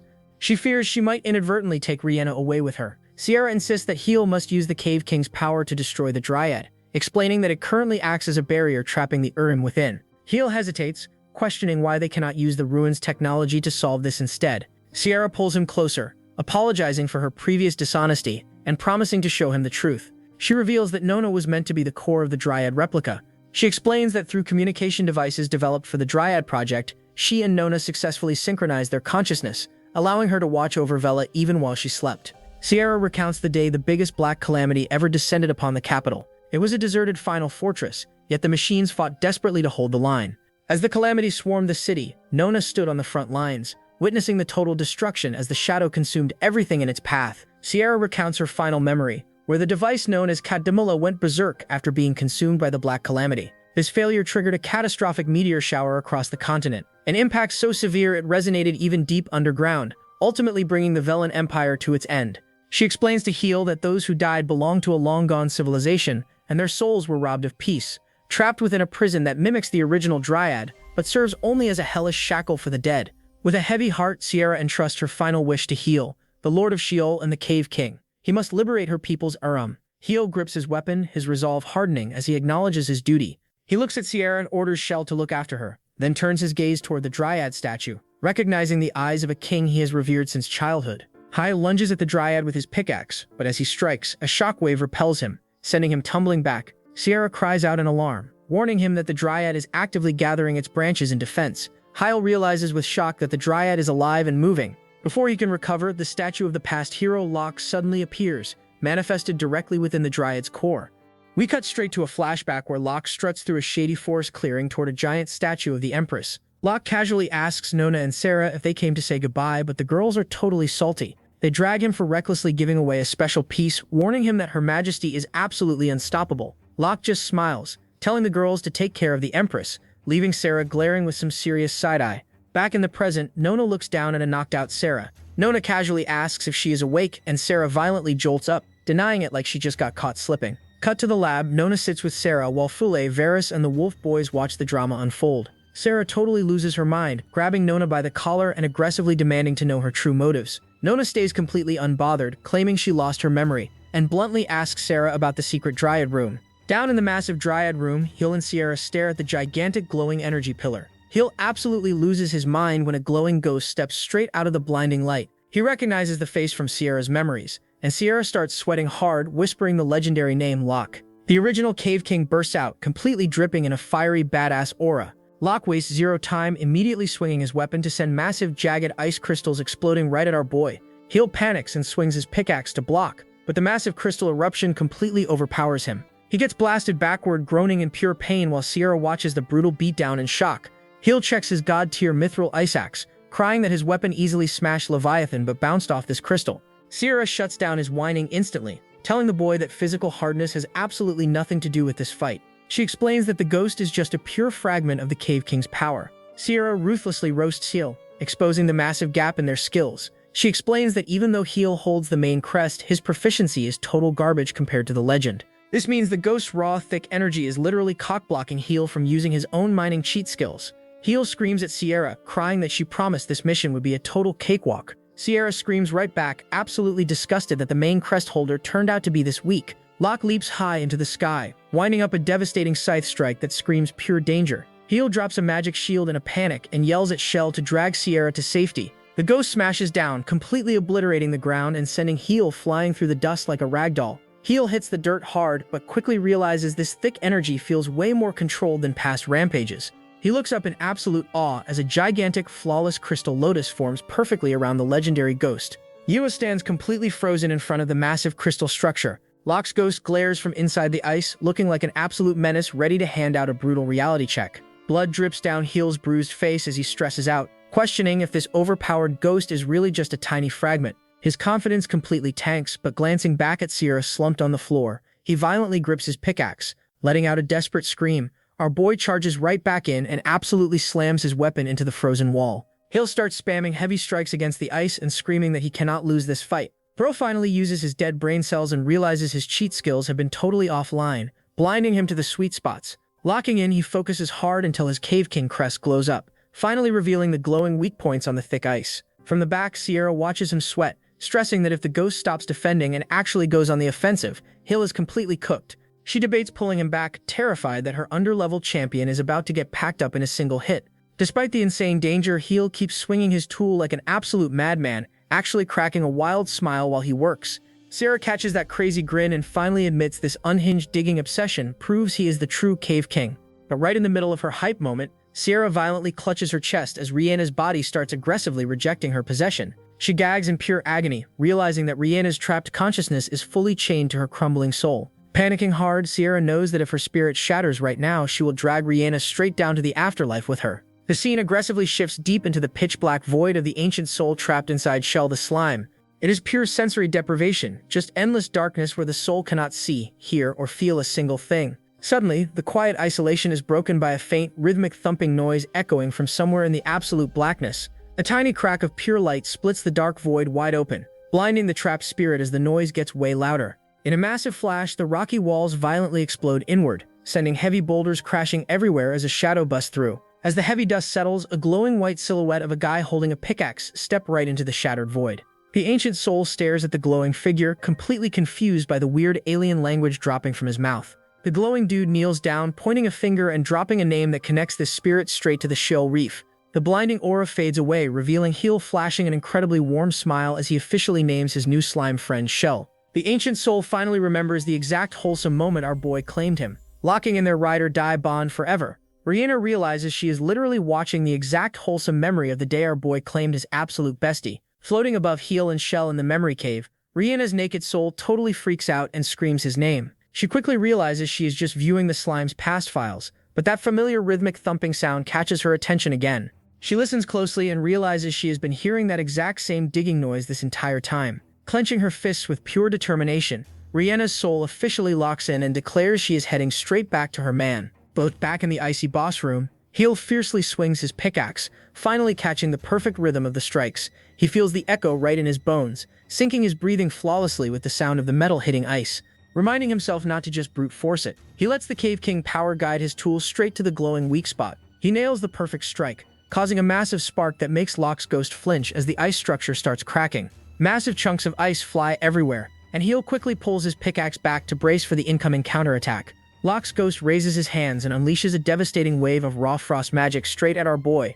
Hyel screams at the top of his lungs, winding up his glowing pickaxe to clash with the legendary Cave King's power. The attacks collide in a blinding explosion, but Locke's heavy ice spike violently pushes Hyel backward, completely overwhelming his defenses. Hyel's boots skid hard across the floor as the crushing pressure of the ice blast forces him to lose ground. Grinding his teeth, he sweats bullets and admits the massive power gap between him and the ghost is just too huge. Just as he is about to fold, a pair of hands suddenly wraps tightly around his own on the pickaxe handle. Sierra jumps in right behind him, but when she screams his name, he instantly realizes his Princess Rihanna is finally back in control. Heel's eyes go wide in pure shock before he lets out a massive scream of absolute hype and realization. With Rihanna backing him up, his crest glows with an insane surge of maximum energy. Pushing forward together, they scream at the top of their lungs and completely obliterate the incoming ice attack. In one flawless, devastating combined strike, they completely shatter the entire crystal fortress into a million pieces. The Heel and Rihanna get blown back by the massive shockwave, hitting the hard stone floor while Shell safely bounces away. Rihanna opens her eyes looking totally dazed, and Heel immediately scrambles over to her, stressing hard and screaming her name. Our boy asks if it is really her, and when she smiles and confirms it, he instantly pulls her into a tight, desperate hug. Hill is sweating bullets, trauma-dumping about how he was absolutely terrified of losing his girl forever. Rihanna closes her eyes and leans into the embrace, but Hilla suddenly realizes he is moving way too fast and completely fumbles the bag. He jumps back blushing like crazy, stuttering a weak apology for grabbing her out of nowhere. Rihanna is not having it, immediately pulling him right back and pressing his red face straight into her soft chest. Peachy tells him to listen to her heartbeat, proving she is fully back and promising she is not going anywhere. Heel is fighting for his life in those pillows until the ghost steps in again into the destroyed crystals. He grabs the fragment and totally forces it straight into the Cave King crest on Heela's hand. A booming voice echoes in the room, announcing that the ancient fragment officially accepts this boy as the new goat. The voice confirms the fragment's power is completely undone, and Locke's ghost starts crumbling away into sparkly dust. Rihanna points in pure shock as the giant Empress statue inside the crystal also shatters, completely wiping the massive dryad tree off the map. Heel looks at the giant empty crater, taking a deep breath and calling it a massive win for Sierra. But the vibe instantly dies when Sarah aggressively steps through the giant doors looking like pure evil, with Nona chasing right behind her. The monster squad violently busts through the doors, abruptly interrupting Nona and Sarah as Foley screams out to ask if they have finally found the Dryad room. Triggered by the destruction of her precious tree, Sarah violently launches herself at the intruders. Heel and Rihanna panic, screaming at the angry doll to stop, but before anyone can clash, raw energy violently rips from Rihanna's chest. Empress Sierra's spectral form completely separates from her host, floating majestically in the center of the room. Sarah stops dead in her tracks and instantly drops to her knees in pure reverence. Sarah warmly notes that it has definitely been a hot minute since they last spoke, playfully ordering her loyal servant to stand up so she can actually see her face while calling Nona over to join the reunion. Instead of celebrating, Sarah frantically trauma dumps, crying and apologizing for failing to protect the Velen people from the Black Calamity. Sarah immediately shuts the pity party down, firmly stating that the disaster was absolutely unstoppable and not her fault. Pointing around the intact room, the Empress proves her dolls held the line perfectly. She kneels to give both of them well-deserved head pats, praising them for flawlessly completing their mission to keep the sleeping souls safe. Turning her glowing attention to Shell, Sierra drops a massive thank you to the slime for acting as a super comfy bouncy mattress for her soul. She then shifts to Rihanna, offering a sweet apology for hijacking her body without consent. Though Rihanna just claps her hands and cheerfully admits she actually loves snooping through the Empress's premium royal memories. Sierra finally looks to Heel, praising him for proving his Cave King status despite looking like a total novice. When a sweating Heel humbly claims he was totally carried by his princess and the squad, Sierra smirks, teasingly telling him to learn how to properly escort a lady before the main event. As Heel turns bright red, fumbling his words, Rihanna innocently asks what happens to the ancient souls now. Wanikoff to a ball around them, the glowing souls finally leave the slimes and float upward. Sierra explains that with the Dryad's heavy barrier destroyed, her people are finally free to cross over to the afterlife. Looking softly at Heel, she asks for one final, incredibly selfish favor. In an instant, the group relocates to a breezy ocean cliffside. Down in the valley below, the goblin crew screams in absolute chaos as ghost orbs float through their camp. But Sierra ignores the panic, staring out at the water in total awe. Heartbroken, Sarah and Nona step up behind the Empress, asking if she is really leaving them forever. Sarah turns around with a bright smile, grateful they finally got to have a real conversation before dropping a massive bombshell. She is officially assigning them their absolute hardest mission yet. As the two dolls gasp and brace themselves for a brutal combat order, Sierra floats into the sky and commands them to finally start living for their own happiness. Nona and Sarah just stare blankly, their robotic brains short-circuiting at the very concept of free will. Flashing one last breathtaking smile, Sierra promises they will eventually figure it out before completely fading away into pure blinding light, leaving her dolls to truly live freely. Thus floating gracefully into the sky, Sierra drops her final heavy piece of advice on Heel, telling him that the ultimate secret to being a true king is literally just knowing how to deal with people. Holding hands with her loyal dolls one last time, she fully accepts her fate and floats straight up into the clouds, fading away into pure, sparkling light. Sierra signs off from the world with absolutely zero regrets, happily passing the torch with the certainty that the legendary Cave King crest is finally in good hands. Down on the dirt, Sarah clenches her fists in pure silence, immediately turning her back on the surface. Totally unable to process the massive emotional damage of losing her creator again, she walks straight back into the dark cave. Nona pauses for a second, admitting to Heel that even without her ancient memories, she belongs in the deep underground. She promises to take care of the abandoned Machina dolls while she tries to figure out her crazy new free will mission, leaving the squad behind to follow Sarah into the shadows for some heavy soul-searching. Back at the base, the Surface Squad is completely clueless about the massive royal drama that just went down. Elvin and Mappa sprint over to welcome their boss back, while Elvin frantically demanding to know why glowing ghost orbs suddenly blasted right out of their pet slimes. Rihanna flawlessly ignores his panic and changes the subject, suggesting they finally hit the dining hall. With Fola's stomach loudly rumbling, the crew heads off to eat, instantly noticing that the princess is rocking a suspiciously fresh new outfit. During a massive, mouth-watering feast inside their cozy wooden dining room, Heel and Rihanna fully lore-dump everything they just witnessed, exposing the truth behind the massive underground city and the ancient Velen Empire. Varys completely geeks out, furiously taking notes to properly document this wild history before stressing over what they should actually do with such a highly advanced and dangerously powerful ancient legacy. Stretching out, fully casually asks if they can just ask Sarah to keep those nasty chimeras from crashing the surface. Heel frowns, worrying that the two dolls are probably way too depressed right now to handle surface security. Being the ultimate nice guy, he packs up a heavy food basket, planning to take the slimes on a wholesome delivery run to check on them. But before he can even step outside, a goblin starts absolutely panicking about a random visitor rolling up to their turf. Hale peeks outside and drops his jaw in pure shock. Nona is standing right there in the dark. Her glowing eyes lock onto Hyle as dozens of heavy drone cubes buzz violently around her like a robotic mafia. Hyle and the surface crew freeze in pure panic, completely shook by the sudden sci-fi ambush. Terrified that Nona came to collect a body for trashing the Dryad, Fola screams her lungs out. Sweating bullets, she scrambles to open a heavy wooden chest, desperately crying out that they were literally just about to come visit her. Folding completely under the pressure, Fola tries to bribe the imposing doll with a massive box of fresh garden flowers.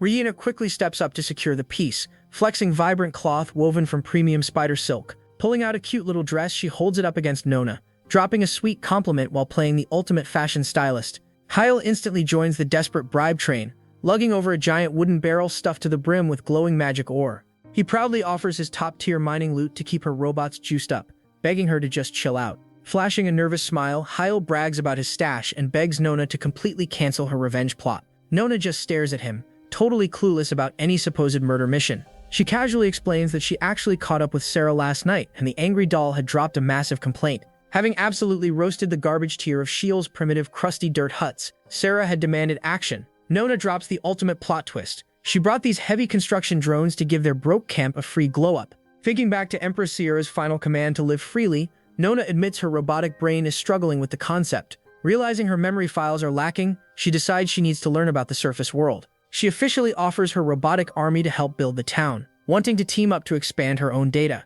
Hyle gets super hyped, promising he absolutely respects the underground city and refuses to ever destroy their turf. He points at the bribe stash and officially asks to merge their squads into one massive alliance. Hyle extends his hand and Nona carefully grasps it, quietly asking if this weird human ritual actually seals a friendship. The whole crew watches the wholesome handshake, officially locking in Sheol's very first diplomatic treaty with a lost civilization.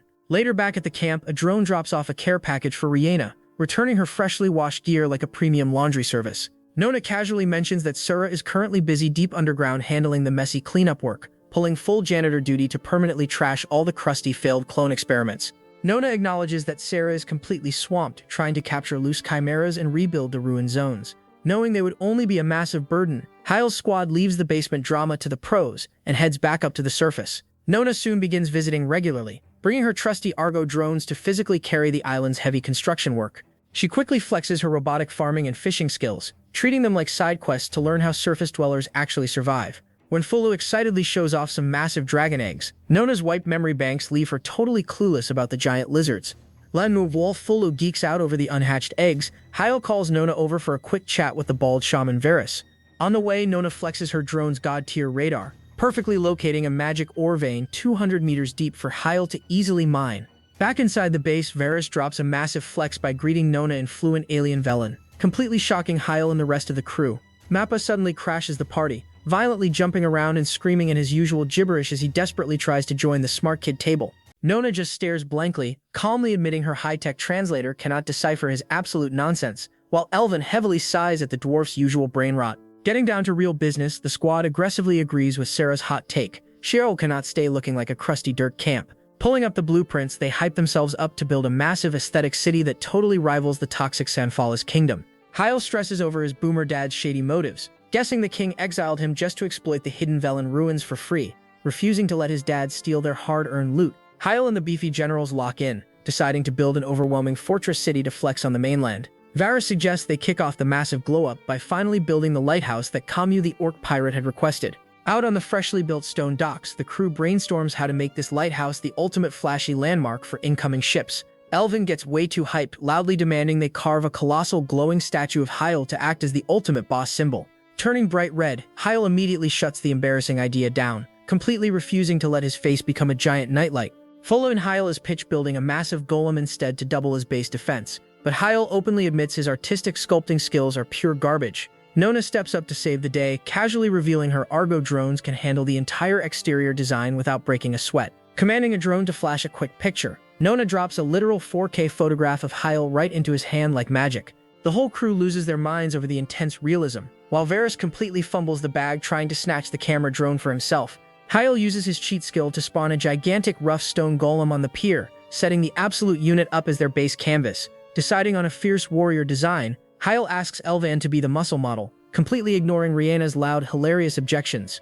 Elvan aggressively strikes the most scandalous, beefy poses for the drones, leaving Fulla blushing hard and blaming Kamu for his shameless influence, while Mappa strikes a frantic peace sign, radiating pure energy while the Argo drones hum around him, finalizing the construction. Hyle, Fulla, and Rhianna track the progress, deciding to wait for the machines to finish their heavy lifting before the sun sets on the harbor. Fulla, completely hooked on the novelty, begs Nona to snap more photos. When the drone spits out a crisp, magical image of her and Rhianna, the group collectively loses their minds, marveling at the technology and demanding their own mementos. Collage of their journey takes shape, sketches, candid shots, and group photos as the team celebrates their hard-earned progress. The sculpture project finally reaches its climax, a towering stone-wrought golem modeled exactly after Mappa, hammer raised high toward the sky. As twilight bleeds into the horizon, the residents of Sheol gather on the docks, staring up in awe as the massive statue's eyes ignite, transforming the golem into a functional, glowing lighthouse. The crowd erupts in cheers of Big Mappa, while Hyle grins, knowing Kamu finally have a safe path to their shores. With the mission a success, Hyle thanks Nona for her invaluable tech support. Before she departs, Rhianna and the team freeze a final moment in time, sharing a memento photo that captures every one of the crew. Later, Hyle ventures back into the silence of the deep caves with Shell, feeling the raw, pulsing heat of the Cave King fragment etched into his palm. He recognizes that while he has grown significantly stronger, his journey is far from over. He calls out for Folo to join him for a mining run, but the routine is shattered in an instant. As Folo approaches, cradling the clutch of dragon eggs, a sudden crack echoes through the tunnel. One of the shells is finally beginning to hatch. Yet on the other side, Hyle finally drops his tools, wiping the sweat from his brow after a grueling shift in the workshop. He tosses a word of thanks to Mappa for the overtime, promising to lean on him again soon, just as Rhianna wanders in calling for her hero. As they catch up, Rhianna asks about Folo's whereabouts, and Hyle notes that she's likely still obsessed with the dragon eggs. He recalls a past conversation with the merchant Roydon, where they had purchased fire dragon and wyvern eggs originally intended as high-end food, though Folo had been determined to raise them instead. She spent the last month carefully keeping the clutch warm with torches. Back in the present, Folo sprints toward the nest, desperate to see if the month of waiting has finally paid off. She reaches the chamber only to find the shells shattered and the nests empty. Panic sets in. She frantically scours the area, sobbing over the missing babies until a massive dark shadow looms silently behind her. Yahello and the others hear her cries and charge toward the commotion, only to skid to a halt when they find Full doubled over in overexcited laughter. A tiny, adorable baby dragon is perched on her, tickling her relentlessly. Full catches her breath and explains they had already hatched by the time she arrived. Suddenly, the infant dragon sneezes, unleashing a plume of fire on Elvin's face with thick, choking smoke. The group dives for water, Elvin coughing and shouting in a minor panic until Fulla manages to soothe the little beast. Yahello observes that while the fire dragon is a handful, the wyvern eggs remain stubbornly unhatched. The baby dragon immediately imprints on Fullo, trailing her every step.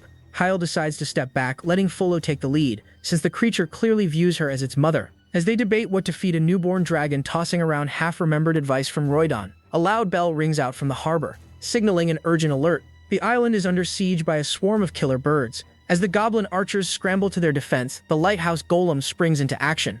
Its eyes flare with blinding light, channeling the light magic stones Nona had provided, and it begins firing precise, devastating lasers at the incoming avian horde. Fullo rushes to the front lines, watching in awe as the golem holds the sky, proving that their new protector is more than ready for its first real test. Fullo sprints toward the dock with the baby fire dragon Farl perched proudly on her shoulder, eager to see the aftermath of the aerial assault. Mappa and Elvin confirm that Big Mappa's laser defense system made short work of the killer bird swarm. Fullo celebrates the victory, not just for the island's safety, but for the bounty of fresh meat left behind.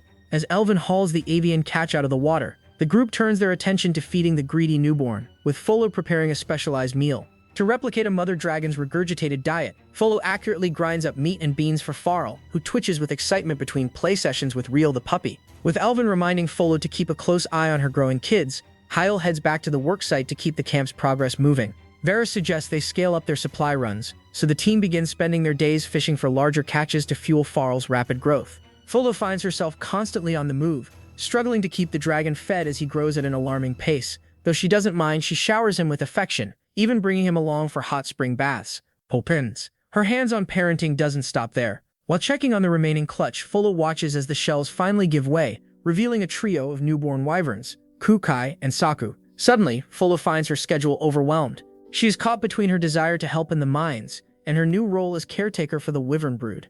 Noticing her struggle, Yahello gathers the squad to unveil the second urban development plan. He assures the team that he and the others will double their efforts, working overtime in the mines to cover for Fullo's absence so she can focus on raising the next generation of island defenders.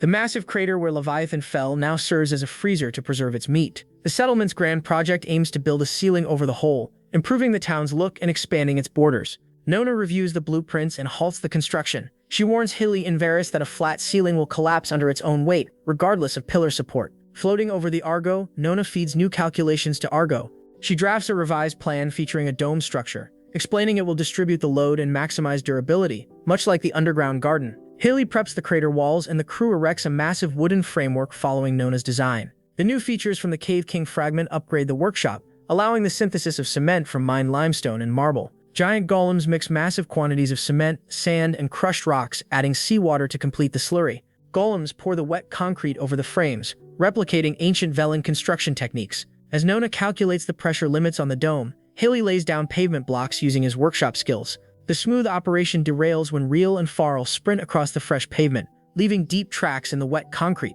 Khalid chases after them in a panic, shouting apologies. Hilly watches the chaos, noting the material needs time to harden. Nearby, Kaiku and Saku practice their flying, carrying Ril through the air. Farl refuses to take off. Hilly and Shell walk into the area and find Fulva trying to coax Farl into using his wings. Hill suggests there is no rush, but Fulva insists that bad habits formed early will cause problems later. Switching topics, Hilly asks about Rihanna. A worker points Hilly toward Yggdrasil. Hilly and Shell climb the massive winding roots. At the top, Hilly finds Rihanna standing in a field of blooming flowers, the wind carrying petals around her. He stares in awe until she turns and greets him. She notes it is rare to see him climb the tree and asks if he is looking at something. De Paris looking down from the high vantage point, they admire the town expanding around the Big Mappa statue.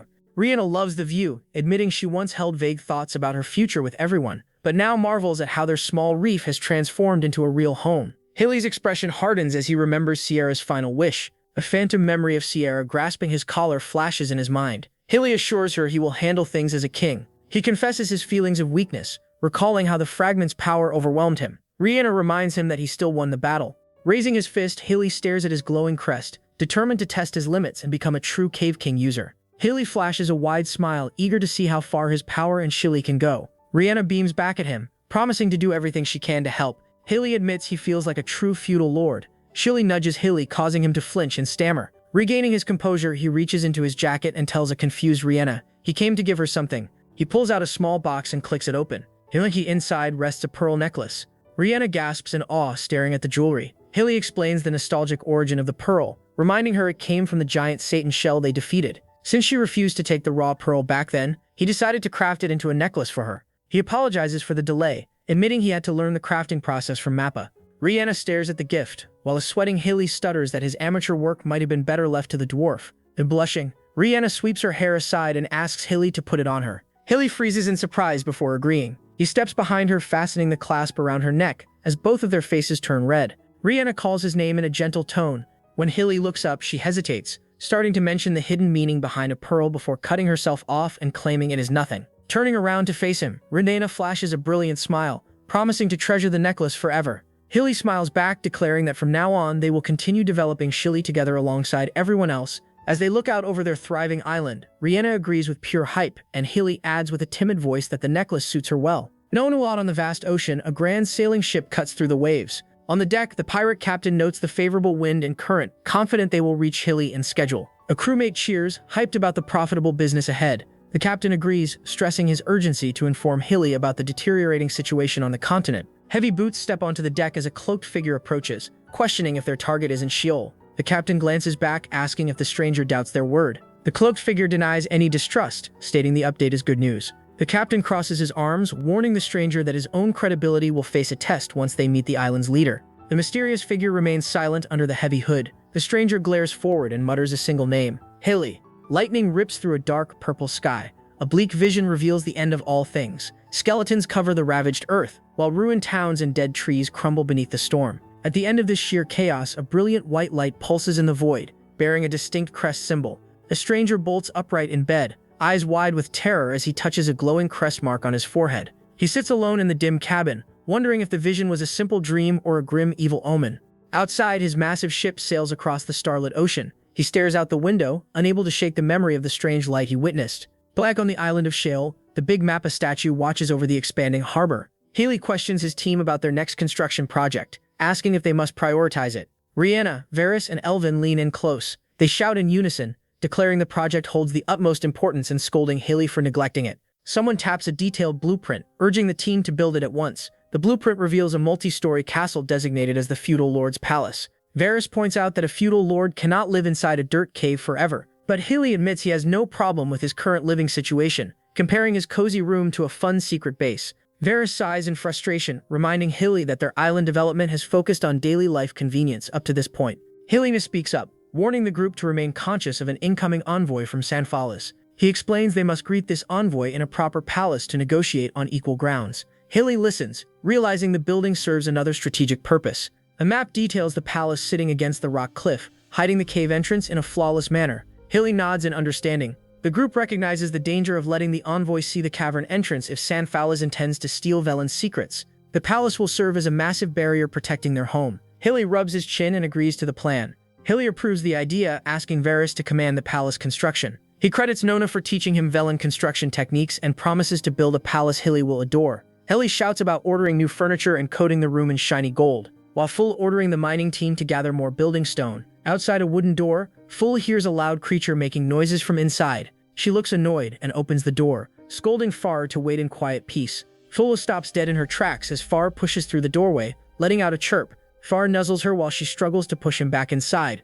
promising to come out soon. Hilly, Rihanna, Elvin, and Varys watch the struggle. Hilly smiles, noting how big Far has grown. Full steps outside, guiding Farah into the open air. Farah towers over the group, while Kai, Ku, and Saku soar around the rooftops. Full Sura recalls holding the tiny babies just 2 months ago, amazed at how they grew so fast. Hilly turns to False, giving her permission to skip afternoon mining duty. Hilly waves his hand with a smile, assuring False the mining team will manage without her. False agrees and mounts Farah, promising to help Hilly later.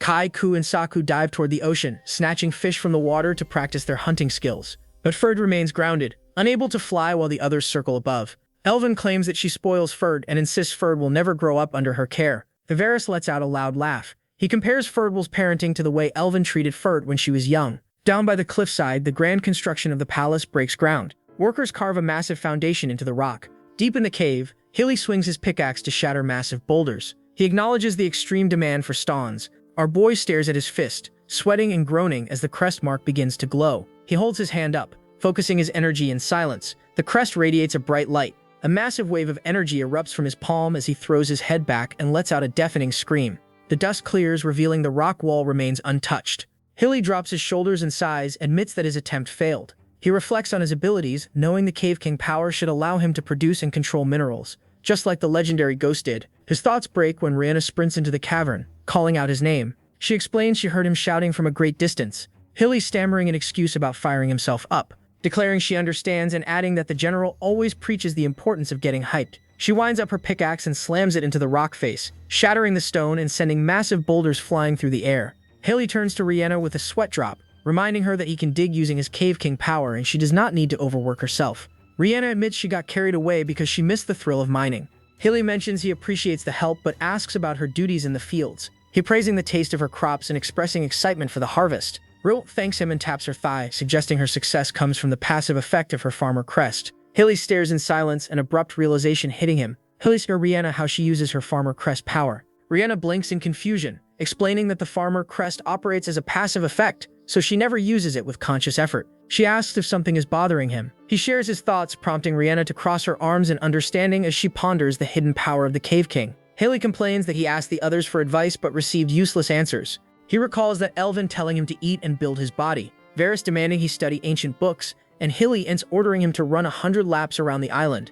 Rhianna reminds our boy that he unleashed incredible power back in the Dryad room. She suggests they recreate that exact high-stress situation. She steps in front of Hilly and presses her cack against his front, mimicking their stance during the boss fight. Hilly sweats and stammers that he does not think this method is correct. Hilly stares at his marked hand, complaining that his lack of knowledge about the Cave King is the real problem. Rhianna smiles, suggesting Sarah might hold the answers. Hilly agreeing that Sarah holds ancient memories that could crack the mystery. Hilly drops his hype, sweating with extreme awkwardness. He asks if she's still furious at him. Rhianna smiles with warmth, promising they can prepare more gifts and pay Sarah a proper visit. She beams at Hilly, adding her firm belief that all his hard efforts will bear fruit. Hilly regains his confidence and agrees. He declares that if he wants to master the Cave King, his single option right now is to keep mining. Renona shouts her agreement. She vows to cover Full Soul's workload, and Hilly tells her he is counting on her. Renona charges at the rock wall and resumes her aggressive digging. Our boy watches her to pushing the limits since start. A confident smile spreads across his face. Varys and Mappa master the new concrete technology, guiding the workers with precision. The palace construction advances without major issues, and soon the sprawling foundation takes shape. Up on a high cliff, Full counts to 3. She dives off the edge alongside a group of winged wyverns, plunging straight into the ocean below. She surfaces with a laugh. Up on the ledge, Rio barks encouragement to Feb. Full calls up, assuring Fard it is safe and urging him to try flying. Far leaps from the cliff. Full shouts for him to flap his wings. Far plummets toward the water, panicking before hitting the surface with a massive splash. He bobs back up, flailing and splashing without taking flight. Riluth whines from the cliff. Full floats beside Far, sighing and calling the cliff jump progress. Riluth barks again, catching Full's attention. She asks Rilu what he sees, and looks out across the water. Her eyes widen as a massive galleon approaches the island. Aboard the ship, Camus the orc pirate laughs. He admits he requested a lighthouse but never expected a giant stone dwarf. The ship sails closer. Camus looks ahead, wondering how Sheol has changed and expressing eager anticipation to see Healy again. The islanders run toward the stone docks. The grand ship drops anchor beneath the lighthouse. Camus tips his hat to Heel, Rhianna, and Shell, who wave from the pier. The crew unloads cargo, mingling with the excited locals. Camus notes the thriving business and island development. He asks Hilly if a grand adventure took place, teasing that Hilly has grown as a man once more. Camus promises to showcase their goods after unloading, suggesting they talk later. The crowd cheers, eager to throw a banquet and hear stories of Camus' travels. Hilly turns his attention to 2 cloaked figures. The cloaks fall away, revealing 2 imposing armored knights. Hilly admits these 2 do not look like people from Corvus. One knight addresses his companion as Gilbert. Gilbert steps forward and tosses a wooden sword to Hilly, instructing him to use it. Hilly catches the weapon in confusion. The knight draws his own wooden sword. Hilly stammers, wondering what is happening and asking if these strangers know him. The crowd forms a wide ring around them. The knight asks if Hilly is ready. Rowena stare in confusion. The audiences watch with nervous tension. The knight raises a hand and calls to begin the match. Hilly has almost 0 time to react. The armored figure dashes forward with explosive speed, The knight unleashes a devastating overhead strike. Hilly raises his wooden sword just in time to block the blow, his eyes wide with shock. The crowd gasps in terror as the sheer force of the impact sends Hilly hurtling backward through the air. The armored knight declares a hit and calls an end to the match. Hilly crashes into the ground, dropping his wooden sword as the crowd shouts his name in panic. Rihanna sprints across the courtyard. She drops to her knees beside the dazed, battered hero, asking if he is all right. Rihanna glares up at the attacker, demanding to know what they are doing to him. The knight ignores her protests and reaches up to unlatch the heavy visor. Rihanna gasps in shock as the attacker removes the helmet. The unmasked challenger looks down, stating she expected much more progress after 6 years. Holding her helmet under one arm, she scoffs with pure disappointment. She looks Hilly in the eyes and tells him he remains just as weak as ever. The crowd erupts in confusion, questioning the attacker's gender while Rihanna protests the brutal hit. Hilly sits up, rubbing his aching head, and tells the panicking islanders to wait. The armored girl huffs, clapping the dust from her hands. Hilly stares at her in shock, recognizing her face. He calls her Layla. Standing tall in her armor, she introduces herself as Layla Lumiere de Etoile du Balian. Varys and Hilliness gasp at the name of the famous duchy. Hilly sweats, realizing he knows no one else who acts this aggressive. Layla mocks him, claiming she thought he forgot her. Hilly points to the second knight, recognizing him as her attendant, Gilbert. The knight removes his helmet, revealing a thick mustache, and expresses his honor at seeing Hilly again. Rihanna asks if Hilly knows them, and he admits a vague connection before questioning why they arrived on Camus' ship. Layla smirks, claiming a dream revelation guided her here. The whole group stares in utter confusion. Layla dismisses her own joke and demands to know how long Hilly plans to leave his guests standing outside. Panicking, Hilly asks Varys to prepare an empty house. Varys scrambles to comply, but Layla shouts in protest. She demands a guest room in the palace, questioning Hilly's status as a feudal lord without a proper castle. Hilly glares back, informing her the palace remains under construction, and she must deal with a new house. Layla shoots him a fierce glare before clapping her hands, ordering the Corvus crew to transport her luggage. The Corvus men struggle to haul massive chests and a stubborn horse. A gigantic cart piled high with cargo rolls through the settlement. Hilly and Rihanna stare in sheer disbelief, asking if the mountain of items belongs to her. Layla brags about her wardrobe, dresser, tea table, and chairs, declaring them essential for a proper lady.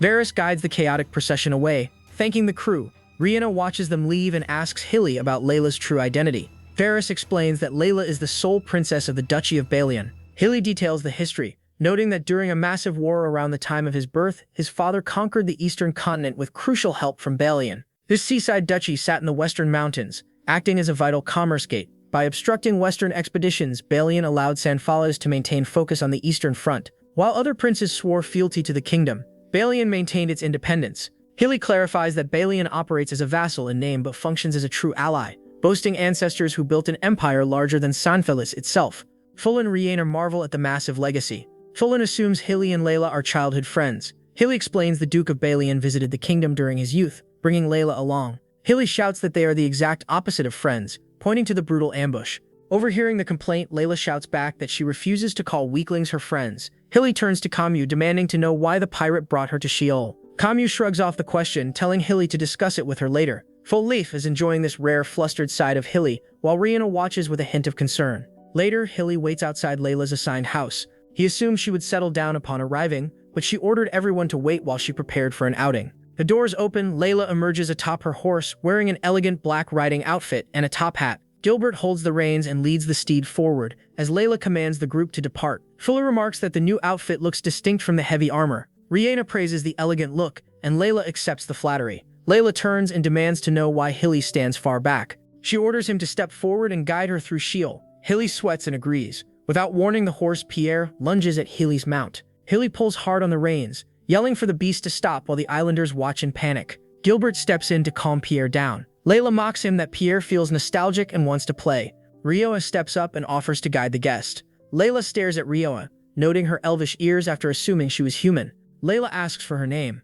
Rihanna introduces herself. Layla orders Rihanna to lead the way. Varys watches the procession depart and tells Hilly this presents a prime opportunity. Varys notes they built the island to showcase their progress, and Elvan agrees, reminding the shaman they plan to receive an envoy. The group tours the settlement, but they keep the deep secrets hidden. Massive stone golems carry heavy timber and slimes balance large stone blocks on their heads. Layla watches the goblins work and observes a giant spider near the cavern entrance. They gaze at the massive vegetables growing in the fields while wyverns soar overhead. Layla observes the surroundings and states the island belongs to monsters while Hilly asks if this concerns her, but she denies it, claiming pure curiosity. Layla turns to the gathered monster residents. She asks why they follow Hilly as their ruler. Varys questions her intent. Layla explains Hilly holds the title of Prince in San Fallis, but that logic applies to human kingdoms alone. She challenges the crowd, asking what benefit a human royal lineage provides them. She questions if following a weak human brings dishonor to proud monsters, while Elvin steps forward, crossing his arms with a stern glare, and declares he cannot ignore that insult.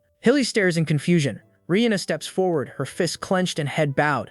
She unleashes a fierce shout, declaring that Hilly's character makes the division between humans and monsters irrelevant. She reminds Layla that Hilly risked his own life to save them all, recalling his brutal ocean battle against the giant shell monster. Raising her head, Rhianna insists true power extends far beyond physical strength and denies that Hill is weak. The entire island crew rallies behind Rhianna, standing united. Suddenly she realizes that she spoke out of turn, so she offers a hesitant apology to Layla. Turning away with a smug smirk, Layla bursts into loud booming laughter, startling the group. Catching her breath, Layla confesses she misjudged Hilly. She acknowledges his genuine growth into a feudal lord, then ruins the moment by bringing up a childhood memory of Hilly crying over wet sheets. Hilly flushes red with intense embarrassment. His tone shifts to anger as he demands to know her true purpose on the island, pointing out she did not cross the ocean just to stroll. He urges her to leave soon with Camus, warning her not to cause her father distinct worry. Layla goes silent. Her eyes darken with heavy sorrow. Hilly pauses, confused, and asks if she fought with the Duke. Gilbert steps forward. His face grave, he reveals that returning home poses a direct threat to Layla's safety. Hilly gasps in shock. Layla lowers her gaze and confesses the tragedy began 3 months ago. Our boy frees in absolute horror at the news. Hilly stammers a quick apology for his harsh words, but Layla brushes the pity aside. Varys calls the murder outrageous and demands to know the culprit. Layla tightens her grip on her reins, admitting the killer remains unknown. She reveals she witnessed the assassination in a dream. Hilly and Elven stare in disbelief. A glowing crest manifests on Layla's forehead. Varys gasps, recognizing the mark of the prophet, a legendary power said to reveal the future. Layla downplays the crest, explaining her visions manifest as confusing dreams that make sense after the events occur. She clutches her chest, her face twisting in pain as she recalls that specific dreadful night. In her vision, a massive ominous shadow loomed over her sleeping father. Layla screamed for the phantom to get away. She tried to chase the entity but felt a black sea drag her under. She awoke in a cold sweat, gasping for air in her dark bedroom. She rushed straight to her father at dawn. The Duke listened to her frantic warning. He dismissed the shadow as a potential female visitor at first, but upon seeing her terror, he took the bad omen with serious intent. Refusing to doubt her prophet crest, he suspected robbers and ordered Gilbert to double the castle security. He thanked Layla, confident their preparations would ensure their safety. Layla agreed, yet a lingering dread remained. Despite the extra guards, the Duke collapsed soon after. Layla sat by his bedside while Gilbert assumed the dream foretold a sudden illness. The bedridden Duke accepted his condition as his natural lifespan, but Layla insisted the shadowy phantom caused his downfall. The dying Duke told Layla she was too young to lead the family and instructed her to trust Georges. Georges stood beside the bed, promising his dying brother he would act as guardian and secure the duchy's future. The Duke held his brother's hand, remembered by Layla as a strict ruler who always showed kindness to his blood. Gilbert explains Georges executed revolutions in the court, taking firm control of the family by replacing loyal attendants with his own people. He states Layla quickly found herself isolated. Ashton notes this mirrors events in the capital and asks what caused the Duke's illness. Gilbert suspects assassination through poison or a curse. Despite lacking concrete proof, Layla fled in a wagon with Gilbert and Guilford, intending to seek refuge in Margina. They traveled at night, eventually discovering a decaying church with a bell tower matching Layla's vision. Finding a boat near the Black Sea, they stole it to cross the water, hoping to reach Margina faster. Gilbert recounts their boat sinking. Fortunately, Camus and his crew arrived, trading nearby and hearing news of the Duke's death. Camus explains they used the abandoned church as a base and rescued the trio, though he never expected to encounter the Duke's daughter. Camus adds that the rescue happened late at night. He was the first to notice something amiss deep within the forest. The darkness solidified, and a massive, ominous shadow emerged.